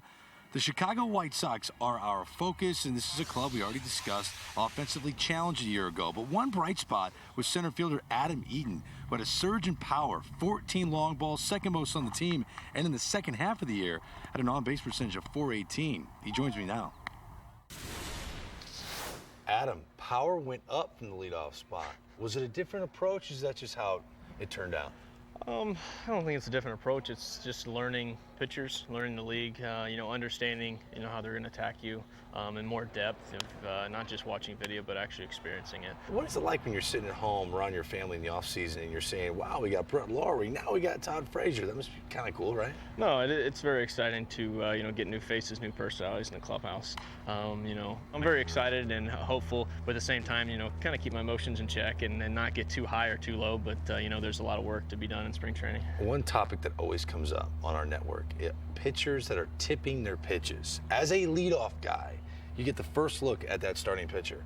Are you thinking about that at all? Is that in the back of your mind? Are you processing his mechanics? And that was a changeup. What did I see differently? It definitely depends on the pitcher. If there's a guy that's been around the league a while, we have a lot of video on him. It all starts in the video room beforehand. Or, if it's a new guy, say it's a first guy come up from AAA, prospect guy, we may have a little bit of video on him. For the most part, just our eyes. So we got to read what he's trying to do, what he may tip here and there, glove movement. We usually have a guy on the bench, one or two coaches that, we'll look for that. But when I'm sitting in the batter's box, the only thing I'm worried about is the fastball that I'm hoping to hit next pitch. Yeah. So, but, there's definitely a team aspect in that and guys communicating on the bench. Detecting tipping with Adam Eaton, the leadoff man of the Chicago White Sox. It's a great topic. We talk about it all the time. Let's continue with that topic right now. Dan Plesac standing by with David Robertson. Dan. Thanks, Greg. Hey, we always hear this term, hey, guys tipping pitches. And sometimes it's not just taking the ball out of your glove, holding your hands. Sometimes it could be the way you set the ball in the glove, right? Yeah, you have absolutely. 5 pitches. So do you try to set the ball in your glove a certain way? Over the years, I've switched. I hold the ball in my hand so that no matter what, I have to spin the baseball to get to a grip. Okay. So no matter which pitch I'm throwing, I'm going to have to spin to a four-seam or spin to a changeup, a curveball, cutter, any sinker. Anything I throw, I'm going to have to move the baseball. So do you initially get the ball back from the catcher? So you have the ball in your hand a certain way that's a starting point for you. Yeah. Across the seams? I hold the ball with 2 seams. I throw a 2-seamer, but I don't throw a ball with this grip. Okay. So no matter what, I have to move. So when you place the ball in the glove, how you're going to place it in. Yeah, so You're coming set up behind, right now. You're going to throw your curveball. Yeah, if I'm coming set to throw a curveball, I'm going to have to spin no matter what to get to it. So and you're going to spin it while it's in the glove. Yes, because I don't want anyone to see it. And you have to be careful because a lot of times hitters can pick this up, and I was guilty of this at times too, where you'll come up set here, and most pitchers, they'll have that 4-seam fastball grip, and you'll see a lot of the palm, and you have to be careful of not switching and throwing a breaking ball, and they can see that switch, that tilting of the wrist. It's scary how quickly guys can pick up things these days. They can see your wrist here, glove up, down. body language on the mound in between, like how whether your leg lifts fast or slow. They see everything, and it's really tough and difficult to fool them. You have a good idea. You know where Jose Bautista stands in the box, and you know when you look up there, hey, he's crowding the plate. He's trying to take that outside part away. Yeah, he's looking for a ball that might not get over to the corner, and he can turn and put it in the seats. Like there's guys that are like that. You look at guys, move in between pitches. You throw one pitch in, and the next pitch they come up closer because they think the next one's going to be away, or they're going to try to stay short and get to it faster before the ball cuts in on them. I mean, there's these guys are really good, so it's really tough. So it's always you can have a great plan coming in and warming up and say this is what's going to be, and all of a sudden Bautista's an inch closer to the plate. You scrap that plan, you go to plan B. Yeah, you got to figure something else out to get him out. You hope you fool him with one pitch and he does it. He catches it off the end and it's a pop fly. There's a lot of things you got to think about when you're out here, right? Yeah, especially when you got runners on base too. With one of the best pitches. With one of the best in the business, David Robertson, right here. Dan, David, great demo, great info, but I want more. Like, will it be a winning season in 2016 for the White Sox? White Sox will be a much improved team, and yes, they will have a winning record in 2016. His predictions next. Monday, there's more spring training games coming your way. First, catch the Tigers-Mets live at 1 Eastern, followed by Padres-Brewers at 4. Then at 9, watch Phillies-Pirates. All the action begins at 1 Eastern on MLB Network. So TJ bought you an ultimate chicken club, and in return, you're going to teach him how to play basketball. Well, just so you know, when you work with TJ, you really got to work on the fundamentals. Dribbling, shooting, passing. No, I mean like the fundamentals. Ooh, what's that? It's a ball. What's that for? Playing basketball. Which is? Just give me this, man. Okay. Hey, that was kind of a private lesson, so all that inside info stays right here. The Ultimate Chicken Club is here. And don't forget half-price shakes after 8 p.m. This is how you Sonic. You owned your car for 4 years. You named it Brad. You loved Brad. And then you totaled him. You two had been through everything together. 2 boyfriends, 3 jobs. You're like, nothing can replace Brad. Then Liberty Mutual calls. And you break into your happy dance. If you sign up for better car replacement, we'll pay for a car that's a model year newer with 15,000 fewer miles than your old one. See car insurance in a whole new light. Liberty Mutual Insurance. What's the most awarded car company of the year? Ranking from top to bottom. Luxury cars seem like they would be top awarded. Better be some awards behind what you're paying for, right? The final answer? Chevy, the most awarded car company 2 years in a row. Wow, it's like a luxury car. I was shocked. I mean, it's like, this is Chevy? Current qualified GM lessees can get a sign-and-drive lease on this Chevy Cruze Limited for around $179 per month. Find new roads at your local Chevy dealer. Pa, I know we settled for cable, but DirecTV has been #1 in customer satisfaction over cable for 15 years. How about over 15 satisfying years with that woman over there? Boiling your clothes. Her layers and layers of layers. Hair that I've rarely seen because it's always under that bonnet. And how she fought off that grizzly and made him into these slippers. That's satisfaction, son. Don't be a settler. Get a $100 reward card when you switch to DirecTV. High Heat with Christopher Russo. Weekdays at 12 Eastern on MLB Network. Ground floor, please.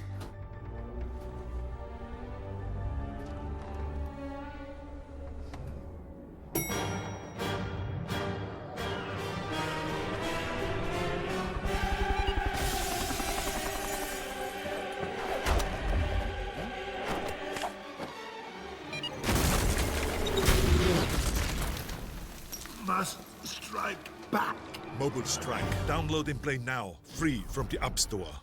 I just saved thousands on my loan at LendingTree.com. In less than a minute, I found out how much home I can afford. I like how you shop for loans the same way you shop for flights online. And it's all free. Go to LendingTree right now and start saving. Meet Sal. He's more than the fastest salami slicer in East Schenectady. He's a marketer. And all it took was constant contact. Sal's emails are easy to create and hard to resist. Try it free at ConstantContact.com. The new season is almost here. We take you live inside the park. So it bears repeating. Let's take you live inside the park. You'll see more games, more highlights, and more live look-ins to every big play. Only on MLB Network. Welcome back to MLB Tonight, presented by Sports Authority. Here in Glendale, Arizona, the PFP continues for this group of pitchers. Aren't you sick of doing this drill by now? No, not sick of it. Hey, interesting note about the White Sox starting pitchers. Get this, little known fact. Their starting rotation pitched more innings than any rotation in the American League in 2015. And it was a down year. And it was a down year. They need to score runs. Yeah, as you see here, the Expedia standings, it was a down year for the Chicago White Sox. Some expect them to do better. They've clearly improved on the infield, but is that enough? The Kansas City Royals will be tough to dethrone, but Dan Plesac's ready for a prediction. Dan's got his hard hat on. Ready. What does this mean? Southside Hitmen will be back in 2016. You're picking them to win the Central? No, I'm not picking them to win the Central. Okay. I see third place, and it could be higher than that. A legitimate AL wildcard team. Every year, there are 2 or 3 teams that we have high expectations for and disappoint. And then there are a couple of teams that come out of nowhere. I wouldn't say the White Sox are going to come out of nowhere, but Todd Frazier's going to help, Jimmy Rollins is going to help, and Brett Lawrie are going to help, and I like their rotation. How did you see that in your crystal ball? Through my crystal ball, I saw Hawk Harrelson, and I heard Hawk say, "Stretch, get on back there." He looks up. "You can put it on the board." Yes. That was great. Thank you. Matt, what did you think? Back to you. I think you guys are like an old married couple finishing each other's sentences like that. I think Dan's prediction is a little aggressive for me. That's a big leap to go from where they were to competing for a wild card. I could see them at best in the mid-80s with wins. What do you think? Well, I do think there are a lot of good players on this team. I still think they lack an identity because they have a lot of question marks. I see them more towards the back end of this division in that 80 to 83 win season, which is better than a year ago, but I don't think, quite honestly, they have the kind of depth to compete with the other clubs in that division. But that's saying something, right? If they have 80, 83 wins and they're at the back end of the division, that's a good division. That's a good division, Matt, and I don't think this division is going to see a 90-win club. So they'll be competitive all year long, but again, their lack of depth at some point in time through the course of a 162-game season is going to catch up. Is that the big question mark, lack of depth? For me, it is. They have good parts and then some complementary parts, and then there's a drop-off after that. All right, Dan O'Dowd with his prediction on the White Sox. Our chatter segment is coming up after a break. Here's a sample. Your reaction if you caught someone messing with your gamer when you were playing? Oh, I'm not a happy camper. How would you describe your dance skills? Pretty legit. I'm not that bad. Aside from baseball, your hidden talent is? Karaoke. MLB Tonight is presented by Sports Authority. A new season calls for new gear, and Sports Authority has all the bases covered with officially licensed jerseys, tees, hats, and more to proudly support your favorite team.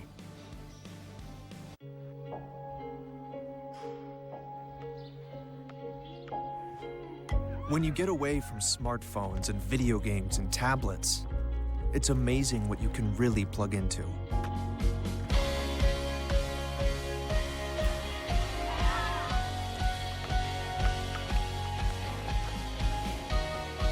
This season, shop the brands you love, plus thousands of items on sale now.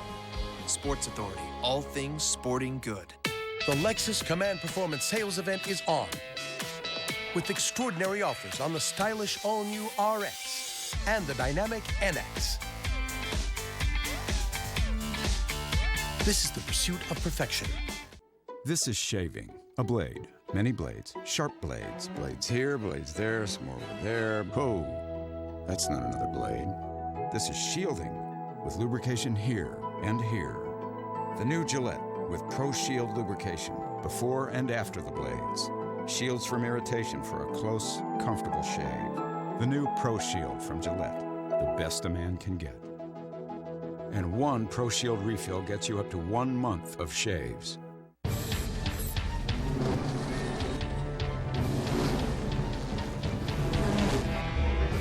Never underestimate the power of Energizer.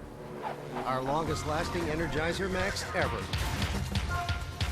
When you win over 1,800 TripAdvisor Certificates of Excellence, U.S. News and World Report Loyalty Awards, and AAA Hotel Partner of the Year 7 times, you do a victory dance. Stay 2 separate times and get a $25 gift card. Book now at bestwestern.com. Come on, a six-pack? Who needs a six-pack when you got the nose? or a nose when you got the suit. Now you don't need a suit when you got the fire, or fire when you rock those heels, or when you got the brains, the who needs some other thing when you got your thing? Now work on it.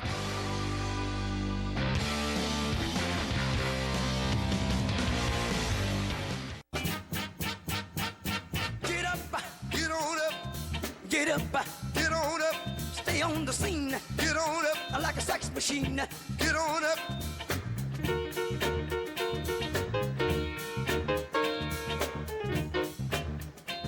Ha! Hit it! Shake your money maker, shake your money maker, get up, get on up, get up, get on up, get up.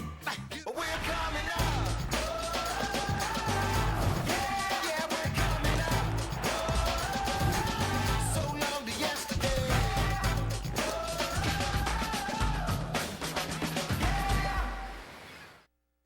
MLB Tonight's 30 clubs in 30 days, bringing you closer to the players. Is this game that easy for you? Bringing you closer to the game. 30 clubs in 30 days on MLB Tonight, every night on MLB Network.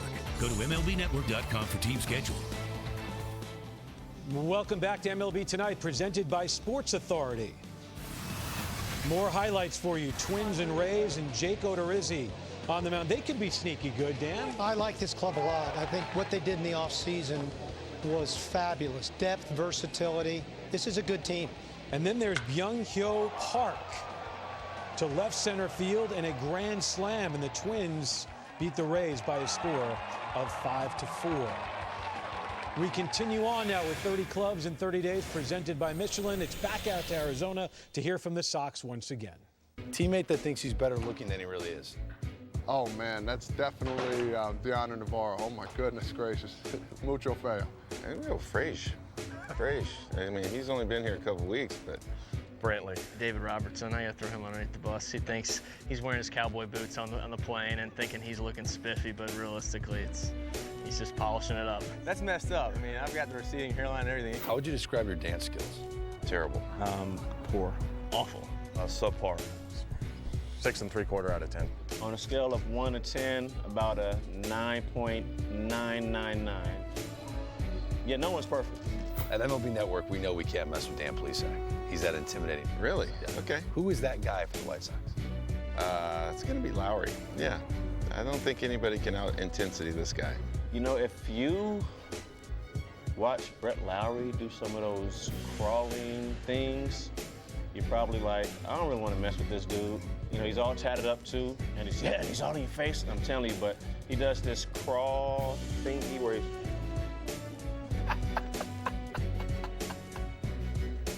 You know, you don't want to mess with those type of guys. So I would probably have to go with him. Clearly, J-Roll is tense. He's not loose at all in spring training. How about J-Roll and Laurie as a double play combination for you in Chicago? Yeah, two totally different type players. One is Mr. Smooth, and the other one, I think, defensively is kind of hard with his actions. I'm curious to see how he'll adjust to second base over there. They're going to have to spend a lot of time in spring training working with each other to get comfortable on their double play feeds. Absolutely. They both moved around a little bit in recent years. Rollins to the Dodgers, from the Phillies now to the White Sox. And yes, it's Lowry's fourth team now. Yeah, indeed. In a very young career. Yes. All right. Hey, let's track you back here to the Facebook poll question of the day, which was, which do you think is the greatest White Sox moment in the last 30 years? You had these 5 choices: Bo Jackson to win the West, Podsednik in Game 2 of the World Series, the White Sox clinched the first World Series title since 1917. That was the same series. White Sox win Game 163 in a tiebreaker over the Twins, or the Dwayne Wise catch to preserve that perfect game by Mark Burley. Here are the results for you. 62% say the World Series clincher.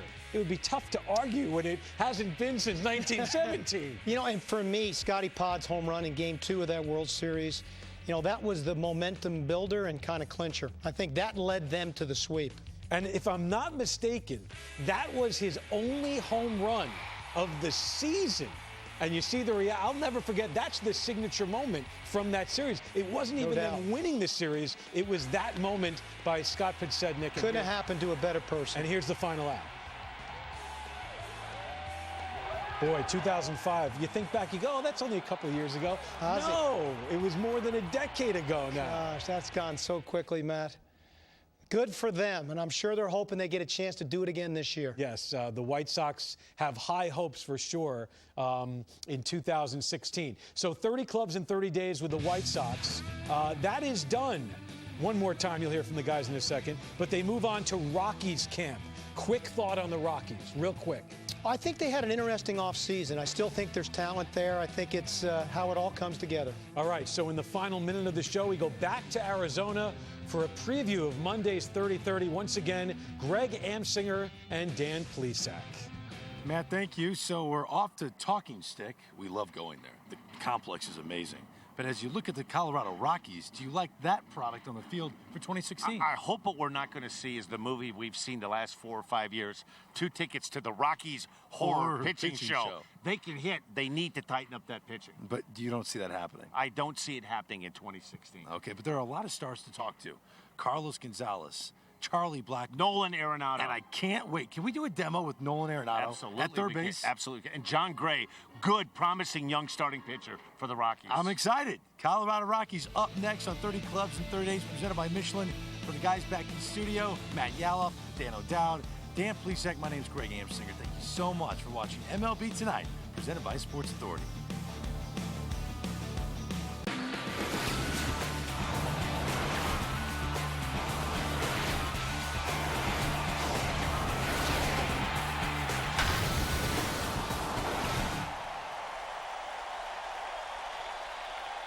There is not a seat to be had here this afternoon at Bright House Field. There's really not even a spot out on the berm. The Yankees are in town as the Phils and the Yankees get together, both seeking their their third victory of the 2016 spring schedule. Well, it's a beautiful day, and I know it's a broken record all the time. There's a breeze going in from left center field. It's sort of crossing over a little bit, so we'll try to check out the trajectory of the baseball. Let's take a look at the Yankees starting lineup for this afternoon's ball game. It's brought to you by Xfinity. Xfinity X1 will change the way you experience TV. D.D. Gregorius leads it off at shortstop. Starlin Castro bats second. Chase Headley is the DH this afternoon. Dustin Ackley over from the Mariners last year is at first base. Gary Sanchez, one of the big Yankee prospects, is behind the plate. He'll bat fifth. Aaron Hicks sixth. In the bottom third, Ref Snyder starting at third for the first time. Lane Adams in left. And Slade Heathcott in center field. Well, that's Charlie Morton. The Phillies acquired him from the Pittsburgh Pirates this past offseason. We've told the story over the last couple of years how he tried to make his motion a lot like Roy Halladay's. And when he's on, Ben, he's a ground ball pitcher, and that's the key, is for him to be on. It's a huge key for him, and when he's working down the zone, he does have good late movement on his fastball. He will induce a lot of ground balls, and hopefully that is something that he can do not only today but throughout the season. As we take a look at the scouting report, 90 to 96, changeup, curve, cutter. He's a 4-pitch pitcher. He is from New Jersey, the great Garden State, Tom. Great Garden State, Ben. Born in Flemington, went to high school up at Connecticut toward the end of his amateur days. Look how crowded this place is. I mean, it is packed. Did you leave any tickets today, Ben? I did not. All right.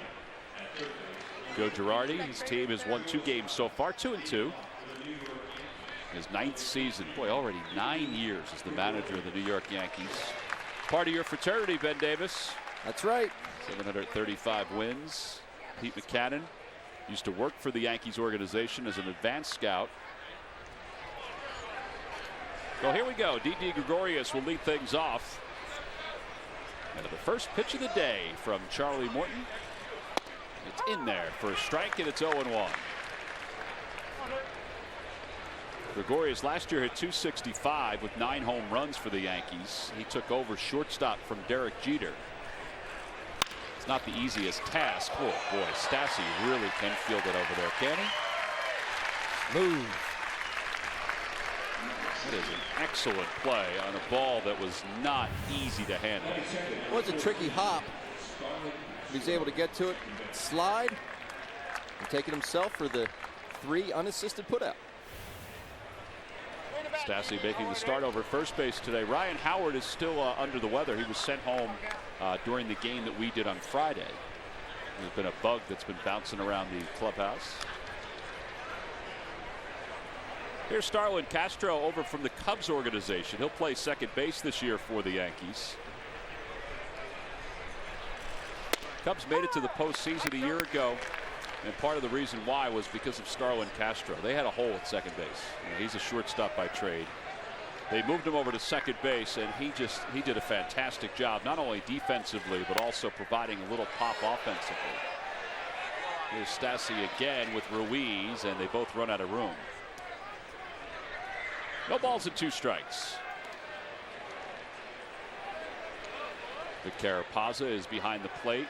Tom Hallion's over at first. He's the crew chief. Eric Cooper at second. Dan Iasonia around at third.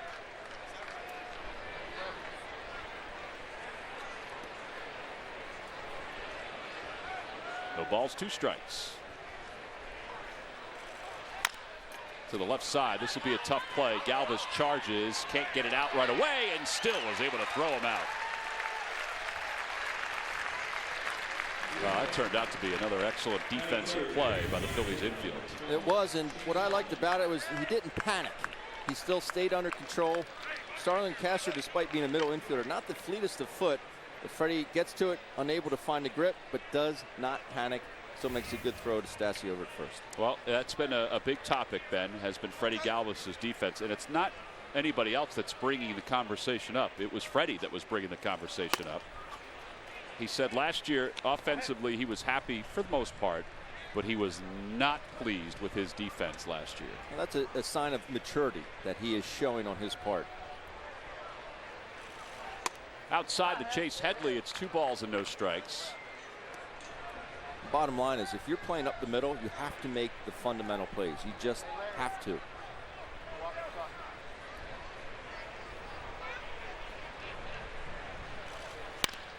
That one's pulled foul. 2 balls and 1 strike.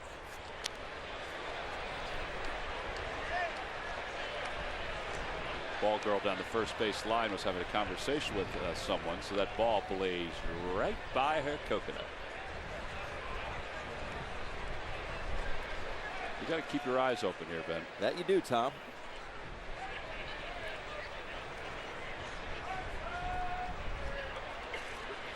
That one's pulled foul. See, she was redeemed herself. No matter where you're at on that field, the ball will find you, Tom.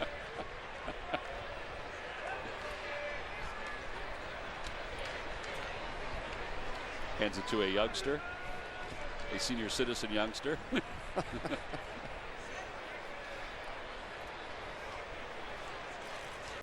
Off the hands. What's he gonna have to do, Ben? Get a new one. 6-3 on the putout. Side is retired. 3 ground ball outs, and we'll head to the bottom of the first. Spring training games on MLB Network are presented by Best Western Hotels and Resorts. Wherever life takes you, Best Western is there. When you win over 1,800 TripAdvisor Certificates of Excellence, U.S. News and World Report Loyalty Awards, and AAA Hotel Partner of the Year 7 times, you do a victory dance. Stay 2 separate times and get a $25 gift card. Book now at bestwestern.com. Anyone can give you a bag of food for $4, but only a Colonel can give you a real delicious home-cooked meal for just $5. And you're in luck, cuz I'm a Colonel. It's finger looking good.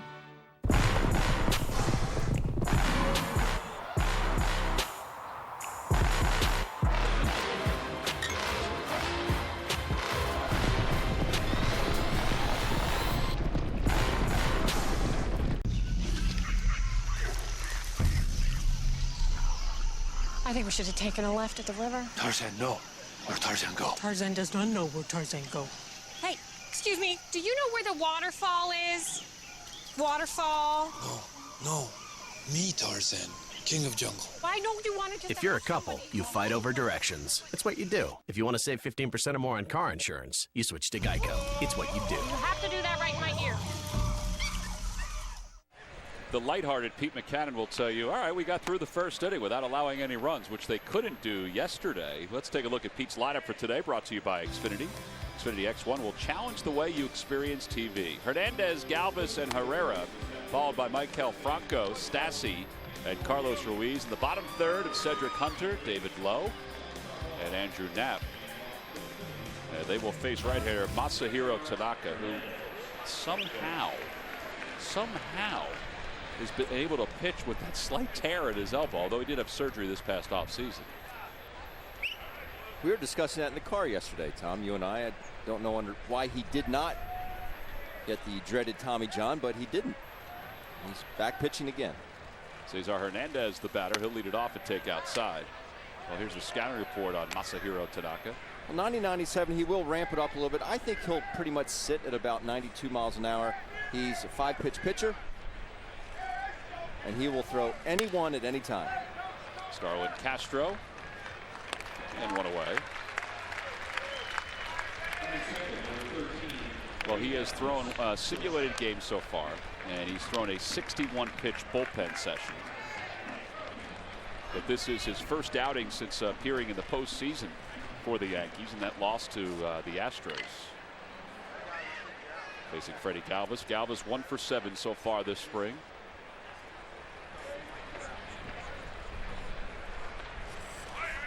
Fastball in there, and it's 0-1.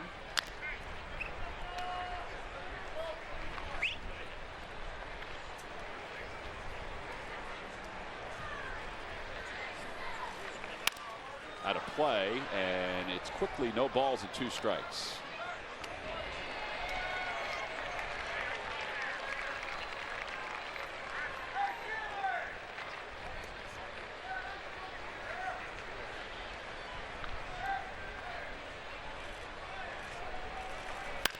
To the right side, and it's smothered by Ackley, and Tanaka's there to cover.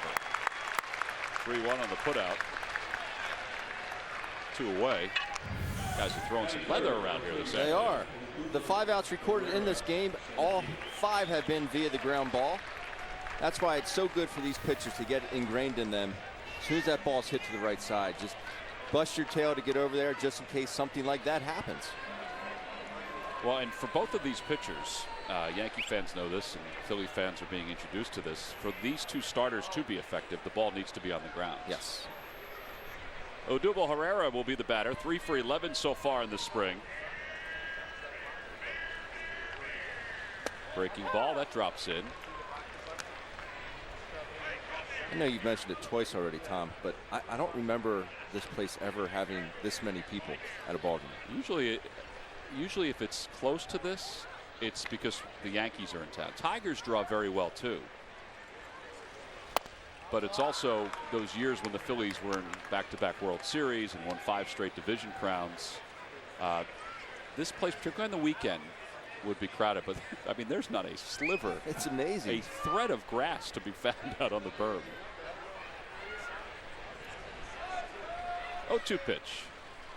Swing and a miss. Both pitchers have comfortable first innings of work. We'll go to the second. Offense still in search of the first base runner. Today means something different. Some use beef frozen from far away. But Wendy's believes the juiciest hamburgers are made from fresh beef, raised right here. Land of the beef, home of the deliciously different Dave's Double. Would you like to win $7,000 a week for life? Now you can with a new Set for Life prize from Publishers Clearinghouse. Go to PCH.com and enter now. April 29th, you could be set for life. Ground floor, please.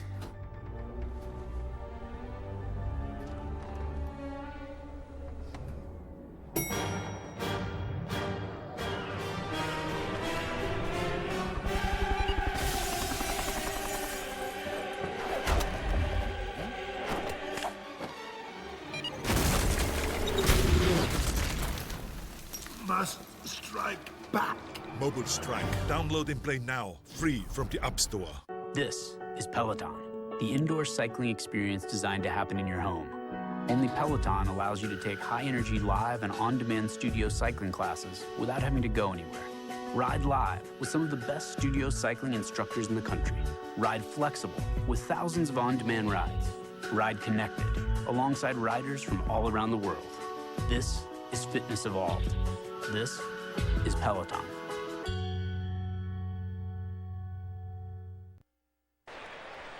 Charlie Morton goes to work, just 10 pitches in the first, and he delivers inside. It's 1-0.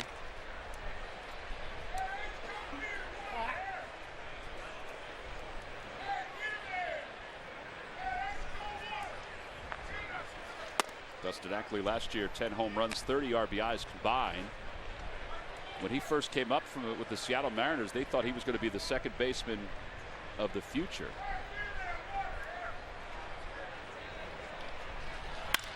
Play a little outfield, playing first base here today. And the putout is recorded, 6-3.